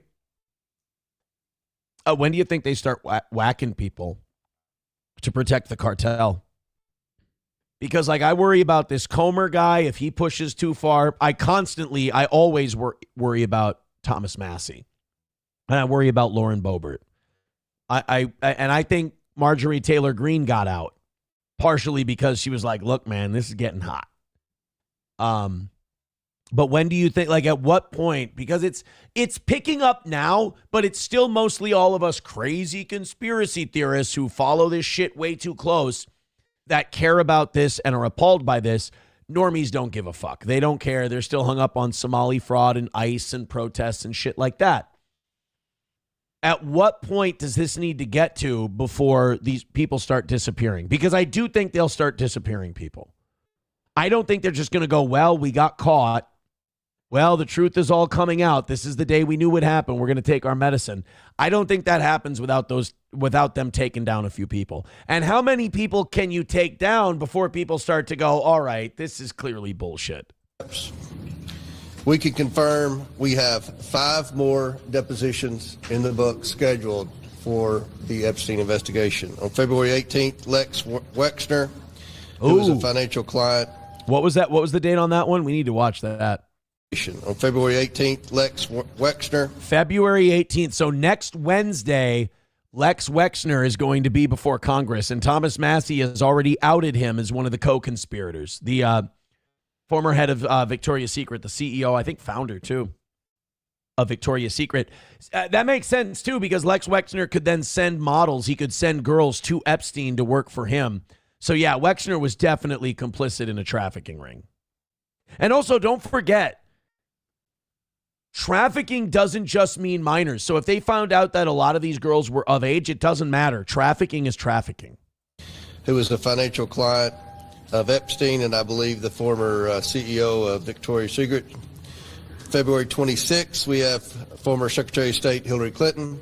February 26th. I'll believe that one when I see it. I'm starting to think with all these names that are starting to come out with the Epstein files, I'm starting to think that maybe the Clintons are the least interesting out of all of them. 7th, former President Bill Clinton.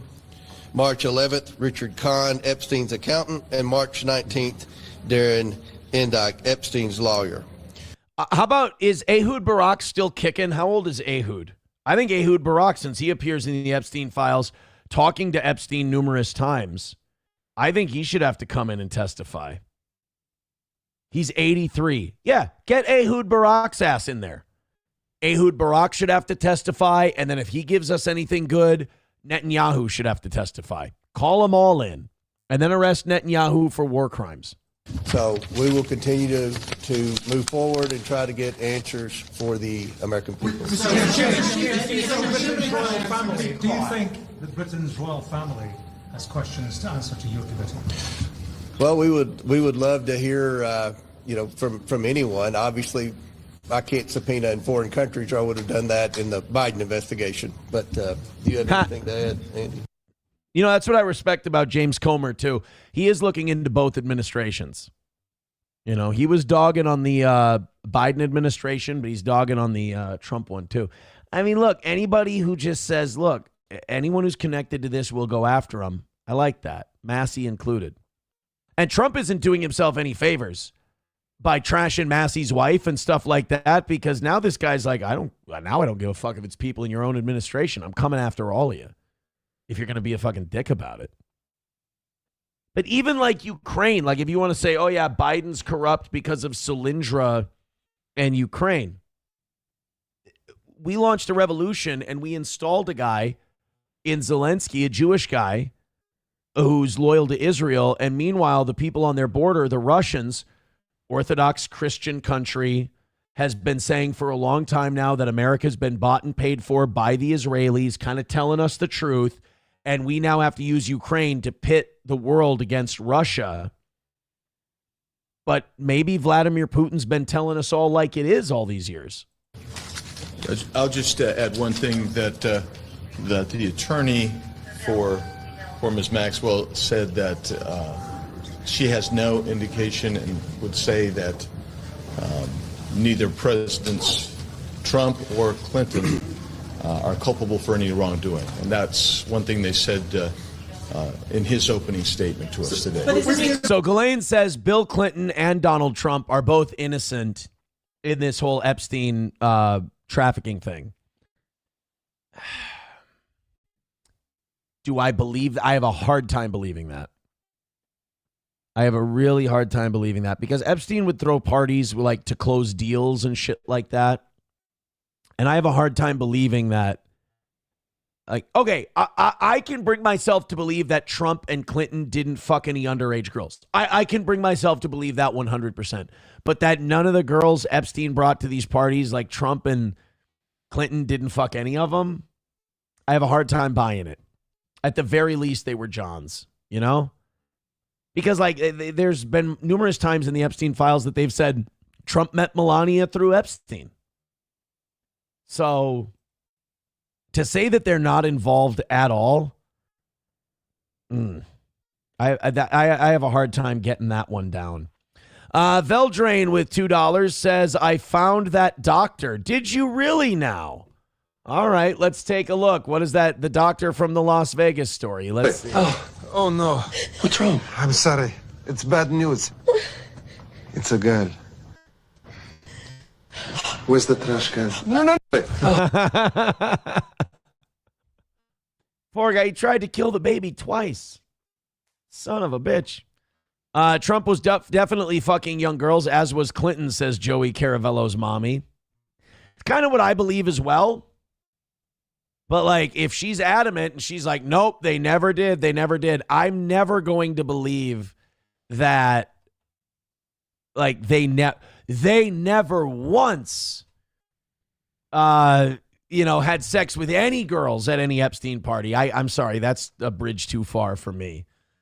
Joey Caravello's mommy says, "Oh, I was hoping it was another shooting video." Hey, we're only we made a shitload of money off that shooting video, and we're only $35 short from last night. So yeah, I guess one more shooting video, the donos could come in and the. Hey, you know what? One more golden shower, 7 more gifted memberships, and you guys do get a half hour extra today, and we're perfect for the week. So I guess, yeah. Golden shower it up, boys and girls. How many people we got left in here today? 624 people still hanging around. Hit like, hit subscribe, and hit follow. Throw in a couple of memberships. Let's see if we can't get back to perfect this week. Either way, you guys have done an incredible job today. Thank you so much for your generosity. Unbelievable. Holy shit, the Celsius powder is a lot. And also, Los Federales deserves a lot of credit. Number one, he fucked up and sent in something retarded. But number two, he more than made up for it and was incredibly generous, as was Thermodyne Diesel. You guys, thank you. Joey Caravello's mommy says there's a huge pity donation after that crazy meltdown you had. Then all seriousness, I'd be pissed too. I know, it's a funny joke. But, yeah, I was pissed. Because, I mean, YouTube strikes you for such dumb shit, you know? $1 from Nomo says, I don't think Trump was banging underage girls. The guy's been in the public eye since the 80s, unlike most politicians. I have a hard time believing any of these guys wouldn't, though, you know? Some Soper says, I believe they're all monsters. And, again, that's not difficult to believe. Not difficult to believe. Thank you guys very much. A lot of coping in the YouTube chat. They don't like that 613 number. Nobody tell them that YouTube's our secondary platform. They don't like to hear that. They hate that. They think the world exists on YouTube. These aren't smart people. But I like that you can come here every day and I can trigger the shit out of you. You know who's really pissed about this talk about Ghislaine Maxwell getting out of jail? Virginia Giuffre's family. But who, by the way, was absolutely killed by, you know, the Epstein clan, if you will. They wrote a letter, no uncertain terms, saying you are not going to let this bitch out of jail. Maxwell, who's serving 20 years for her role in Epstein's crimes, appeared remotely from a Texas prison for a House Oversight Committee deposition on Monday. Journalist Aaron Parnas posted the Giuffre family's letter to X. It read in part, Ghislaine Maxwell, you were not a bystander. You were not misled. You were a central, deliberate actor in a system built to find children, isolate them, groom them, and deliver them to abuse. You used trust as a weapon. You targeted vulnerability and turned it into access. That's another thing to think about with this Epstein stuff, is that just because some of these girls may have been of age doesn't mean they started with Epstein that way. A lot of these girls as teenagers went to Ghislaine Maxwell, got their training, everything else, and then, you know, they continued working for Epstein while they were of age. But that doesn't mean that this shit started that way. So I think you got to consider that when you're making your deals too. I think the fact that we've kept Robert Maxwell's daughter in jail this long is kind of a testament to how much we may have actually resisted the lobbying of foreign countries, shall we say. It's kind of a rare win that she even ended up in jail. Baba Shab says, Epstein clan ain't nothing to fuck with. Yeah, I don't... I'm not saying that Virginia Giuffre's family's letter would keep Ghislaine out of jail. But I don't know. Unless she goes right to Tel Aviv, is Ghislaine Maxwell really that safe if she gets let out of prison? I would hope not. If there's still a God, I would hope she wasn't safe. St. Caesar says, Aaron, what is shocking is no Vince McMahon in the Epstein files. Well, no, because Vince McMahon had files of his own. He got his own, say what you want about Vince. He got his own girls, Vince got his own girls. He didn't need somebody to go find them for him. And then I shit on their chest. Abel Graham says, did Aaron cover the woman running for office's daughter getting stabbed in St. Cloud yesterday? Yes, we talked about it this morning. We talked about it in the first hour of today's show, Abel Graham. We did get into that. Very sad deal, man. Stabbed by her own husband, and then he tried to take himself out.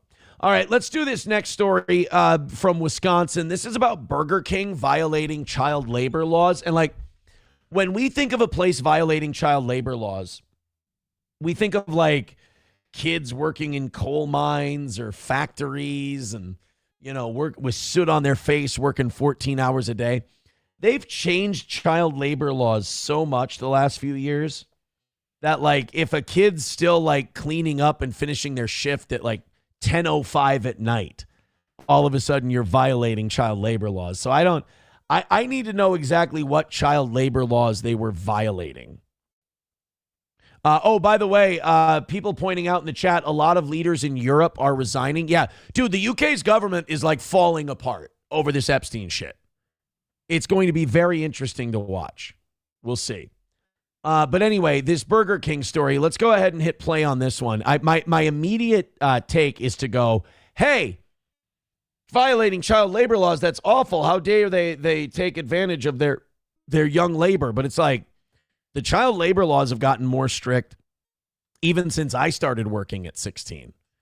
Like the minimum age keeps going up. The hours you can work get earlier and earlier. It's I think we have enough child labor laws. Let's go ahead and check this one out. You guys throw in a couple of memberships and throw in a couple of Rumble rants and we're home free for last night. You guys get to bail out the evening show and flex on them a little. New this morning, Governor Tony Evers says a Wisconsin Burger King owner had more than 1,600 child labor and wage law violations at his restaurants. This is across the state. Those allegations include 14 and 15-year-olds allowed to start work without a child labor permit. Also, minors working 6-hour or longer shifts without. That's what I mean. Okay.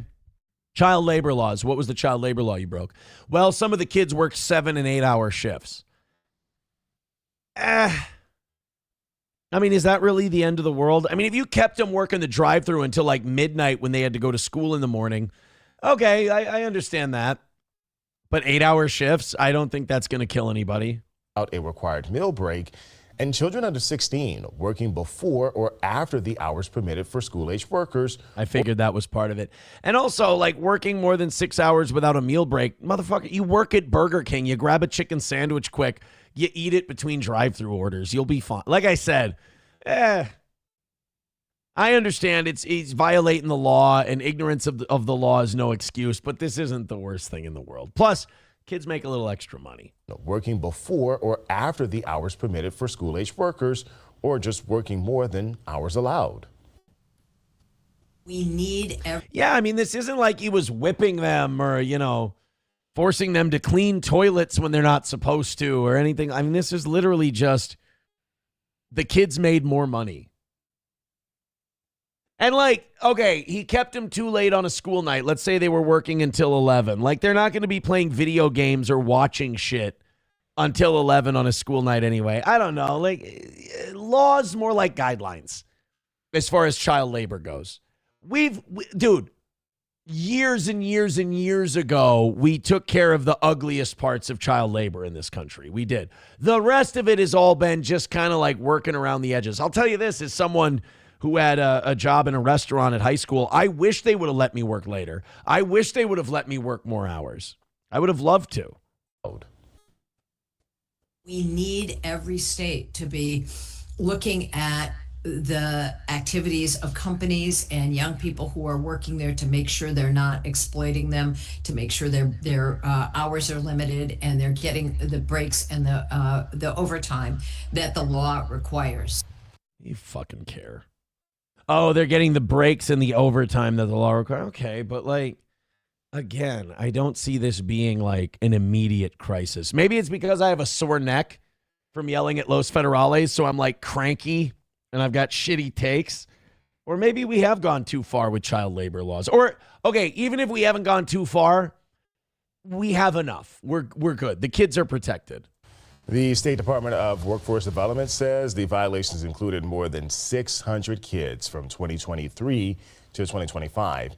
The franchisee in question, Cave Enterprises, runs 105 Burger Kings here in the state. So they own 100 Burger Kings, and they were basically letting kids work really late hours on school nights.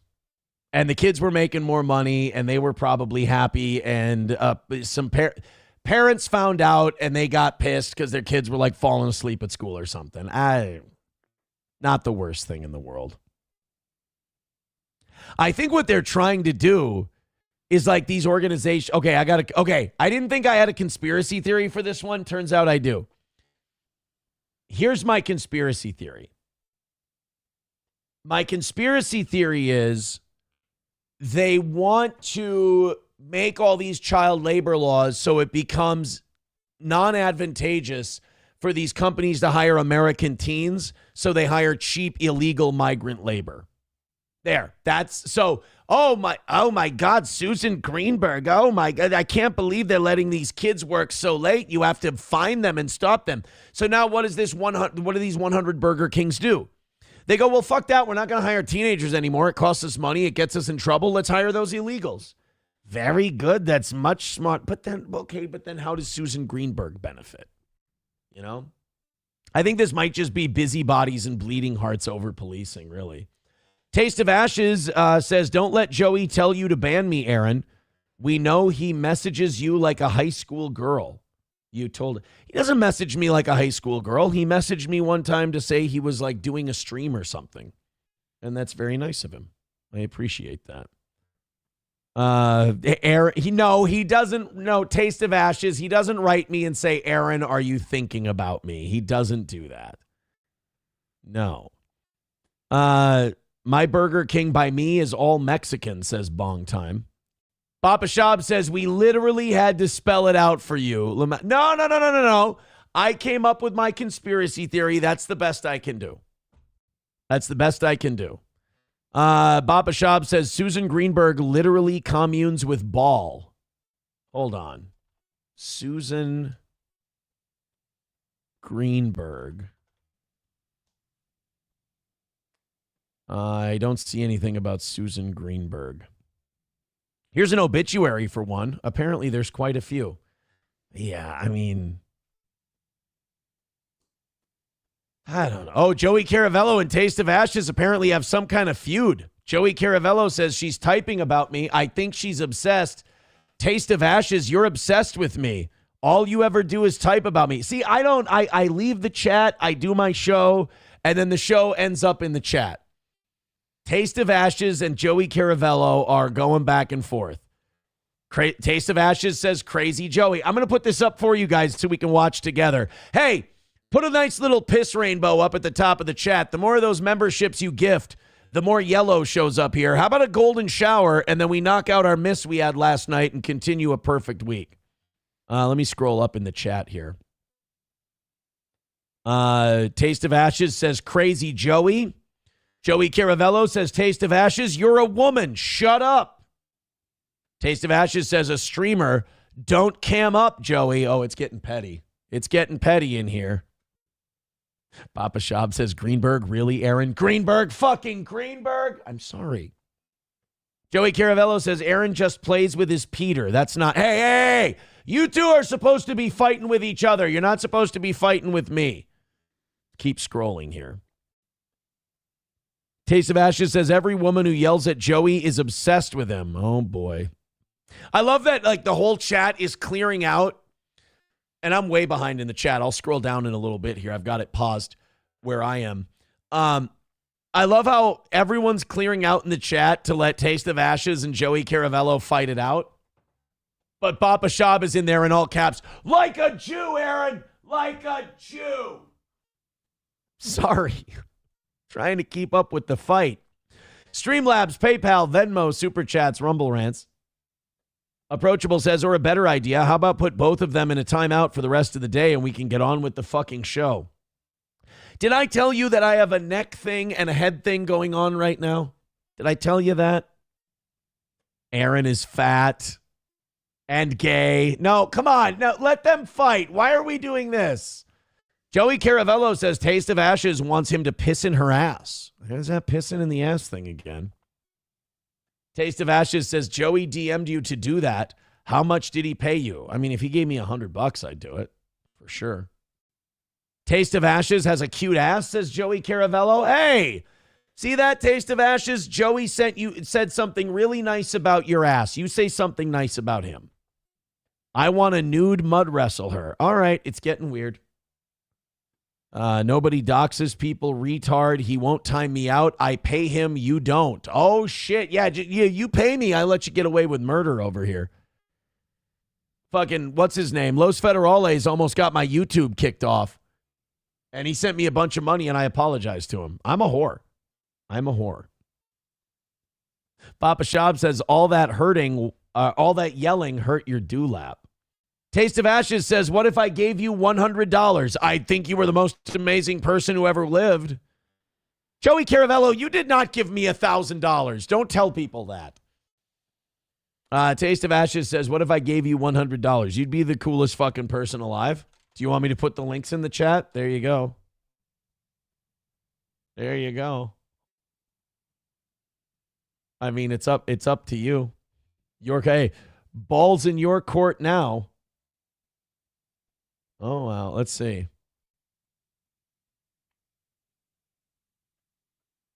I just got some very good intel. Oh, that is great. That is fantastic. Oh my God, I really got to those people today.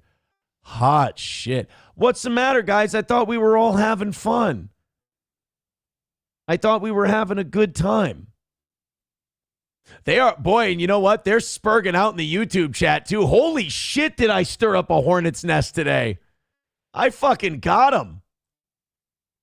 They don't like, oh, you know what? We did go under 600 though. Ah, son of a bitch. What are you going to do?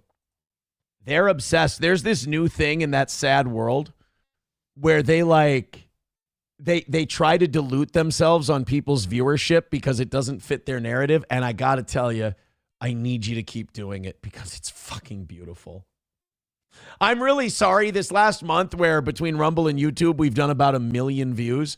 It's not sitting with them very well. So thank you guys very much. Just don't spam the chat so everyone can get a chance. I'd appreciate that. Real media player. Oh God, he's not okay. He's got steel-toe derangement syndrome real bad. Hey, Kyler, stop gifting us memberships. They're going to get mad. Kyler gifting a membership. Thank you very much. 5 more gifted memberships on Rumble, and I have to go until 11 today. And then we've got a perfect week as well. So thank you guys very much. Let's get that golden shower started. More of those yellow gifted memberships. Let's go, baby. Let's go. All right, let's do this woman at the Home Depot clip. I love this. I don't even have to tell you guys why this one's fucked up and hilarious. You guys go ahead and watch. This is a woman who's at Home Depot, and she's looking for sinks. She's looking for cabinet sinks for her bathroom. And you tell us where she went wrong. Okay, I'm at Home Depot, and I'm looking at the sinks. And I like these, but I don't like the tilted countertops and sinks because I like to set stuff on top of the sinks, or not on the sinks, but on the countertops.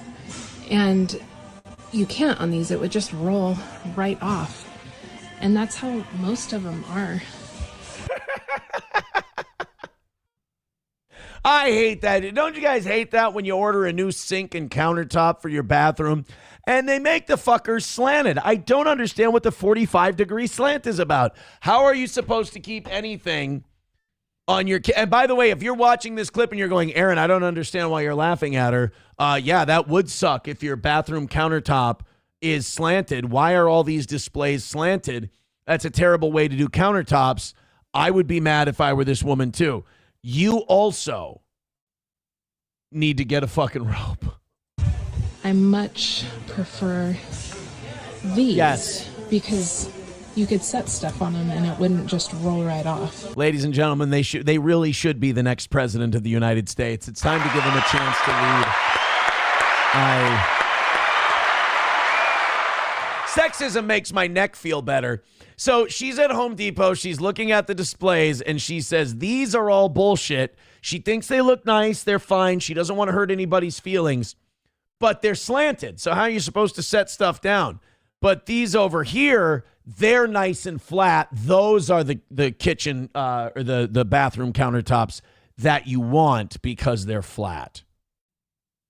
See, my objection would be I hate it when they give us these kitchen countertops like this because they don't have a faucet in them. How am I supposed to run my water? This one doesn't have faucets. But these over here, flat and have faucets. Isn't that something? She should not. I hope she has someone else in her home, a man preferably, who would help her make all of the decisions. That is, I'm looking in the chat. It's just wow. Well, then there's Sam Show with kill all the fuck. Okay. There's that. Papa Shab says she's fat. That's what is wrong. 09 Canyon says she's joking, right? She ain't joking, dog. She's deadly serious about this. Deadly serious. Oh, thank you very much to Stacy with $20. Says Stacy's mom has got it going on. Thank you for the 20, Stacy. Wanna fuck? Let's fuck! Thank you so much. Now where does that put us at? That puts us $10 away from being perfect for the week and knocking out last night. Oh, God. If you guys throw $10 in the next 7 minutes, I think that YouTube chat might have a conniption fit. There's going to be a lot of cope. Schnoop says, hey, I don't get it. You don't? You don't get it? Now, wait a minute. T says this is something Aaron would say about the sinks. No. No, I would not. Absolutely not. T says, I'm sorry. That's no. Yeah, but multiple people in the chat are saying this is what Aaron would say. No, it's not. I understand that the sinks are slanted for the display. That's not, you guys weren't supposed to turn this on me. Goddamn YouTube chat. T says that was a female Aaron. It's not a female me. Not at all. Not at all. Shit Show says Rusty Ballsucker is a good egg. You know, Shit Show, I got to say, I think you look better being a fan of a show and enjoying it than being someone who can't cope with the fact that I kicked all of your asses and all of your show's asses over the last couple of years by not even doing anything and just hate watching all the time because you can't resist and can't admit it to yourself. I think that might be a little worse, but we welcome your seething here, pal. Some Soper says she thinks this is how they are and doesn't understand that it's set that way for display purposes. No. That Schnoop, I don't believe you. Schnoop writes, I don't get it. I don't believe you. I don't believe you at all. I think you get it. Coltrane gifting a membership. Thank you very much. And then Abel Graham with $5 says snort it. Oh, everybody heard me. The snorting was if it happened by 9 o'clock. Hour and a half late for the Celsius snorting. Don't put that evil on me, Ricky Bobby. Ladies and gentlemen, that means that we are good for today, good for last night. The perfect week is still intact here on the toe.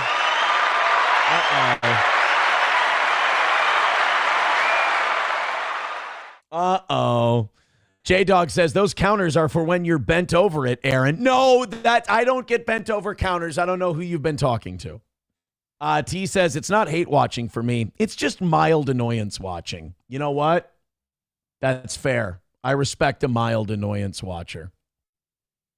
Remember, guys, when you go pick out your next bathroom countertop, this one, not these slanted bastards, okay? Well, it looks like I'm hanging out with you guys for a half hour more to celebrate that we are once again perfect for the week. Thank you, morning show. Unbelievable. Appreciate the support.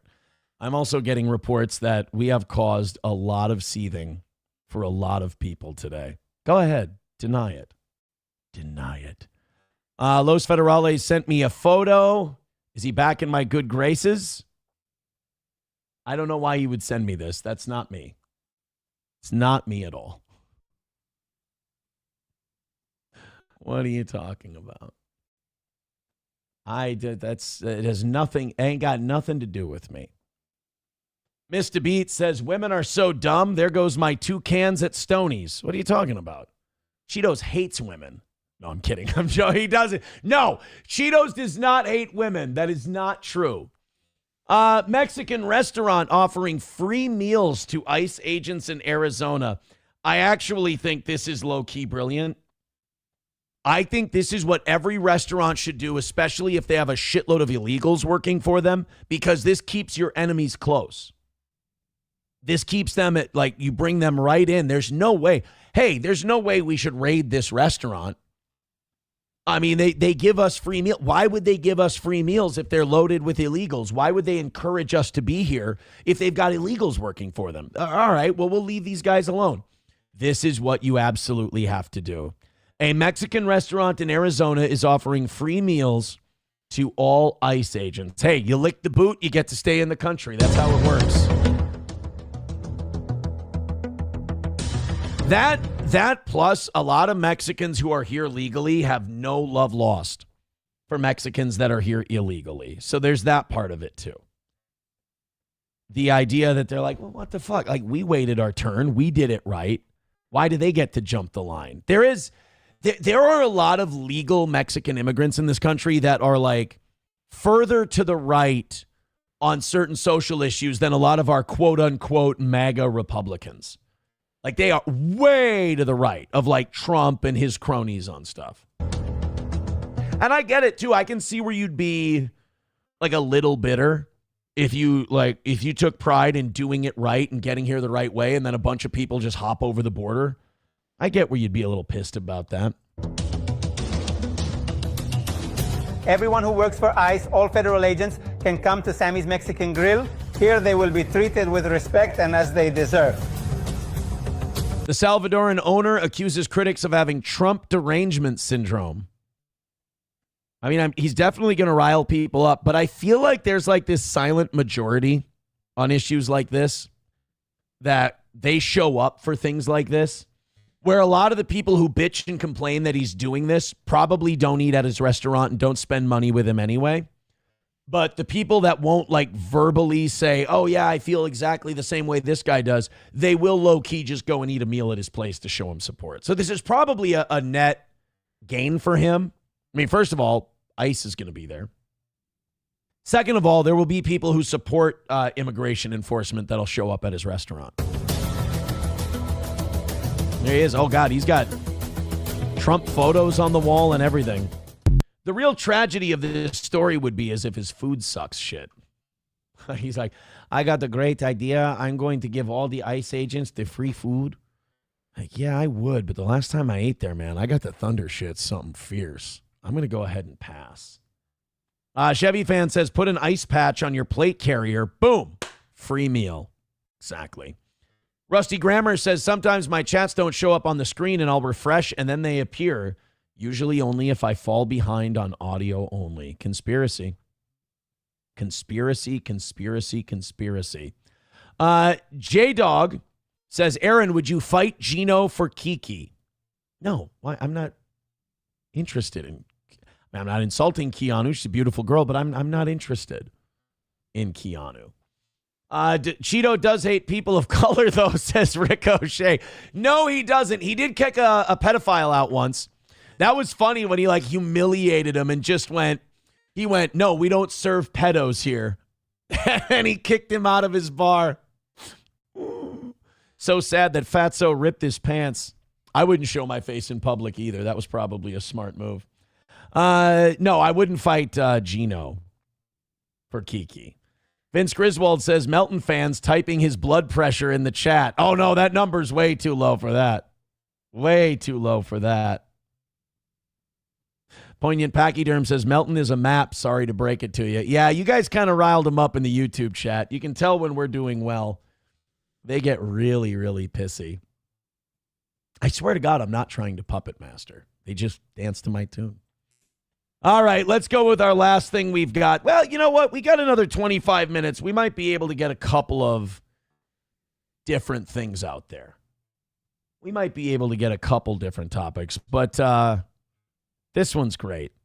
Tim Dillon went out dressed like the Jeffrey Epstein temple on Epstein's Island and went to Los Angeles to look for work. This is Tim Dillon. By the way, did you know, we should watch this. Tyler Oliveira went to Epstein Island and went to the temple, which you might be saying, Aaron, isn't that highly illegal? Oh, yeah, you're not allowed to do it. Security chased him and everything else. He took a couple of jet skis out to Jeffrey Epstein's island, and he was able to run up to the temple, and they've apparently changed a bunch of shit on the island, removed a bunch of shit on the island, even though his estate still owns it. They're trying to sell the island, but Epstein's estate still owns the island. They still have active security patrolling the place. They've boarded up all the windows and doors to the temple and all of that stuff. It's bizarre. We'll play it for you during this overtime period here. But this is Tim Dillon trying to get work in L.A. dressed as Epstein's temple. As a sacrifice temple, there's not a lot of cities you can work. This is one of the only cities. The problem is a lot of these people already have sacrifice temples they've been using for years. So to break into it at this point is very hard. You act like you don't remember me. I remember you. Last July, we had a lot of fun. Come on. He knows. So I'm also trying to get into entertainment. I'm trying to do that. Has anybody else's boss also killed himself? It's fucking weird, Listen, It's just dumb shit, but it works. It's fucking retarded. And also, if you can't laugh about it, I will say this, and Bappa can back me up on this.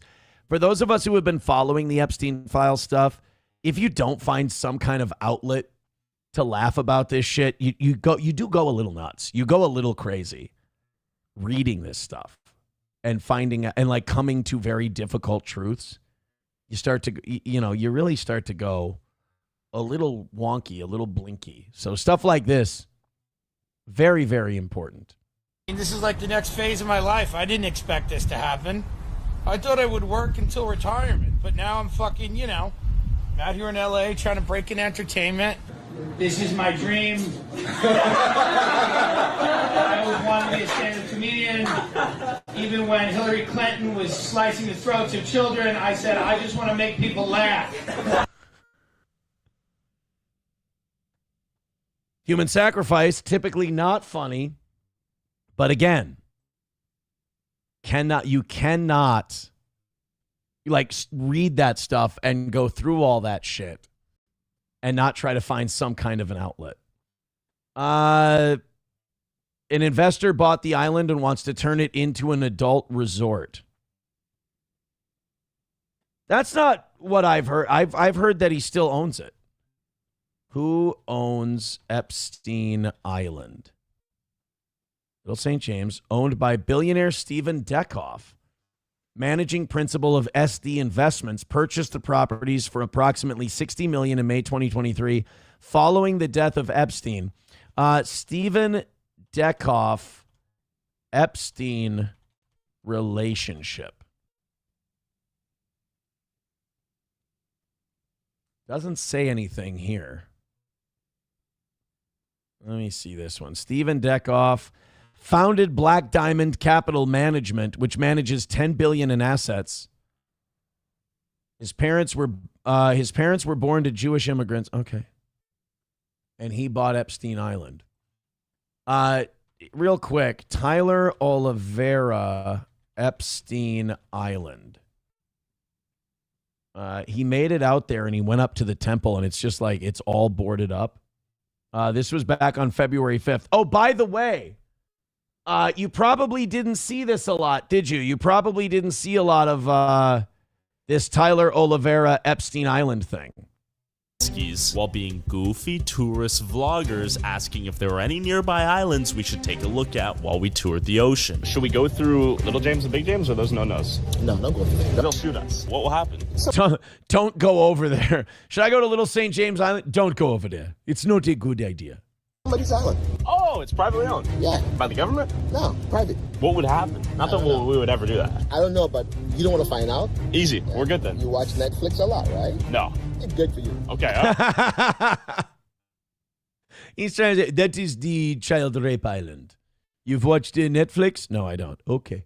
All right. Captain Isaac, we're out. Okay, we're gonna go straight there and then right. I'm on the jet ski. We have this for like 5 hours. We need to do this quick before we get detected by authorities and our jet ski guys because they are super sussed out by me. We're headed to Epstein's Island. What could go wrong? And after 15 minutes of driving this jet ski like Tom Cruise, I had made it to Epstein Island. Little James. Dude, we made it. You can see the temple. I don't know who's there, what security measures they're taking. There's probably government watching, and there might be personal security on the island. And as I got closer to the island, it was clear I wasn't alone. Okay, we have made it to... So you saw the temple up there. They've taken the Israeli blue and white off the temple.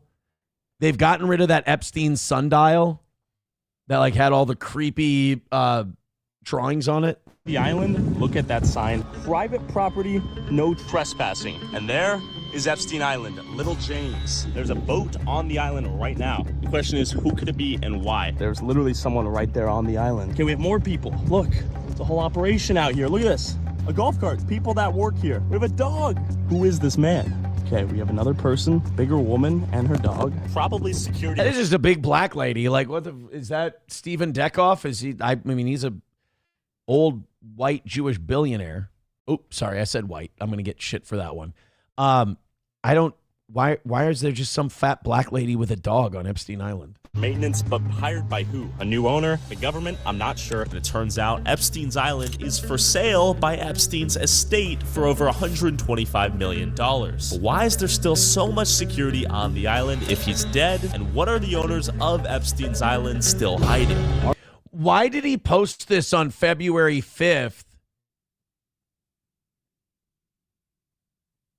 Because he posted an article from 2022 saying the island is for sale. The island's been purchased by Stephen Deckoff, but if you look at the tweet, I just want to prove to you, he released this on February 5th, 2026. Swarm.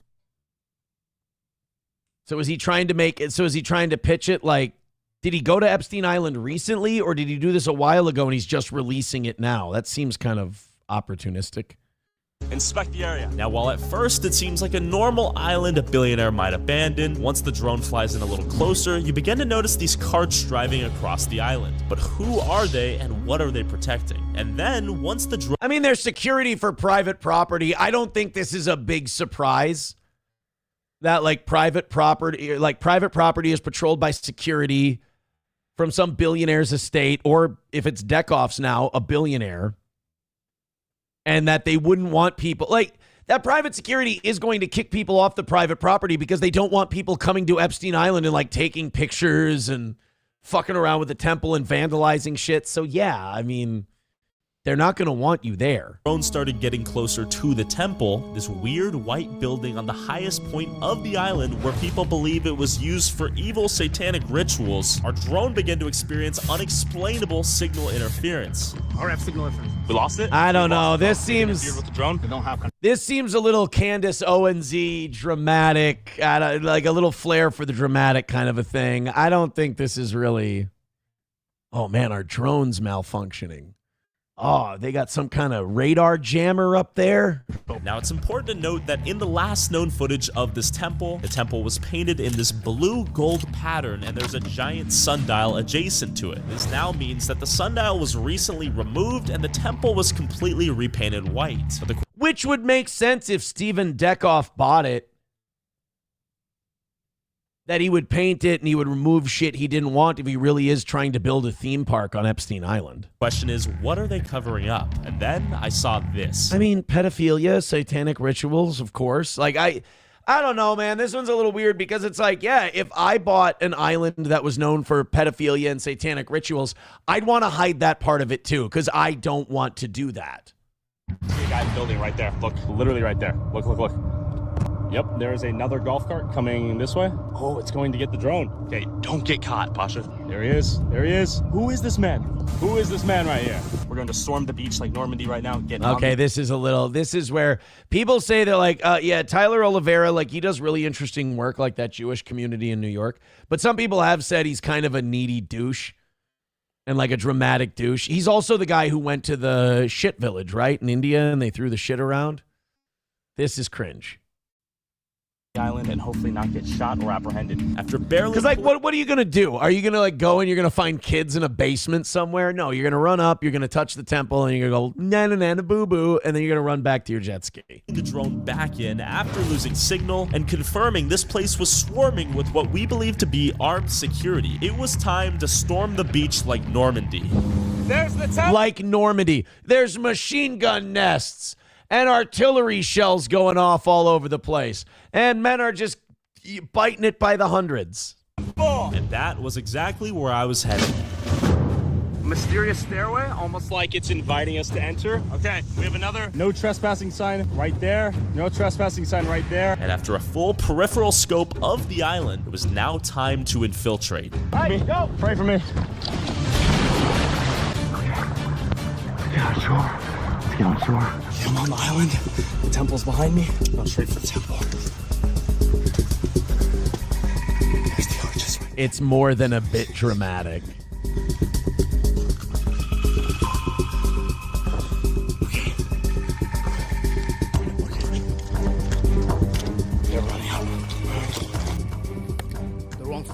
So Tyler Oliveira, with no training, nothing whatsoever, he's going to, and all these security, they're probably armed, and they're going to try and take me out.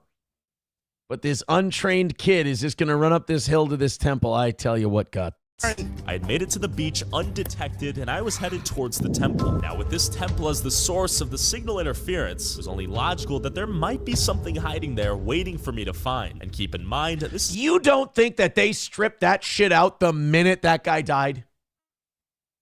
What do you think you're going to do? You're going to walk up to the temple, you're going to open the door and go, I just thought I'd look around. Yeah. Let's cut through some of this stuff. He's running around acting like, you know, oh my God, the security's going to get me. Undetected this far. This is the temple where crazy stuff... Undetected. I've made it up here undetected this far. Because that's what the crack security would do if they were hiding something, is they would just let you get up there undetected. Stuff went down. Look at this. Look at this. Blocked off by steel. Blocked off by wood. Tasha, over there. Come on, Tyler. God, if you're alive, protect me. Protect me. Weave my way out. You know what they're going to do if they catch him? They're going to go, hey, retard, get the fuck out of here. And they're going to follow you down to the shore and watch you leave. The way up to here. Look at this. There's a giant cliff here, by the way. Giant cliff. And then I guarantee they saw him, like, running up there, and they're like, hey, Jim, what is this fucking retard doing? I don't know. Just maybe he'll leave in a few minutes. If not, we'll go up there. We'll ask him to go. All right, sounds good. You got the baby skulls out of the Oh, yeah, years ago, we got the baby skulls out of the basement. everything's boarded off. The entire place looks to be repainted. It used to be blue and yellow. A ladder right here, almost as if they just repainted the place. And this is literally pure. Touch the paint. See if it's white. By the way, that's just new sheetrock. They just sheetrocked over the thing, it looks like. Right now, someone took a dump right there. This is the place where evil things went down. In this temple right here. Oh yeah, a guy took a shit. There used to be a giant sun compass that was removed, apparently. There's a bonfire right here. Maybe where they burn people alive. No, he ordered like 8 drums of 55-gallon drums of sulfuric acid. That was how they disposed of them. God, this is a little over the top. I mean, it's been years. I think all that stuff is gone for a reason. Oh, here, I got to show you his dramatic escape from Epstein Island. Here's his dramatic. Bench right there. Bench right there. Look at that. This makes no sense. I'm going to go looking back at down, benches. see if we can examine the estate. This time I might have to go blitzkrieg. Now I just need to run. My pants are nearly falling off. Looks like an unfinished construction pathway. So a guy who's soaking wet from the ocean and whose pants are falling down, he's going to outrun this murderous armed security because they care that much that he's discovering secrets. Uh-huh. Let's see what's inside. I don't know where all the security went, but yet to remain detected. For the record, I like Tyler Oliveira more than Nick Shirley by far, but this is douchey. I don't like that rock. It's a scary rock. Oh, my God. I don't know who this is.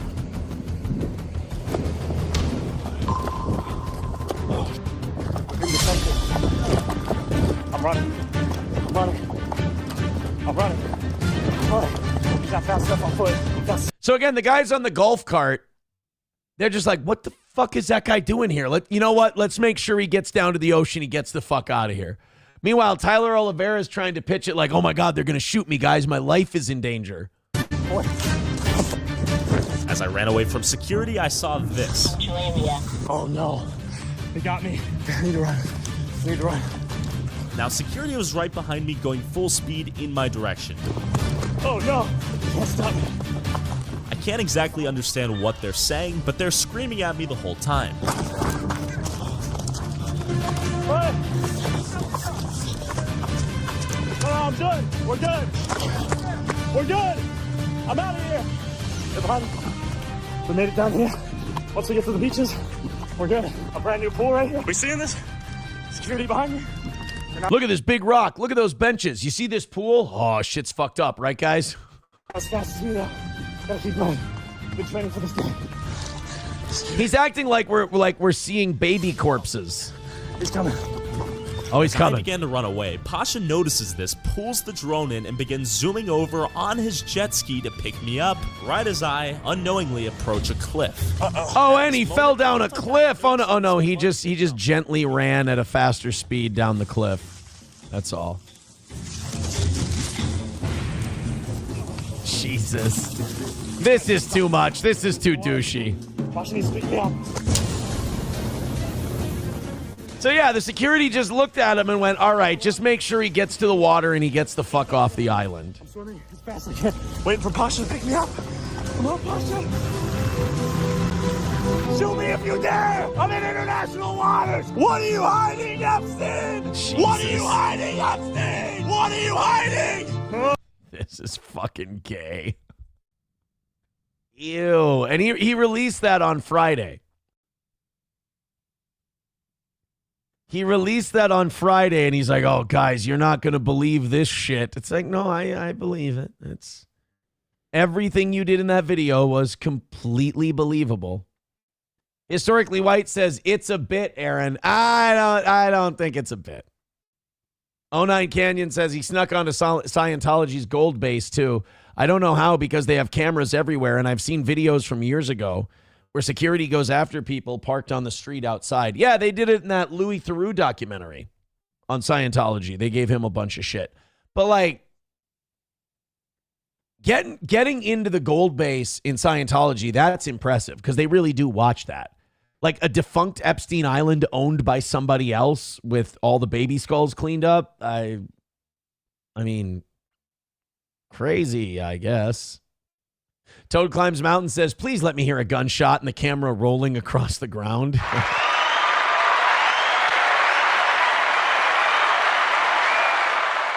Approachable says, I'm sneaking on this island. They might kill me if they catch me, but I don't know. They'll be able to see me in my neon green vest and bright white clothing. All right, this makes sense. BW says this was released years ago. He must have re-released it. That has to be it. Has to be. He must have done it because the Epstein files are out. So here, I'll just re-release this to you. Frog Springs says, want to see a real infiltration video? Watch the most recent infiltration of Bohemian Grove that an urban explorer named Dancer filmed of the cremation of care ceremony. Even better than the Alex Jones footage, really. Frog Springs, we got to have you on sometime to talk about your time at Bohemian Grove as a server. I'd like to hear a lot about that. Urban explorer named Dancer. I'll find it. We got about 10 minutes left today. Thank you guys very much for being here. I appreciate it. You guys have done an incredible job. The week is back to perfect. Everything seems amazing with the world. I appreciate that. Hit like and subscribe to the channel on your way out today. Dancer, Bohemian Grove. Let's see. I'm not seeing anything. Bro needs to see Bohemian Grove Infiltration Part 3. Oh, here we go. I'm gonna have to step in if I see anything crazy going on. Oh, wow. So he's got him like in the middle of a ceremony. This isn't like he snuck onto Bohemian Grove when nothing was going on.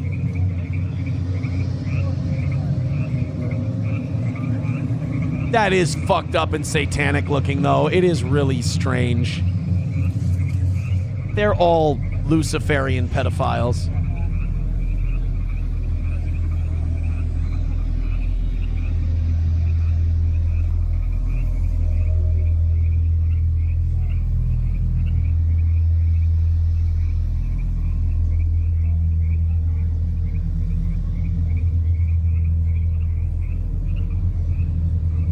Let's jump to the peak here. Let's get to the most replayed part.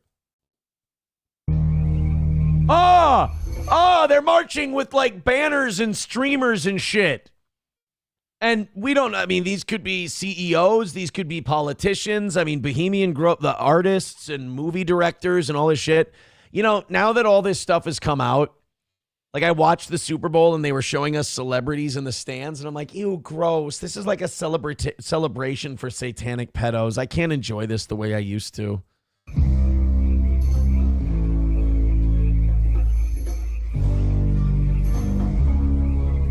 What the fuck? You better not get caught, dude. You're gonna be the human sacrifice. Oh my God, is that a person? Don't be a person that they're gonna sacrifice. Bro,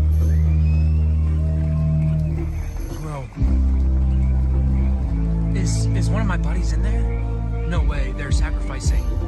They might be sacrificing one of the people they caught sneaking into the group.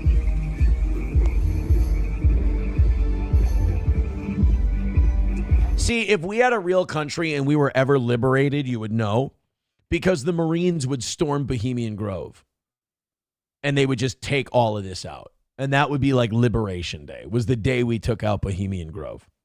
SEAL Team 6 just went in and cleaned house. Tear down their statues, burn it all. And just the biggest, purest cross just resurrected like over the trees in Bohemian Grove, just like conquered in the name of Christ.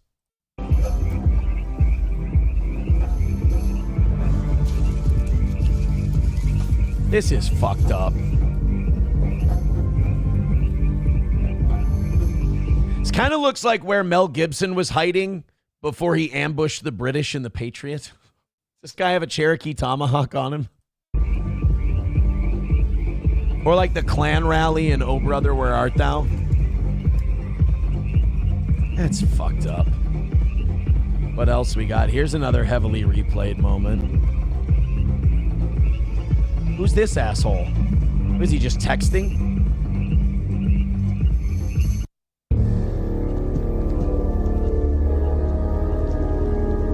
Fools!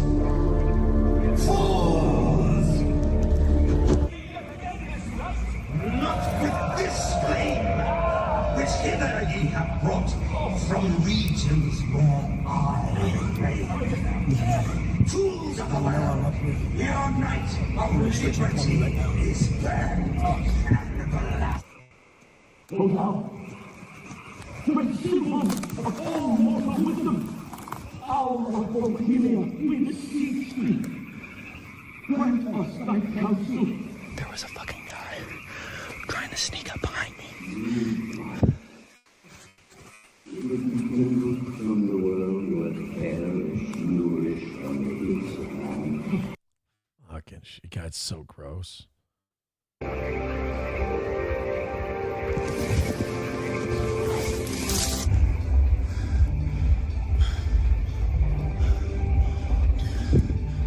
Security is on deck right now.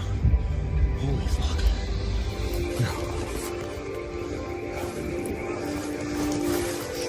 I wonder if you get caught by security at Bohemian Grove, like what they do.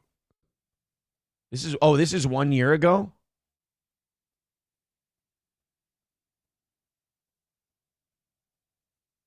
I wonder what would they just say, get the fuck out of, would they just take you out of there? Or would it be like, would you be the sacrifice? I wonder. Oh, it's either way.